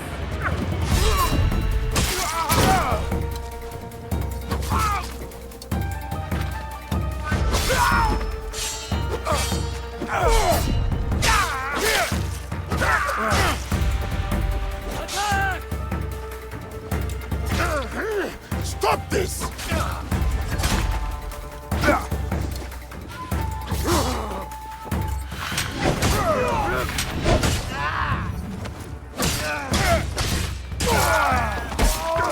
I just need the right moment.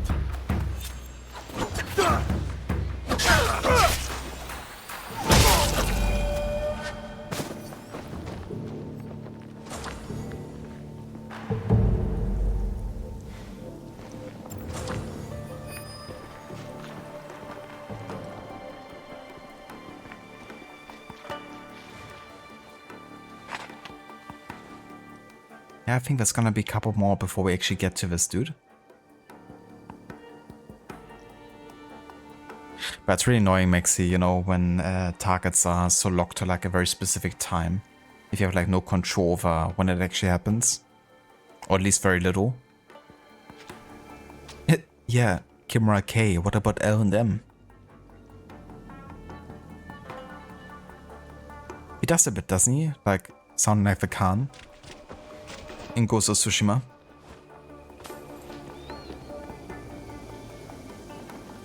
The typical villain voices. Fight!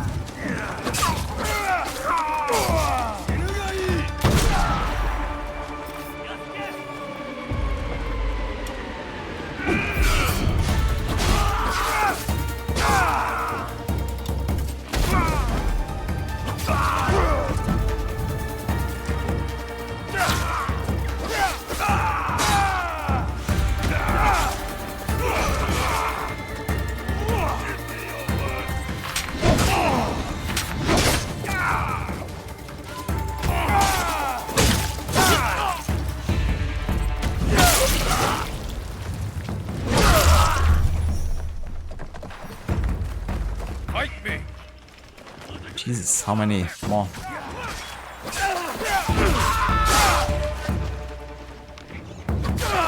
I mean, the more Templars, the better. What is that outfit? Interesting.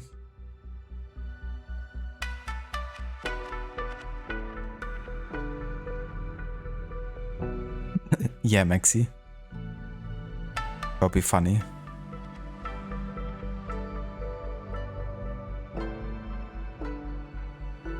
Shadows 100% all targets, no hard new game plus when you finish your first playthrough. I mean, of course.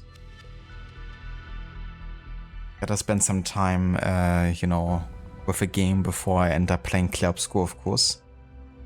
Make my way to the land of a baguette.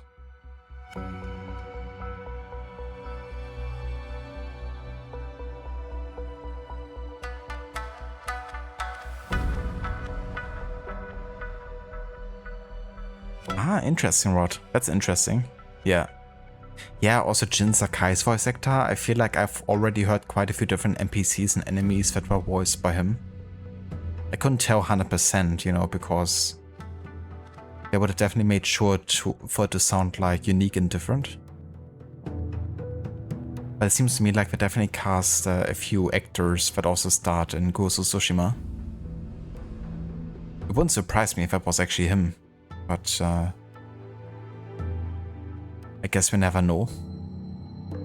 Unless they confirm 100%.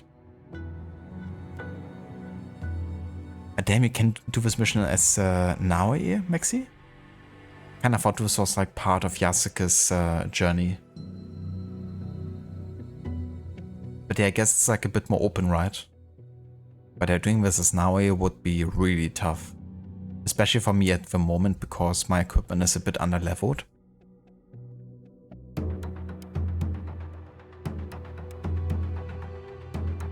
Yeah, exactly. Like only credited for various, but unfortunately no definitive role credit there. The other day we actually rated Jin Sakai's voice actor when he played Death Stranding. And he kinda said that he didn't really know what actually got, you know, used and what didn't. I guess he ended up doing like a bunch of different, you know, characters and voice lines.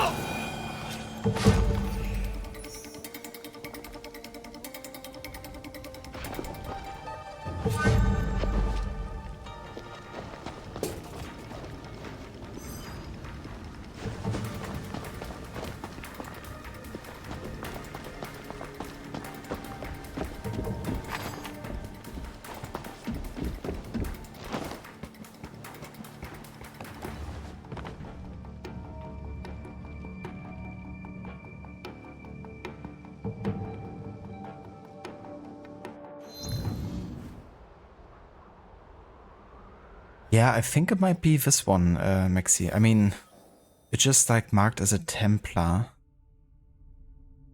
circle here, but yeah, it's definitely referencing Yasuke's password, so I'm not too sure if you have to do it as Yasuke or not. No idea.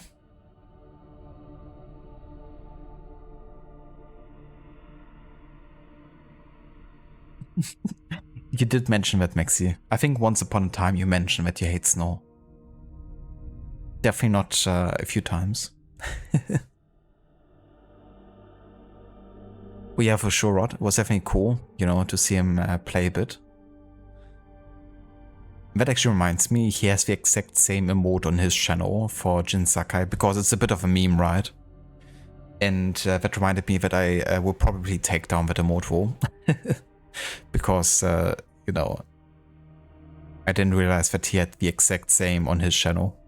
And I don't want to like end up, you know, having like the same emotes as like parts of the sub emotes or whatever as the person that's actually based on that is using it.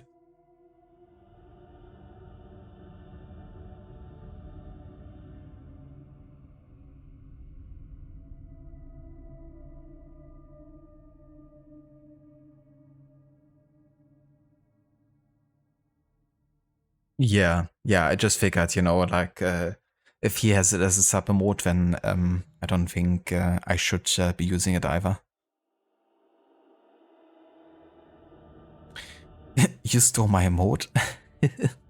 Yeah, when I was playing Ghost of Tsushima, I looked for like Ghost of Tsushima memes, I guess, and that face definitely struck out. So I went ahead and just like cropped it down to 112 pixel and you know, uploaded it.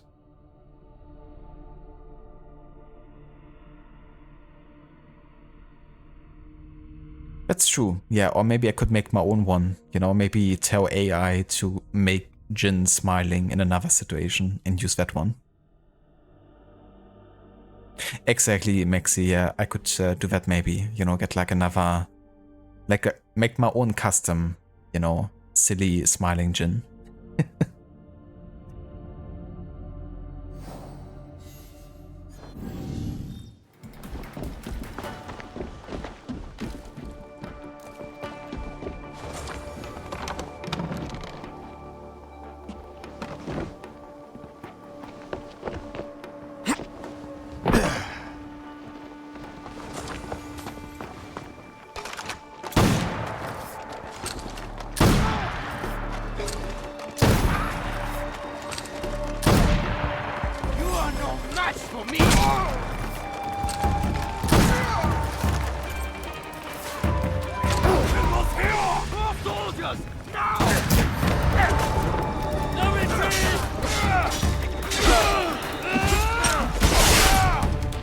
Jesus. What the fuck?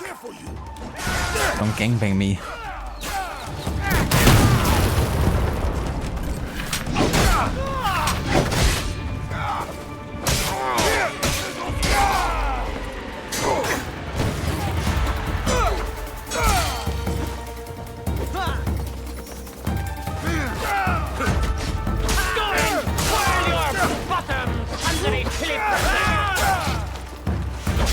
Yes, go and boil your bottoms, sons of a silly person.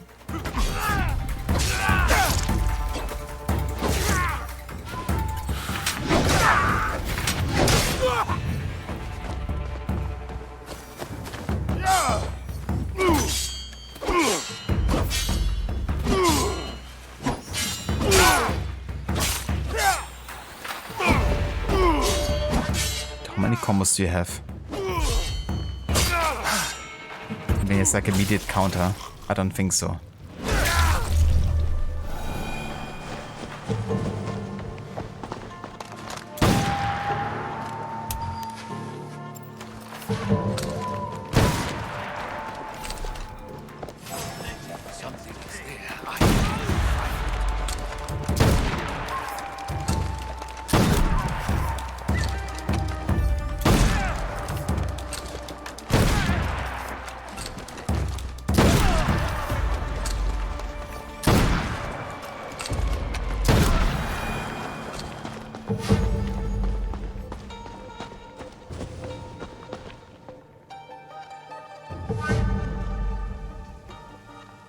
Oi, make me own a mode.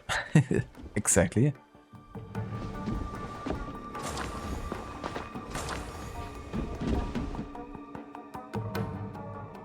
have to say this looks very similar to one you did with Naoi.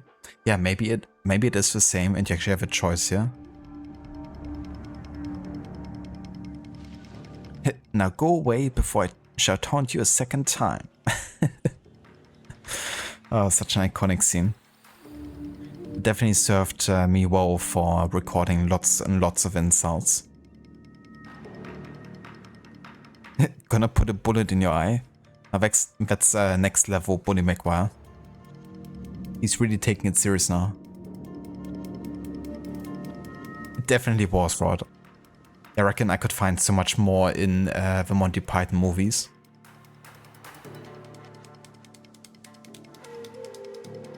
How many more lives must fall to your cause, Kay? Kay isn't here. He's in another castle.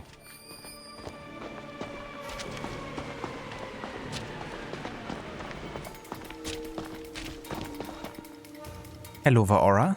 Citizen? Citizen. Citizens.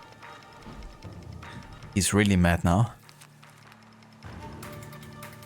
An apology, unfinished letter. Yukari, in the shadow of our loss, I reach out to you. Your sister's death, a choice I made, still haunts me. The bond you and I shared once so strong, now lies broken. I seek not forgiveness, but understanding. Her ambition letter. Master K, I beseech you to reconsider Yukari's role in this mission. I suspect you can harbor ambitions beyond our cause. Regardless of that, the Sei Sesha are steadfastly loyal to her, yet my heart weighs heavy with trepidation. Control, order, discipline. Unfinished letter. Yukari, my time working with the barbarians is coming to an end. I still see the merit of a cause and truly believe that is how I can control this land. Once you return and with a new cadre of students, we can finally achieve our purpose.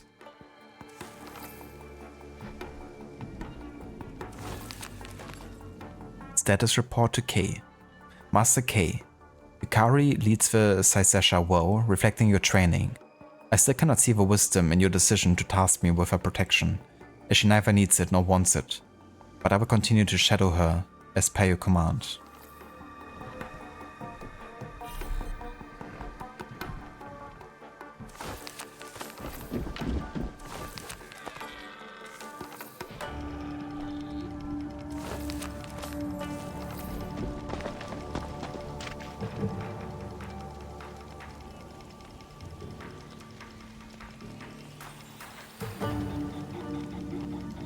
Yeah, that's fair. I mean, you know, the season does change the visual quite a bit here in the fear of the quests. But yeah, it's definitely a unique type of mission with just how many, you know, overpowered enemies are being thrown at you.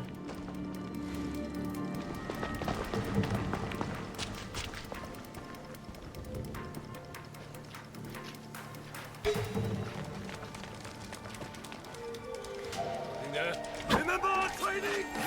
Now, show him out here. Precision! Jesus. Outflank it! Soldiers experience!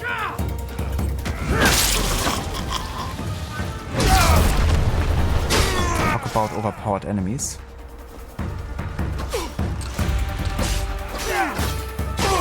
Exploit his weakness! Break ranks! No more mistakes! No more mistakes! No more mistakes! Falling for Kimura K's delusion is your mistake!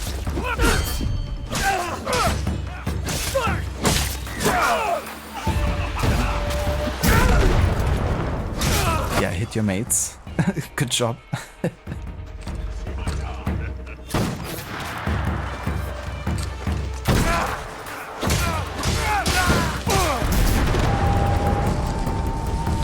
Jesus. This guy has some interesting weapons.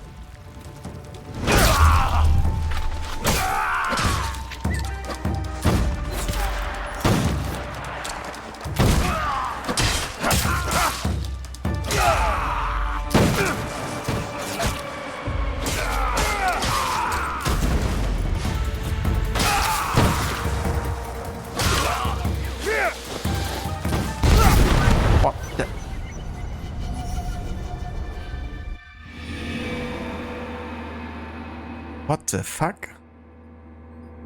That damage all of a sudden? What was that? That's bullshit.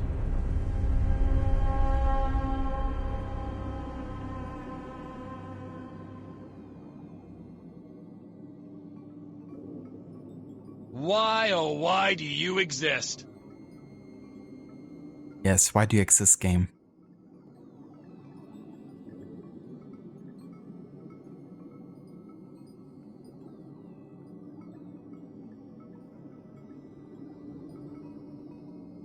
No worries, Amita. Catch you next time. Thank you for being here. And hope you have a good rest of your evening. And yeah, for anyone who hasn't checked out Amita's channel before, definitely do so. He's currently playing through The Witcher 3, working on Blood and Wine, and playing the game without the HUD, without fast traveling, and also 100% in the game. So if you want to check it out, there's a link in chat. And Amita, catch you next time, dude. Thanks for being here.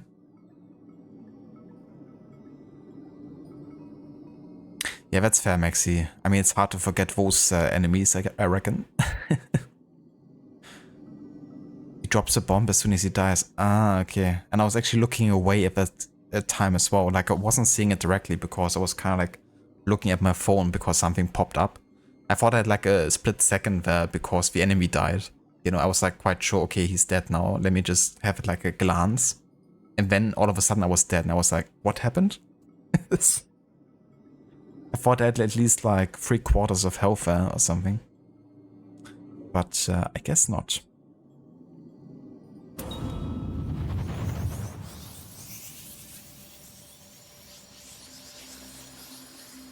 Bollocks.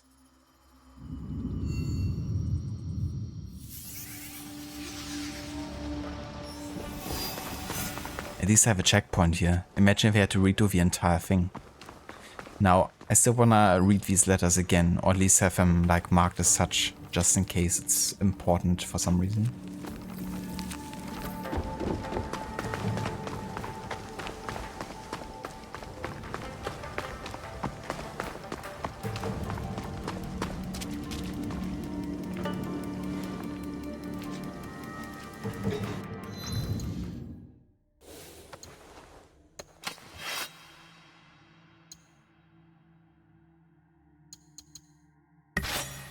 I'll go back to my poison sword, actually.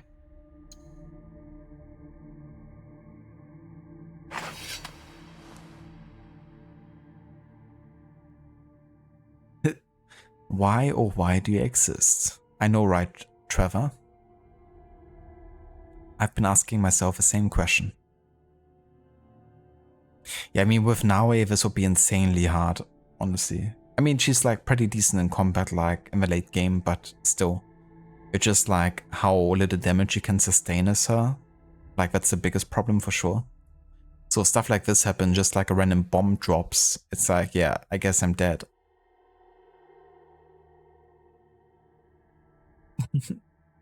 Good try, Dr. Darling. Good try.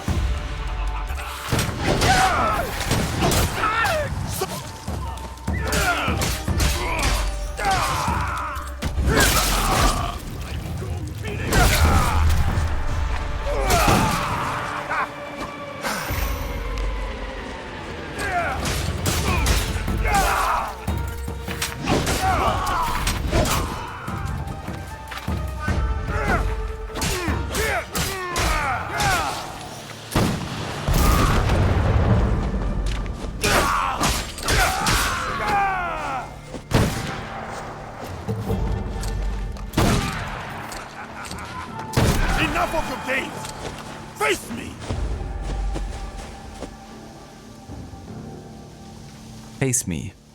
Proceeds to hide behind a big boulder.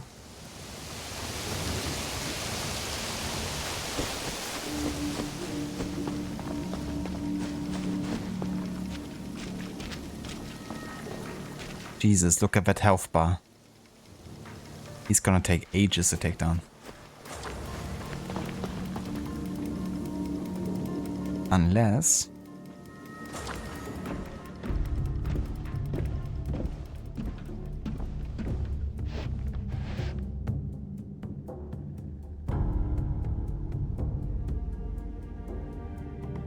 You cannot stop me, Yasuke.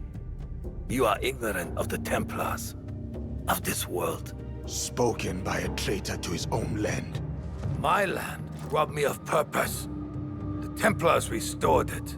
You lead your people into servitude. This from the fool who followed Nobunaga. He gave you freedom. His death gave you freedom. Now you waste it on childish vendettas. You refuse to see the true face of Nunokaro and men of his kind. You know nothing of them. I know them all too well.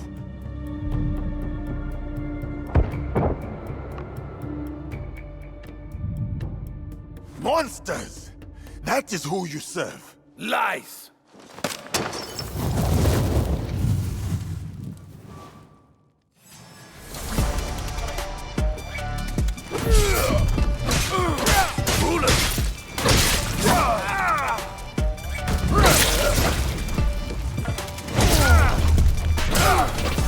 Rulers, this land betray us both. They don't deserve loyalty. Nunokaro is no better.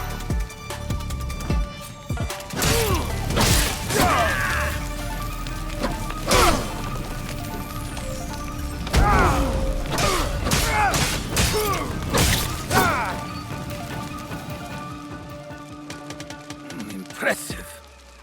But the fight has only just begun.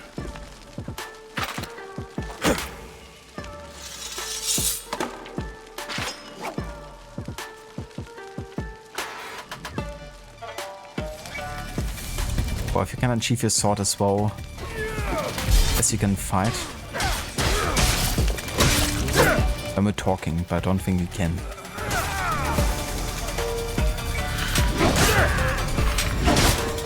Waste your talents.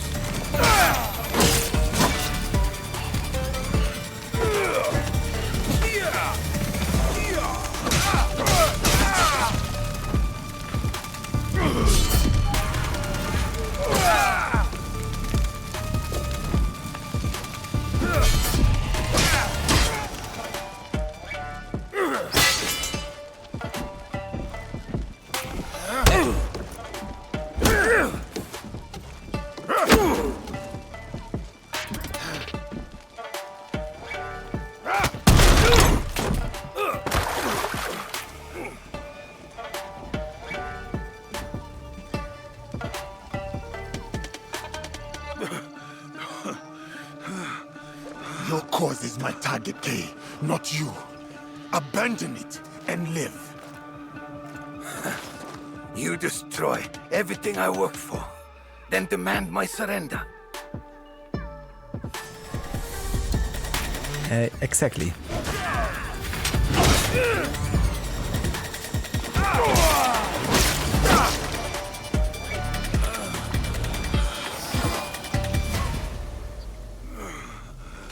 All of a sudden he has his armor on again? Wait, what?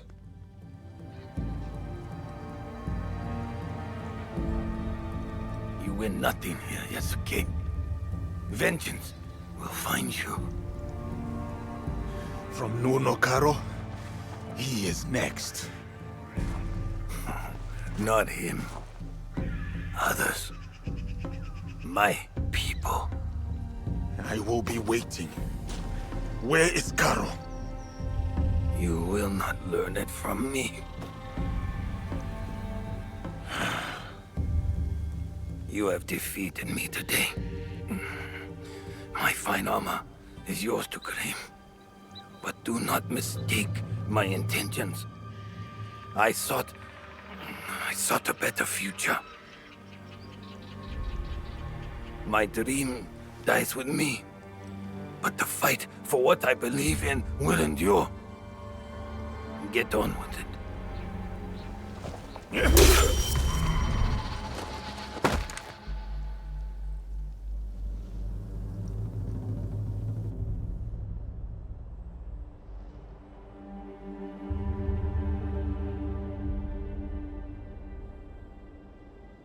Kay spoke of vengeance. I should respect his threats. Stay vigilant.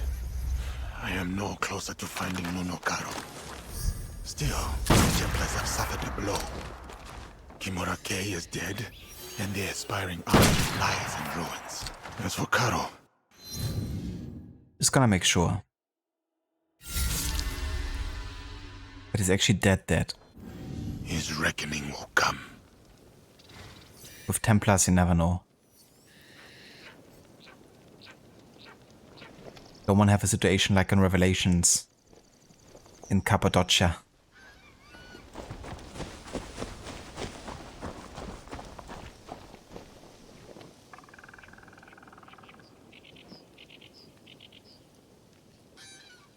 Templar Suke.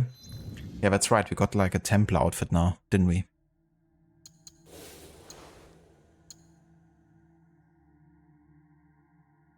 Reduce impact from enemy attacks. Okay then. Well, it honestly doesn't look that bad. But I'm not gonna wear the Templar insignia on me. Unless I'm Shay Patrick Cormac. Then I might.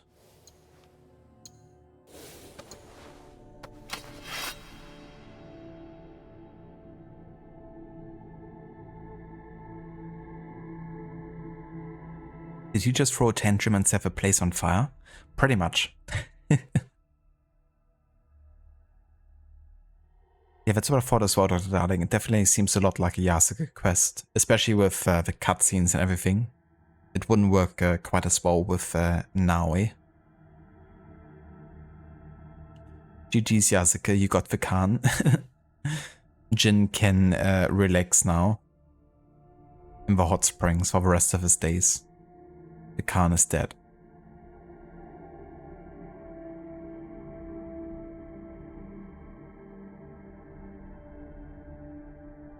Oh yeah, Maxi, yeah, they were definitely a bit much.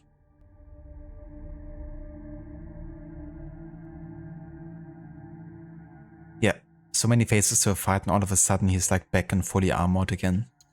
Makes sense. Not like the whole fight is about literally dismantling him and destroying his armor. That didn't happen.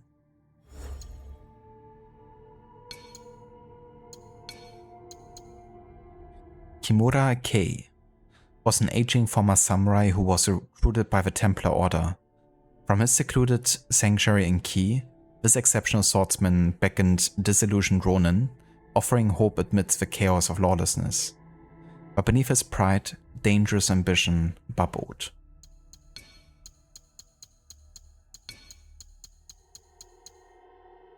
The Punisher. This heavy armor set turns the samurai into an unstoppable machine of destruction.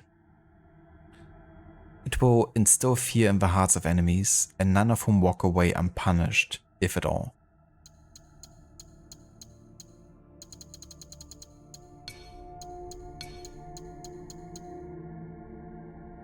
We've also gotten the flower vase. Arranged flowers were a central part of Japanese ritual and decoration, including at events surrounding tea ceremonies, seasonal celebrations, and religious prayer. In response to cultural shifts in the Azuchi Momoyama period, the style of ceramic flower vases began to tend towards wabi-sabi, allowing their imperfections to shine as a symbol of life's transience.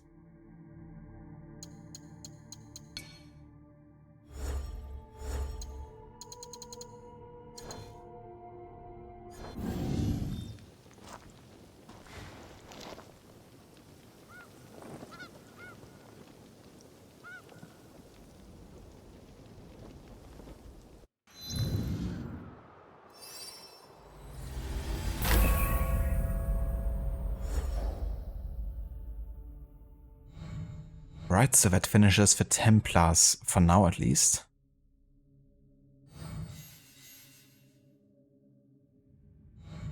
But there's gonna be more. It's just as much as we can do now, I guess.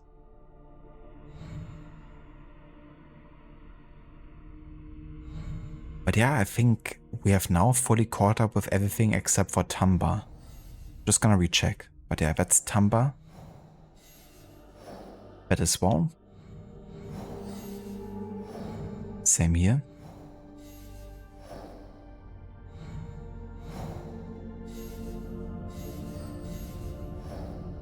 Yeah, so all the remaining targets now are left in Tamba, so that's where we're gonna go next.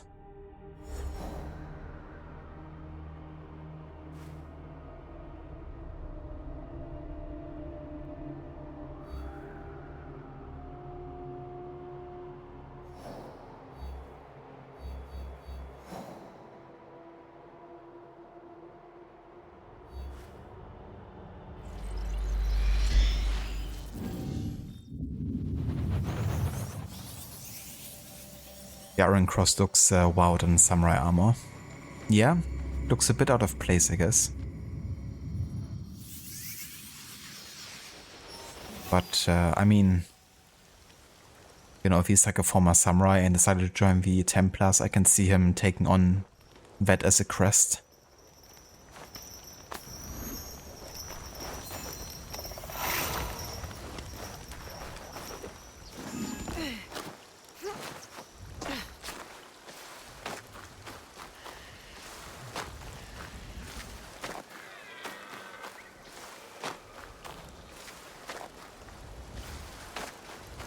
Would be funny or better maybe if it was like a more gracious animation, like if she would actually enjoy sliding or something, like do like a wee forward animation or something,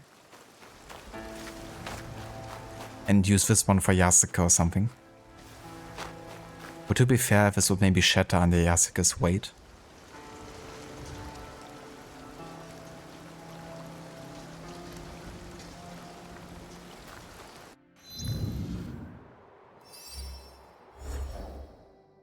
Okay, the question is who we're gonna hunt first in Tamba. I think the pirates, because we're almost done with them.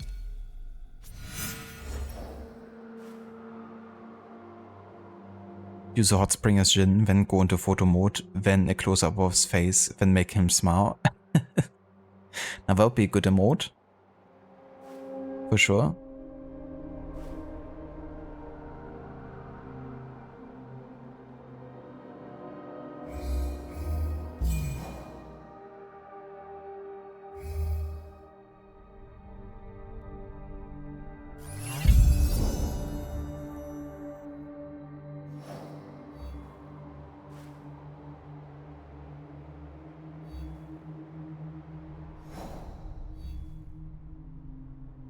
Could take a boat from over here, actually.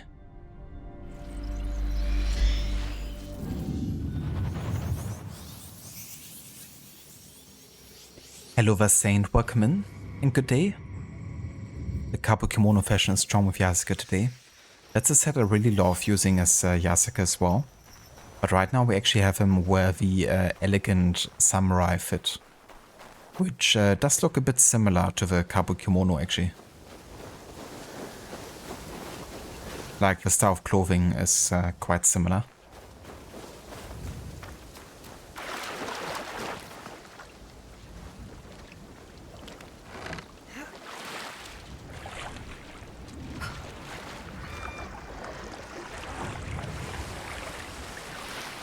Welcome back, Unwilling. Hope we get a reference to Jin and more about his story in Ghost of Yotei. Yeah, there's already, of course, some fan theories going wild. Some were saying that maybe the wolf companion is like a representation of Jin's spirit or something. I could definitely imagine, like, if they keep the mythical tales, that, you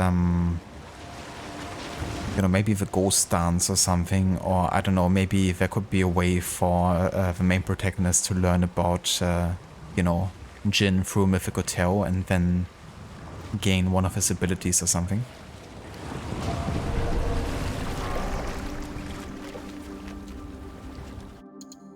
That's an interesting cell here. What is that? Oh, there was no target on that boat, I don't think. Just maybe some regular pirates or something.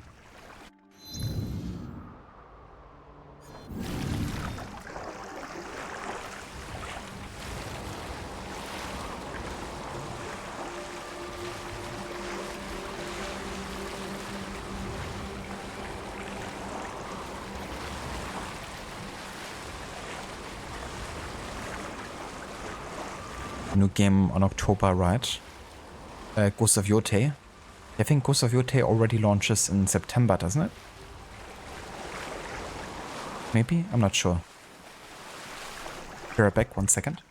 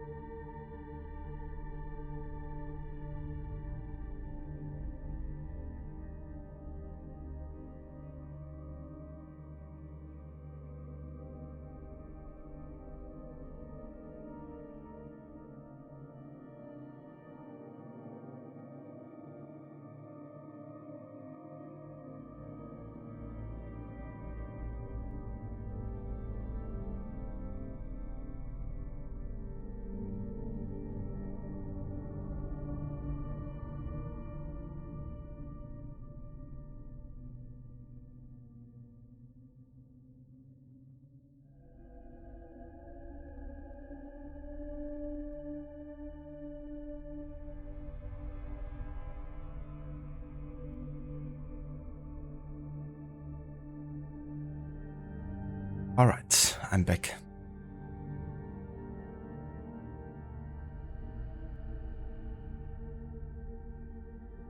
Jin is a sage from planet Mars. I think so too. And yes, saying they did release a new update yesterday. I don't think there's any new missions added.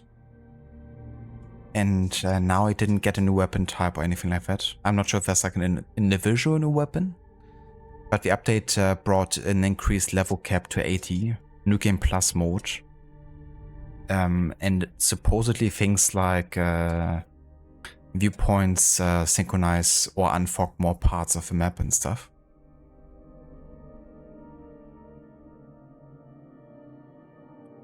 You think they make it that Jin wasn't real and it was a tale passed down through the generations? Yeah, that could be it. It would be interesting. I mean, I'm not sure if they lean more into history or like more, you know, kind of like mythical and kind of like cinematic approach. If I go by like a historical, you know, approach, then it would make a lot of sense actually to make Jin's story more fictional, you know, because from a historical standpoint, I guess Jin is more of a representation of a storm that took down the Mongol ships, I guess. And he's not like an actual, you know, historical character, I guess, in that sense. But yeah, I have a feeling they lean more towards like cinematic approach. But even then, you know, they could still make it so it's like a tale passed down. But I'm looking forward to see how they handle that. If they even, you know, talk about Jin. They might as well also, you know, not, I guess. Or keep it very vague or something.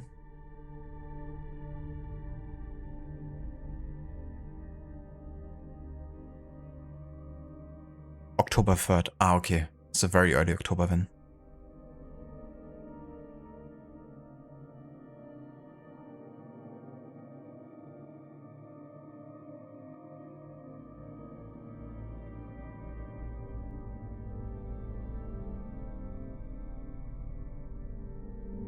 Ah, yeah, that's cool and willing. New face plates. Oh, nice Saint. Yeah, there's some really cool engravings for sure.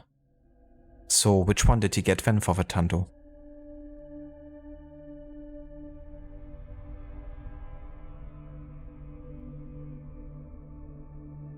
Yeah, exactly, Maxi. I mean, I would love to play it on release, you know, on PC, but unfortunately don't have a PS5. So if we have to wait, I'm just gonna have to be patient until the PC release comes. At the same time, I don't mind waiting either, you know. I don't have to play a game like directly when it launches. But I definitely hope that the wait between PlayStation release and PC release is gonna be shorter than it was for Ghost of Tsushima.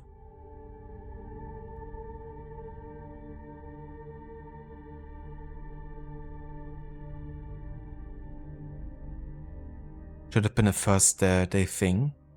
You hope they don't, because it undermines the character and the story and how impactful it was. It definitely would, yeah. If everything just didn't happen the way they, you know, showed it to, it would definitely make it more relative what actually does happen.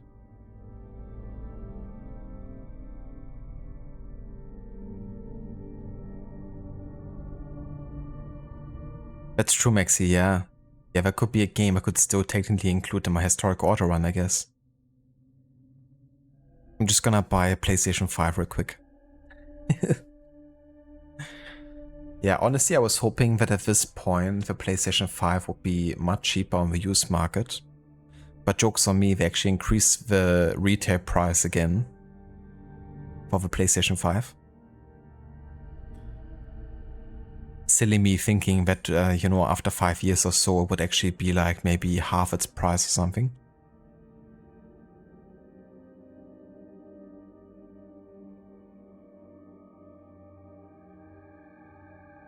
But yeah, I mean, Ghost of Yotei is like super close in time to this. It's like pretty much the same time almost.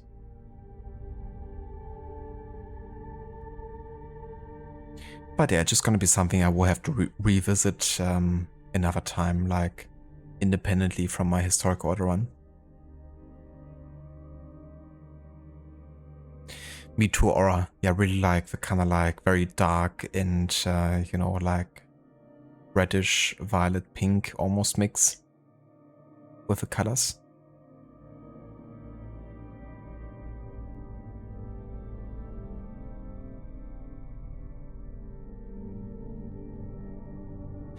Ah, right, Saint.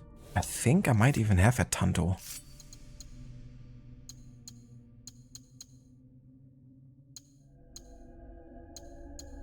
Do I?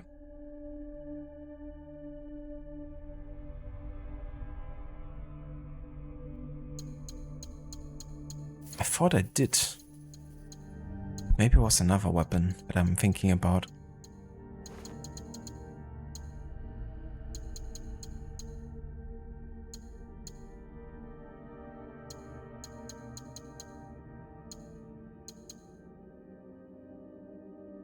Yeah, I think I might be thinking of something different.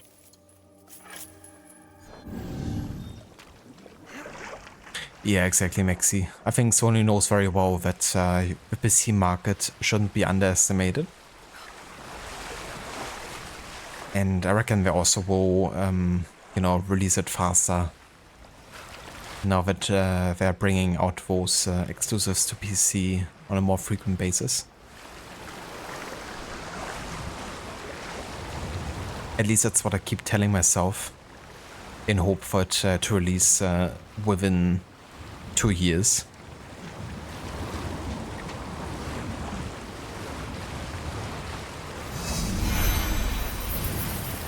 Visit every province on the map.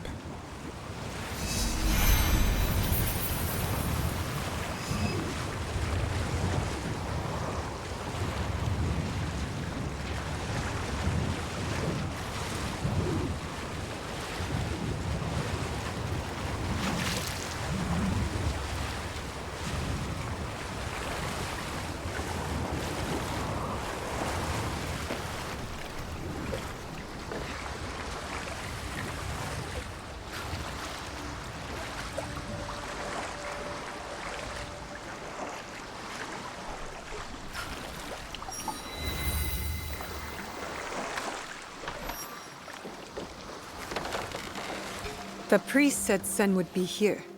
This place seems peaceful. Hard to believe there's a pirate here.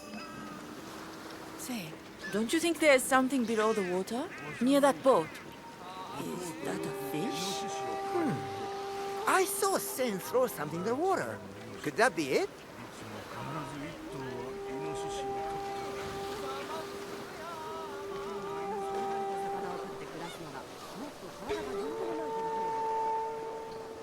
Remember that priest who visited?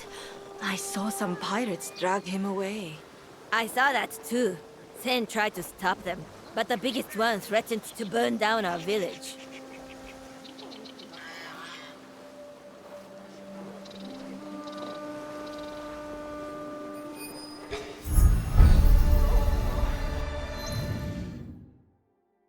There he is. Once a renowned pirate, he has since deserted the pirate alliance and fled to Tamba. Ah. Well, in that case, let's not kill him yet. Let's actually find what he threw into the sea. And maybe I can confront him and just talk to him.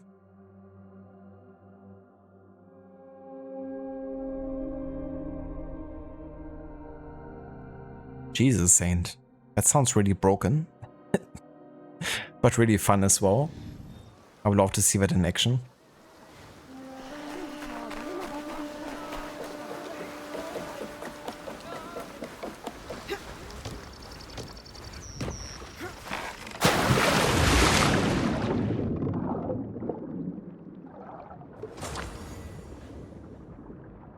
Okay.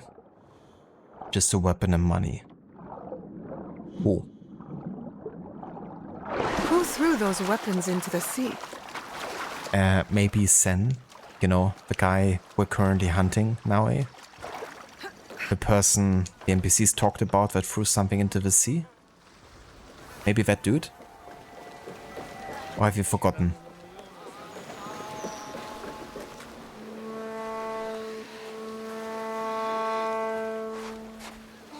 I'm so hungry. Let's go ask Sen for more rice. What? But you just Another ate. day comes and goes. Greedy. Hey, who are you? You're not here to steal our food from Sen, are you? Go away.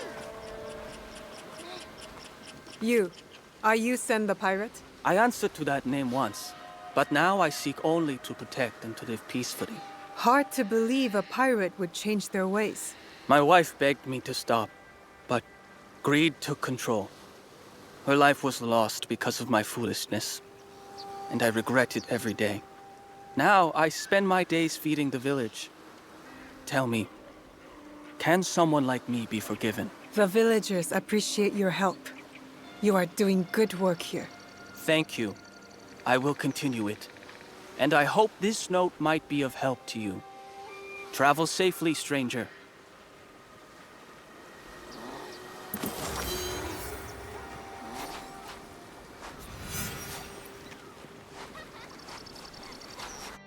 Alrighty.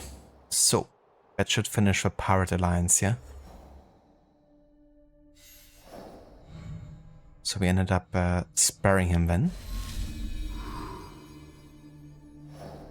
Yeah, I'm glad. Because if he wants to really change his ways, you know, then be my guest.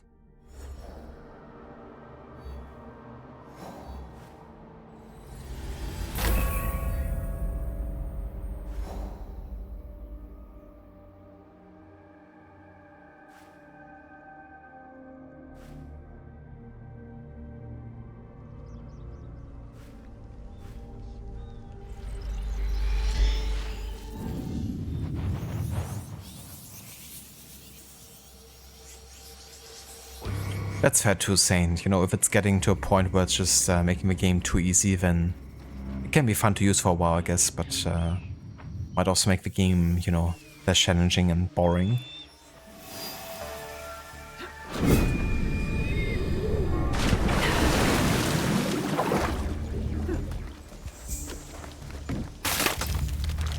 Yeah, couldn't be that guy Aura, could it? Yeah, it's definitely weird, Rod, you know, when I'm like literally there to investigate what people are saying and it already triggered the dialogue about something being thrown in the sea. Then once that happens, there's actually a checkpoint that gets created, and all of a sudden I can see something that's underwater. So at that point, you know, now we shouldn't really have to question anymore who threw something into the sea if the NPCs literally, you know, state that Sen threw something in the sea. But yeah, that's just not very good sorted, I guess. But like dialogue order. Why they even record something for Naoi like that.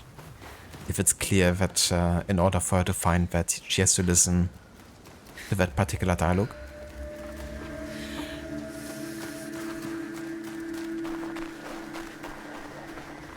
Someone killed that guy. Who was it? It was the guy over there. Moves towards the other guy. I wonder who killed that guy. To be honest, Ubisoft AI in a nutshell. Like, you know, when you kill someone on the streets and then another guard comes by and they're like, who killed this guy? Even though you're standing right in front of him. Only taken to a narrative, and it's way easier to fix a narrative than it is to fix something that's gameplay related.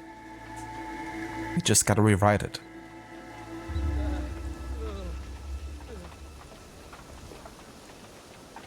It reminds me of AC1, you know, when you kind of like end up saving a citizen and you talk, you know, to the saved citizen and you have like the immunity, and then a guard comes by and investigates what's happening in the background.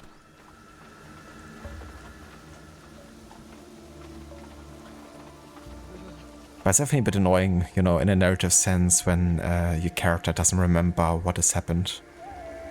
It's like an Odyssey when all of a sudden Cassandra doesn't know anymore who the Count of Cosmos is. Even though it's a pretty major deal.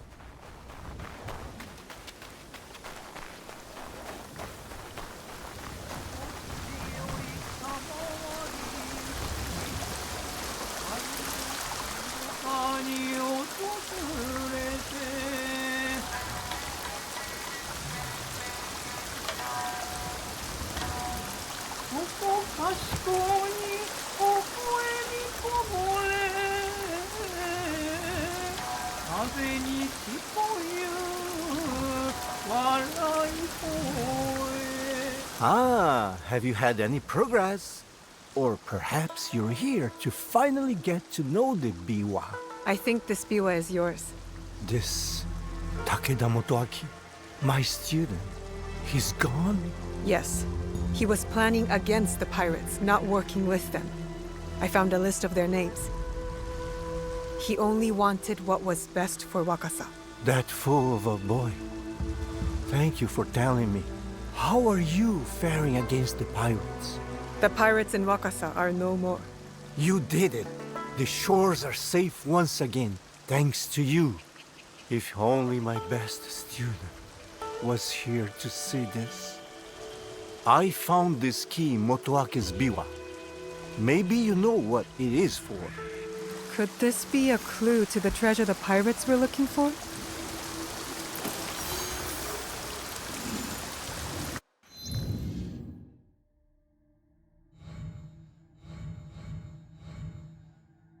Oh yeah, that's the Pirate Alliance finished. And Shido also finished. Who now also has become a spy for us. Hell yeah. So there's apparently a treasure.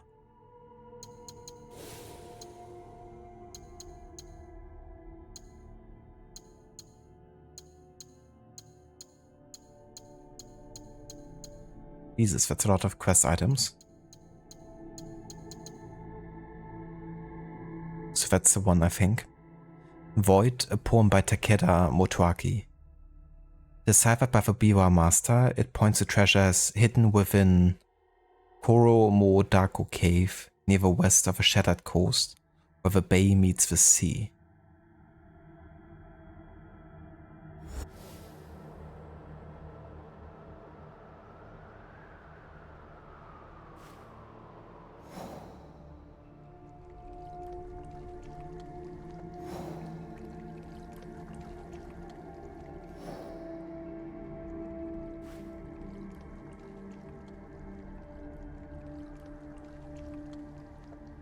damn it, I can't scan. Because I'm not technically using like a quest. It's not like really quest related either. I reckon it might be over here.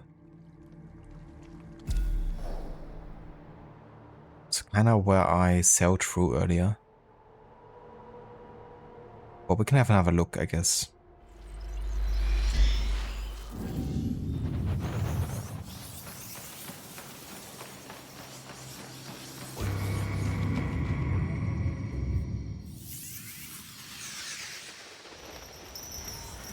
Yeah, exactly right, you know. No matter what you do, she will still say, what count? I don't know which count you're talking about.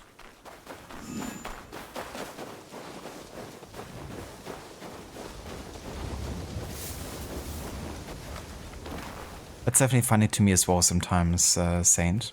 You know. Like those lights should be not that difficult to spot in the dark, should it?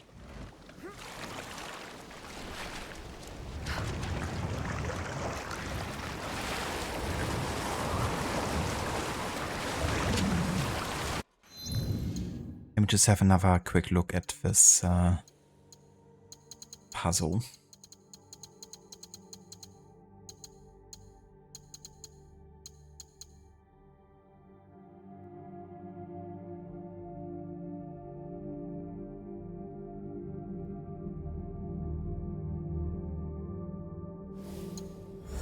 It's a very specific, like, cave name.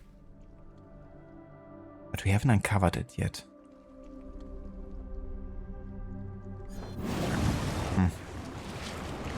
Let's just make our way over there again.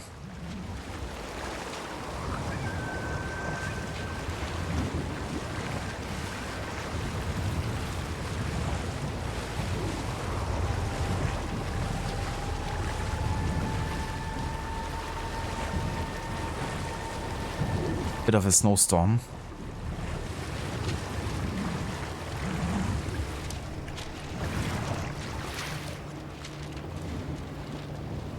Good luck fishing in this weather.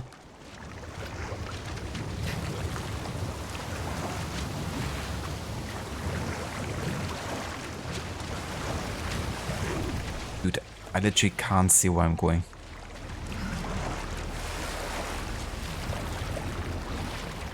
But I guess that's the point.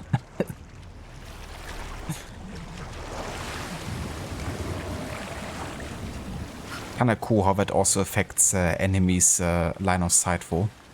Like they won't see quite as far to spot you.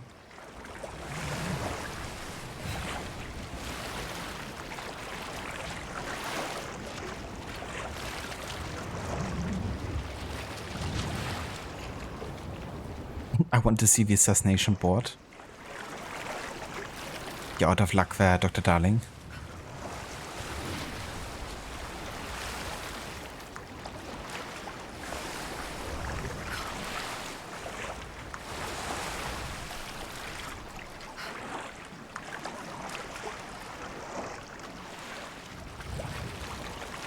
Okay, so there's supposed to be a cave where the bay meets the sea.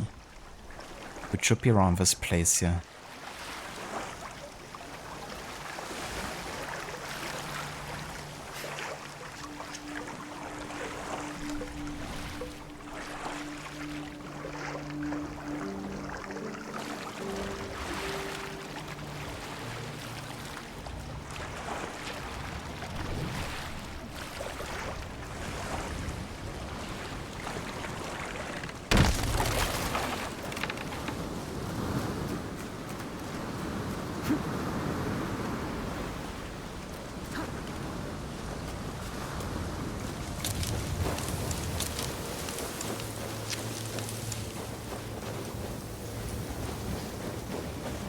I have no idea.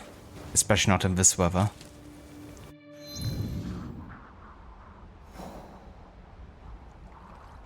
I mean, I guess this could be an entrance to a cave here, but... I'm not gonna worry about this, I don't think. Especially if it's not related to a quest, so I can't even scout it, you know? Let's rather find the next target to hunt. This one is also the last of the yokai, so we can finish another assassination society here.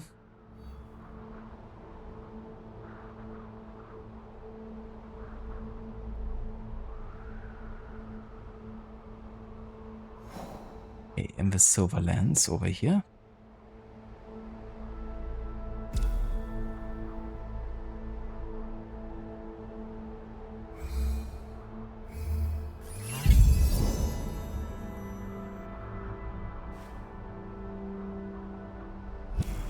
And we also found another target. Oh yeah.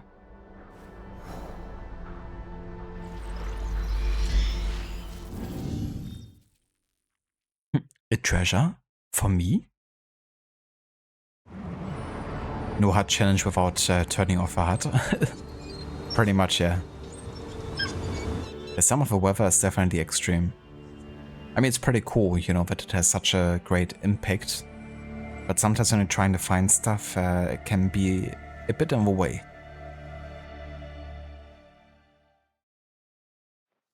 Wait until it's summer again. And then try to find the treasure.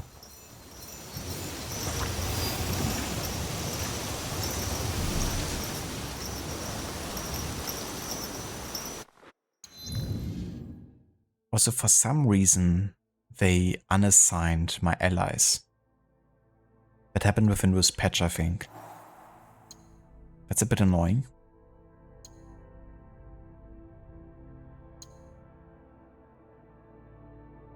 But I think, even though I find her greatly annoying, I think I might still use Oniyuri as my ally. Because she can put people to sleep. So she's the only one that actually has a stealth advantage.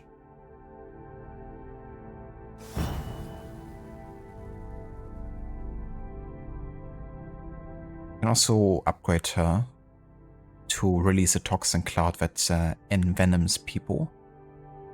It's like a passive ability.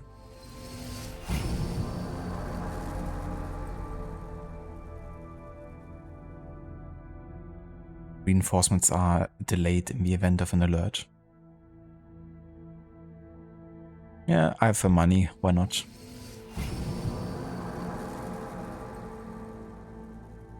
Okay, so we got her as like a good stealth ally. And then we're gonna have one for combat. I mean, Ibuki is pretty good, I guess. Gaia's more like a brute. Could have Rufino.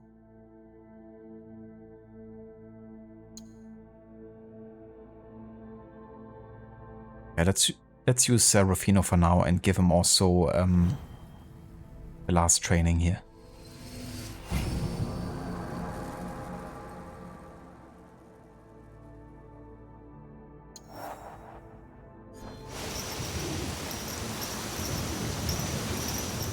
That was quite expensive, but that's alright.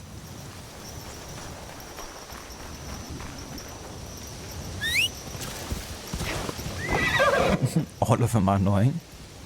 Yeah, to be fair, like none of the allies were particularly well written, I thought.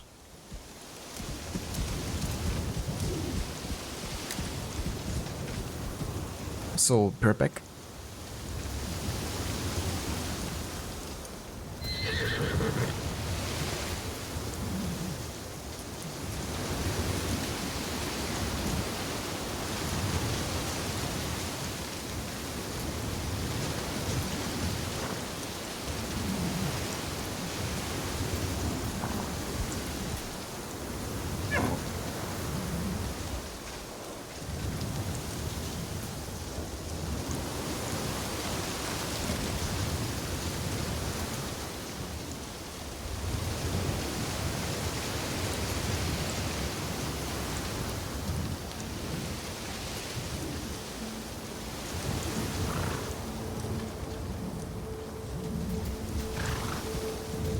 Okay, I'm back.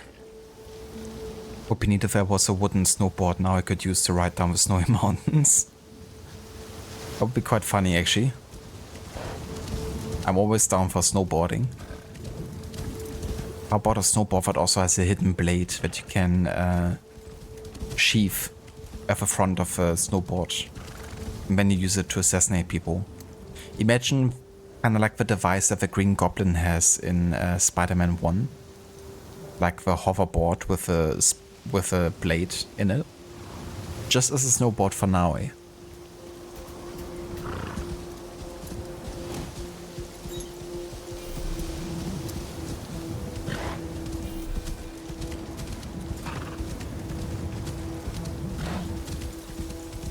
Hello, Vavinek. Welcome in.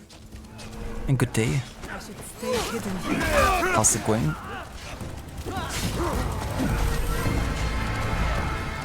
Not gonna get involved here.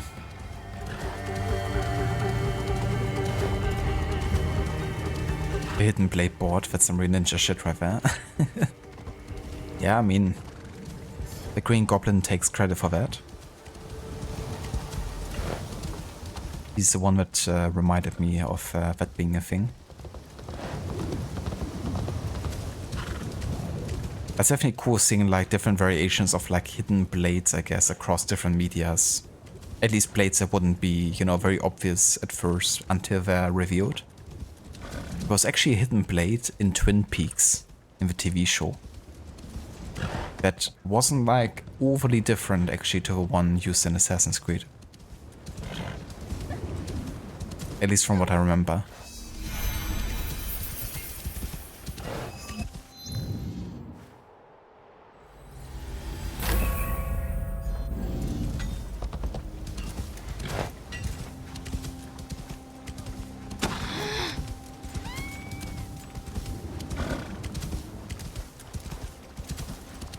Robocop has hidden needle in his fist. Yeah, that would also potentially be quite deadly, I imagine. Or, you know, even like if you go by history, like 20th century, you know, it wasn't uncommon for some people to have like blades in their shoes. Like assassins, for instance. And they could use those small blades to actually deliver poison, for example, to someone in their shoes.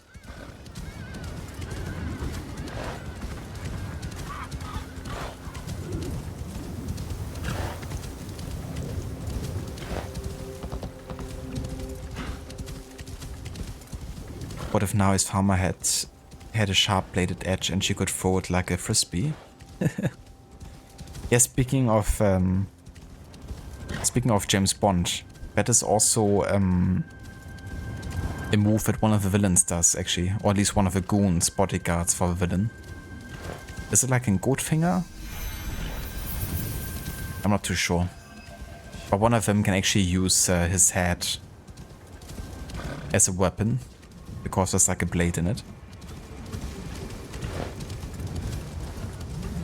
And that's true, yeah, from Russia with Love had the knife in the shoe thing as well.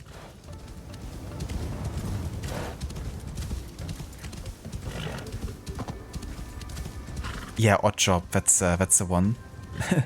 My nephews actually recently watched that Bond movie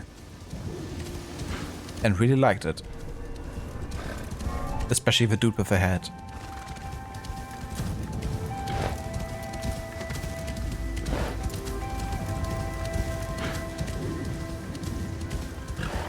In Austin Powers, the parody version is Random Task.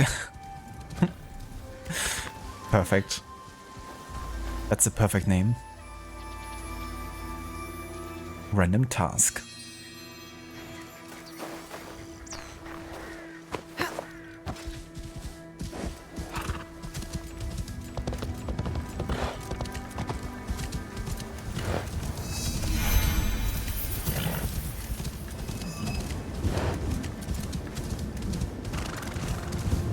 Yukuzo!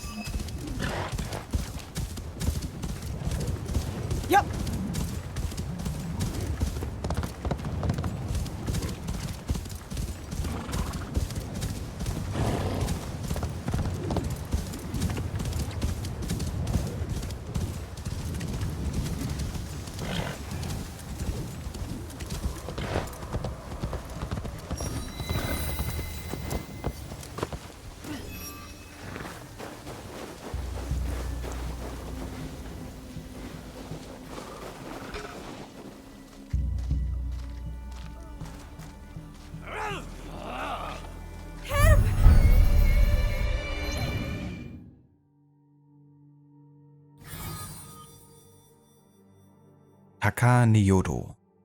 Villagers and travelers report sightings of a strange monk on the roads at night, monstrous in size, predatory in nature.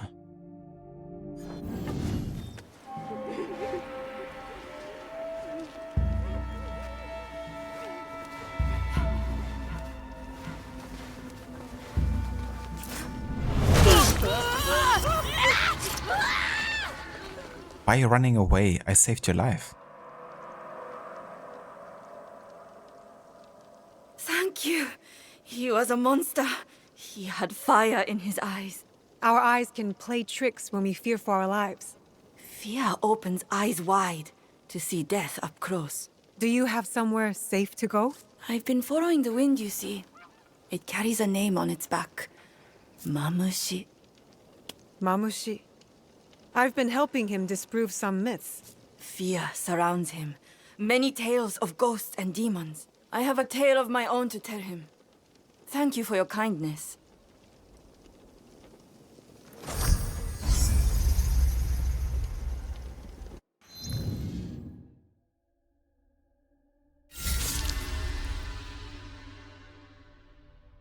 There we go. Well, let's talk to Mamushi then.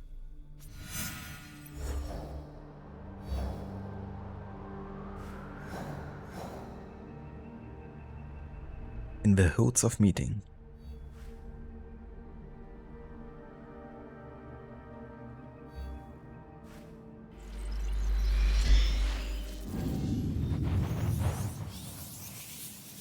Are you missing 4 achievements instead of 0? The ones that are related to the New Game Plus, is it?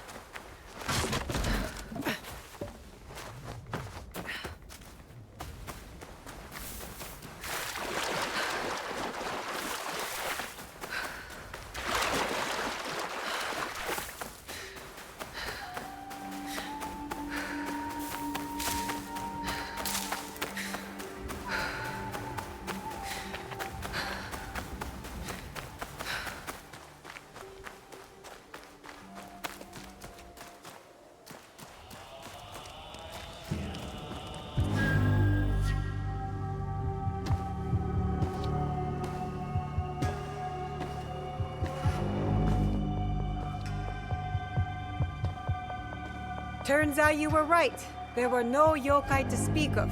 Only people. Mamushi? For centuries, I have chilled the hearts of your kind. You did not believe. You're the woman I rescued. I was not in danger. What have you done to Mamushi? I told him a tale. I helped him believe. Fear claimed his soul. And now, I will help you.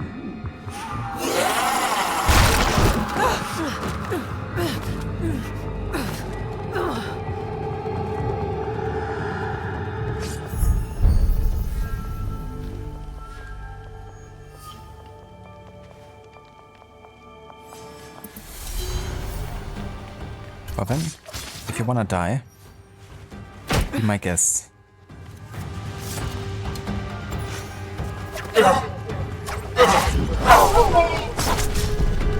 I am spawned from the dread of mortals. Fear makes me stronger.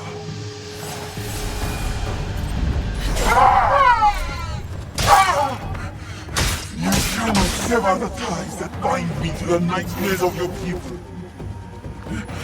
I am the yokai of 100 stories. Fear will always bring me back.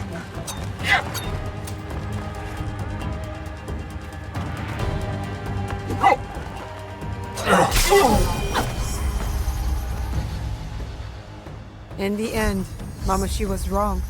Yes, yokai! Seriously? Mamushi is dead and you're like, yes, yokai. Ah, dear. Well then, at least you got this finished.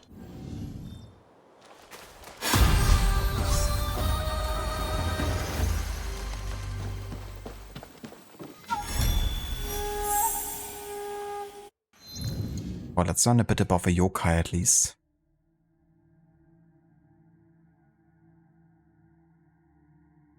Yeah, I don't blame you, Dr. Darling. I'm not gonna revisit the game anytime soon either when I'm finished with it. Yeah, looks pretty dead to me. Maybe he died. Foreign concept to the assassin. Yeah, that was extra, to say the least.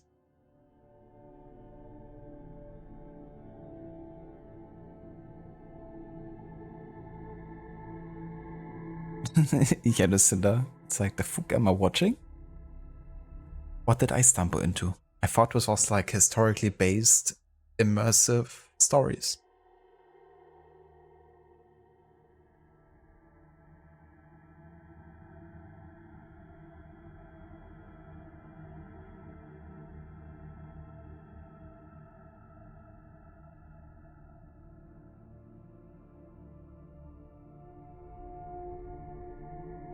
Yeah, just sprinkle some holy water on him. Maybe that's gonna do it. They did the lady crying in the corner bit, didn't they?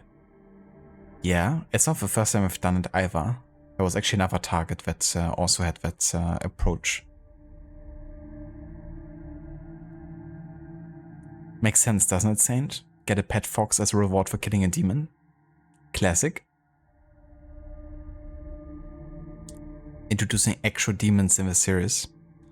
Yeah, the only time we really had it was like when we had the Dead by Daylight quest, I guess. But, you know, this is definitely... yeah.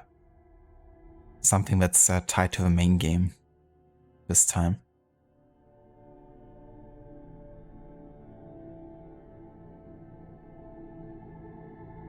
But yeah, let's actually read up on this so we can learn a bit more about the yokai. Yokai have been present for centuries in the collective consciousness of the Japanese. Their revenants, ghosts and demons, as well as mischievous goblins or other supernatural phenomena that inhabit liminal spaces, places of passage that exist between the visible and invisible worlds. In the past, yokai inspired anxiety or fear.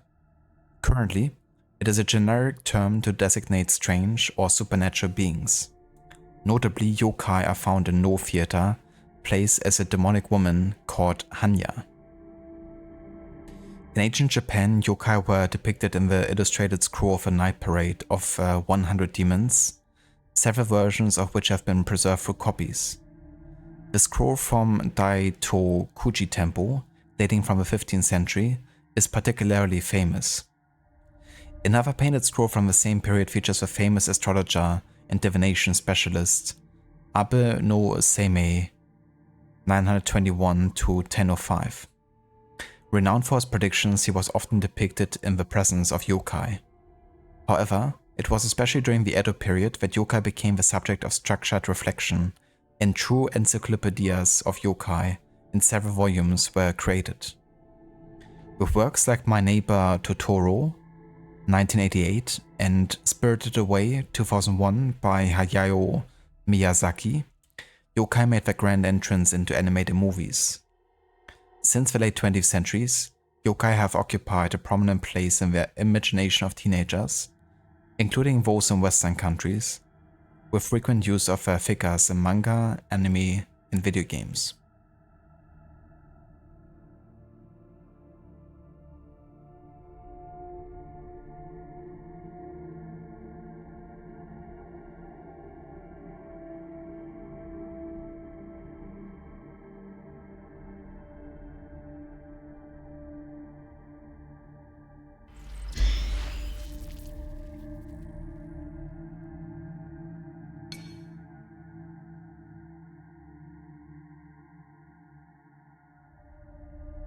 Trying to be Onimusha now with the demons.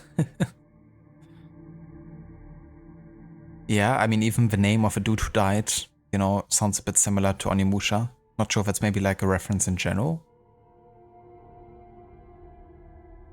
Some of the demons also have Isu or something. Yeah, I'm not sure if that even existed or if that was just like in Naoi's mind or something, but yeah, I have no idea. It's not like they give us actual explanations here.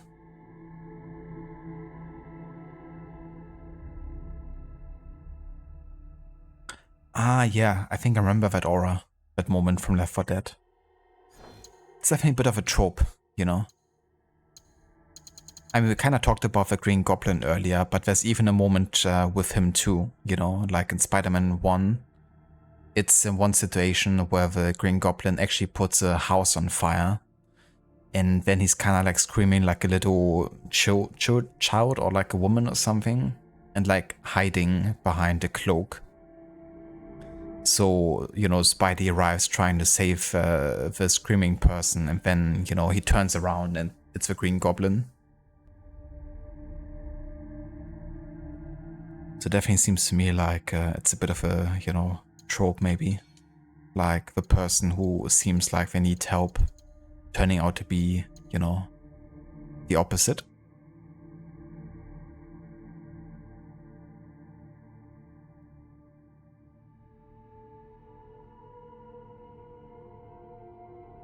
If they are spirits, then they would probably have to possess a human body. Yeah, that's the thing, right? It seems like yokai is just like a general term, I guess, for ghosts and demons and all sorts of things. So who knows?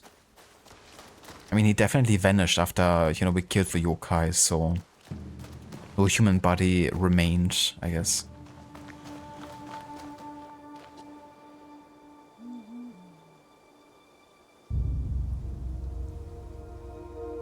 A lot of horror movies have a lady crying in a corner trope. Yeah. Need to read a trading card to find out. Yeah, gotta collect like an entire deck of trading cards for AC Shadows. And then you're gonna find out.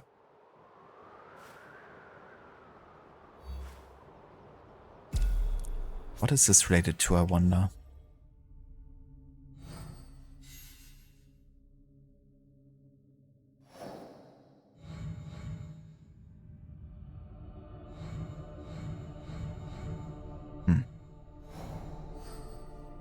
Bit weird, because the quest doesn't appear within this tab.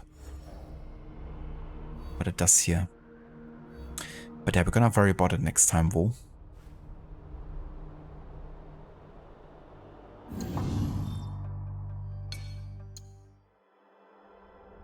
Green Goblin gave you nightmares as a kid and you forgot about it completely until you saw the new Spider-Man multiverse movie a few years ago.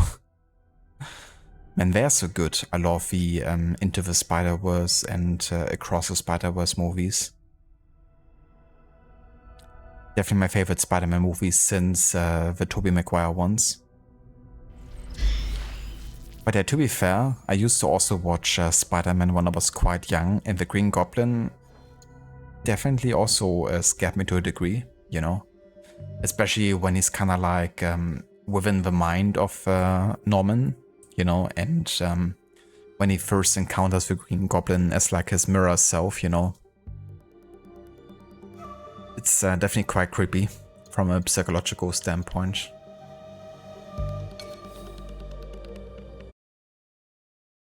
And yeah, I mean, Willem Dafoe, you know, he's done such a great job also playing the character. Such an iconic performance.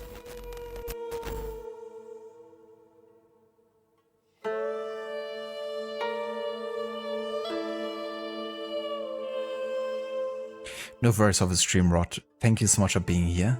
Thank you all so much for being here and for joining me today for more AC Shadows.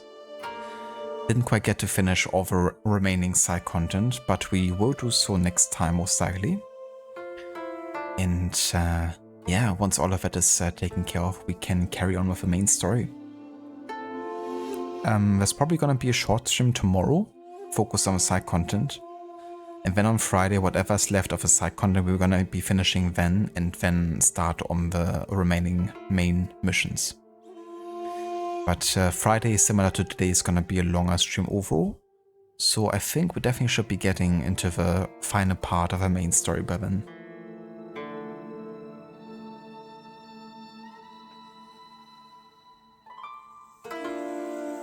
Reverse Aura, thank you also for being here. You too, Saint, have a good evening. Catch you next time.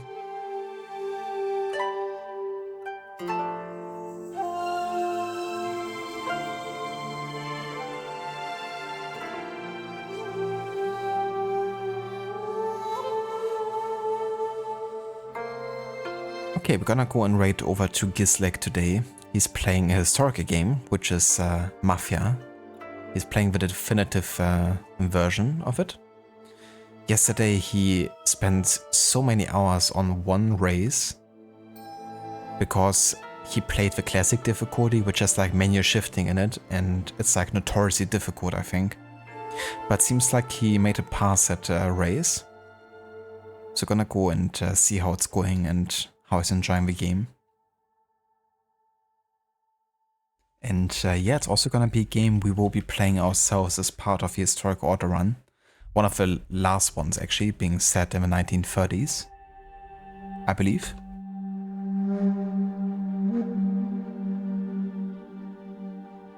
And if you would like to join us with a raid over to Gisleck, feel free to copy and paste the raid emotes in chat.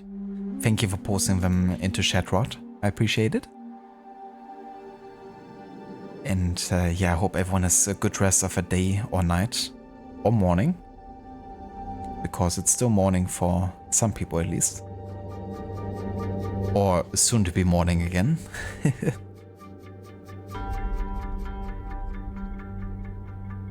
Cheers, Rod. Catch you next time, dude.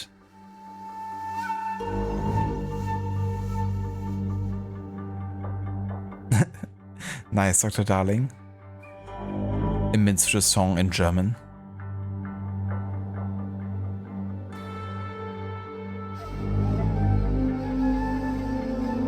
Google Translate has done a pretty good job, I would say.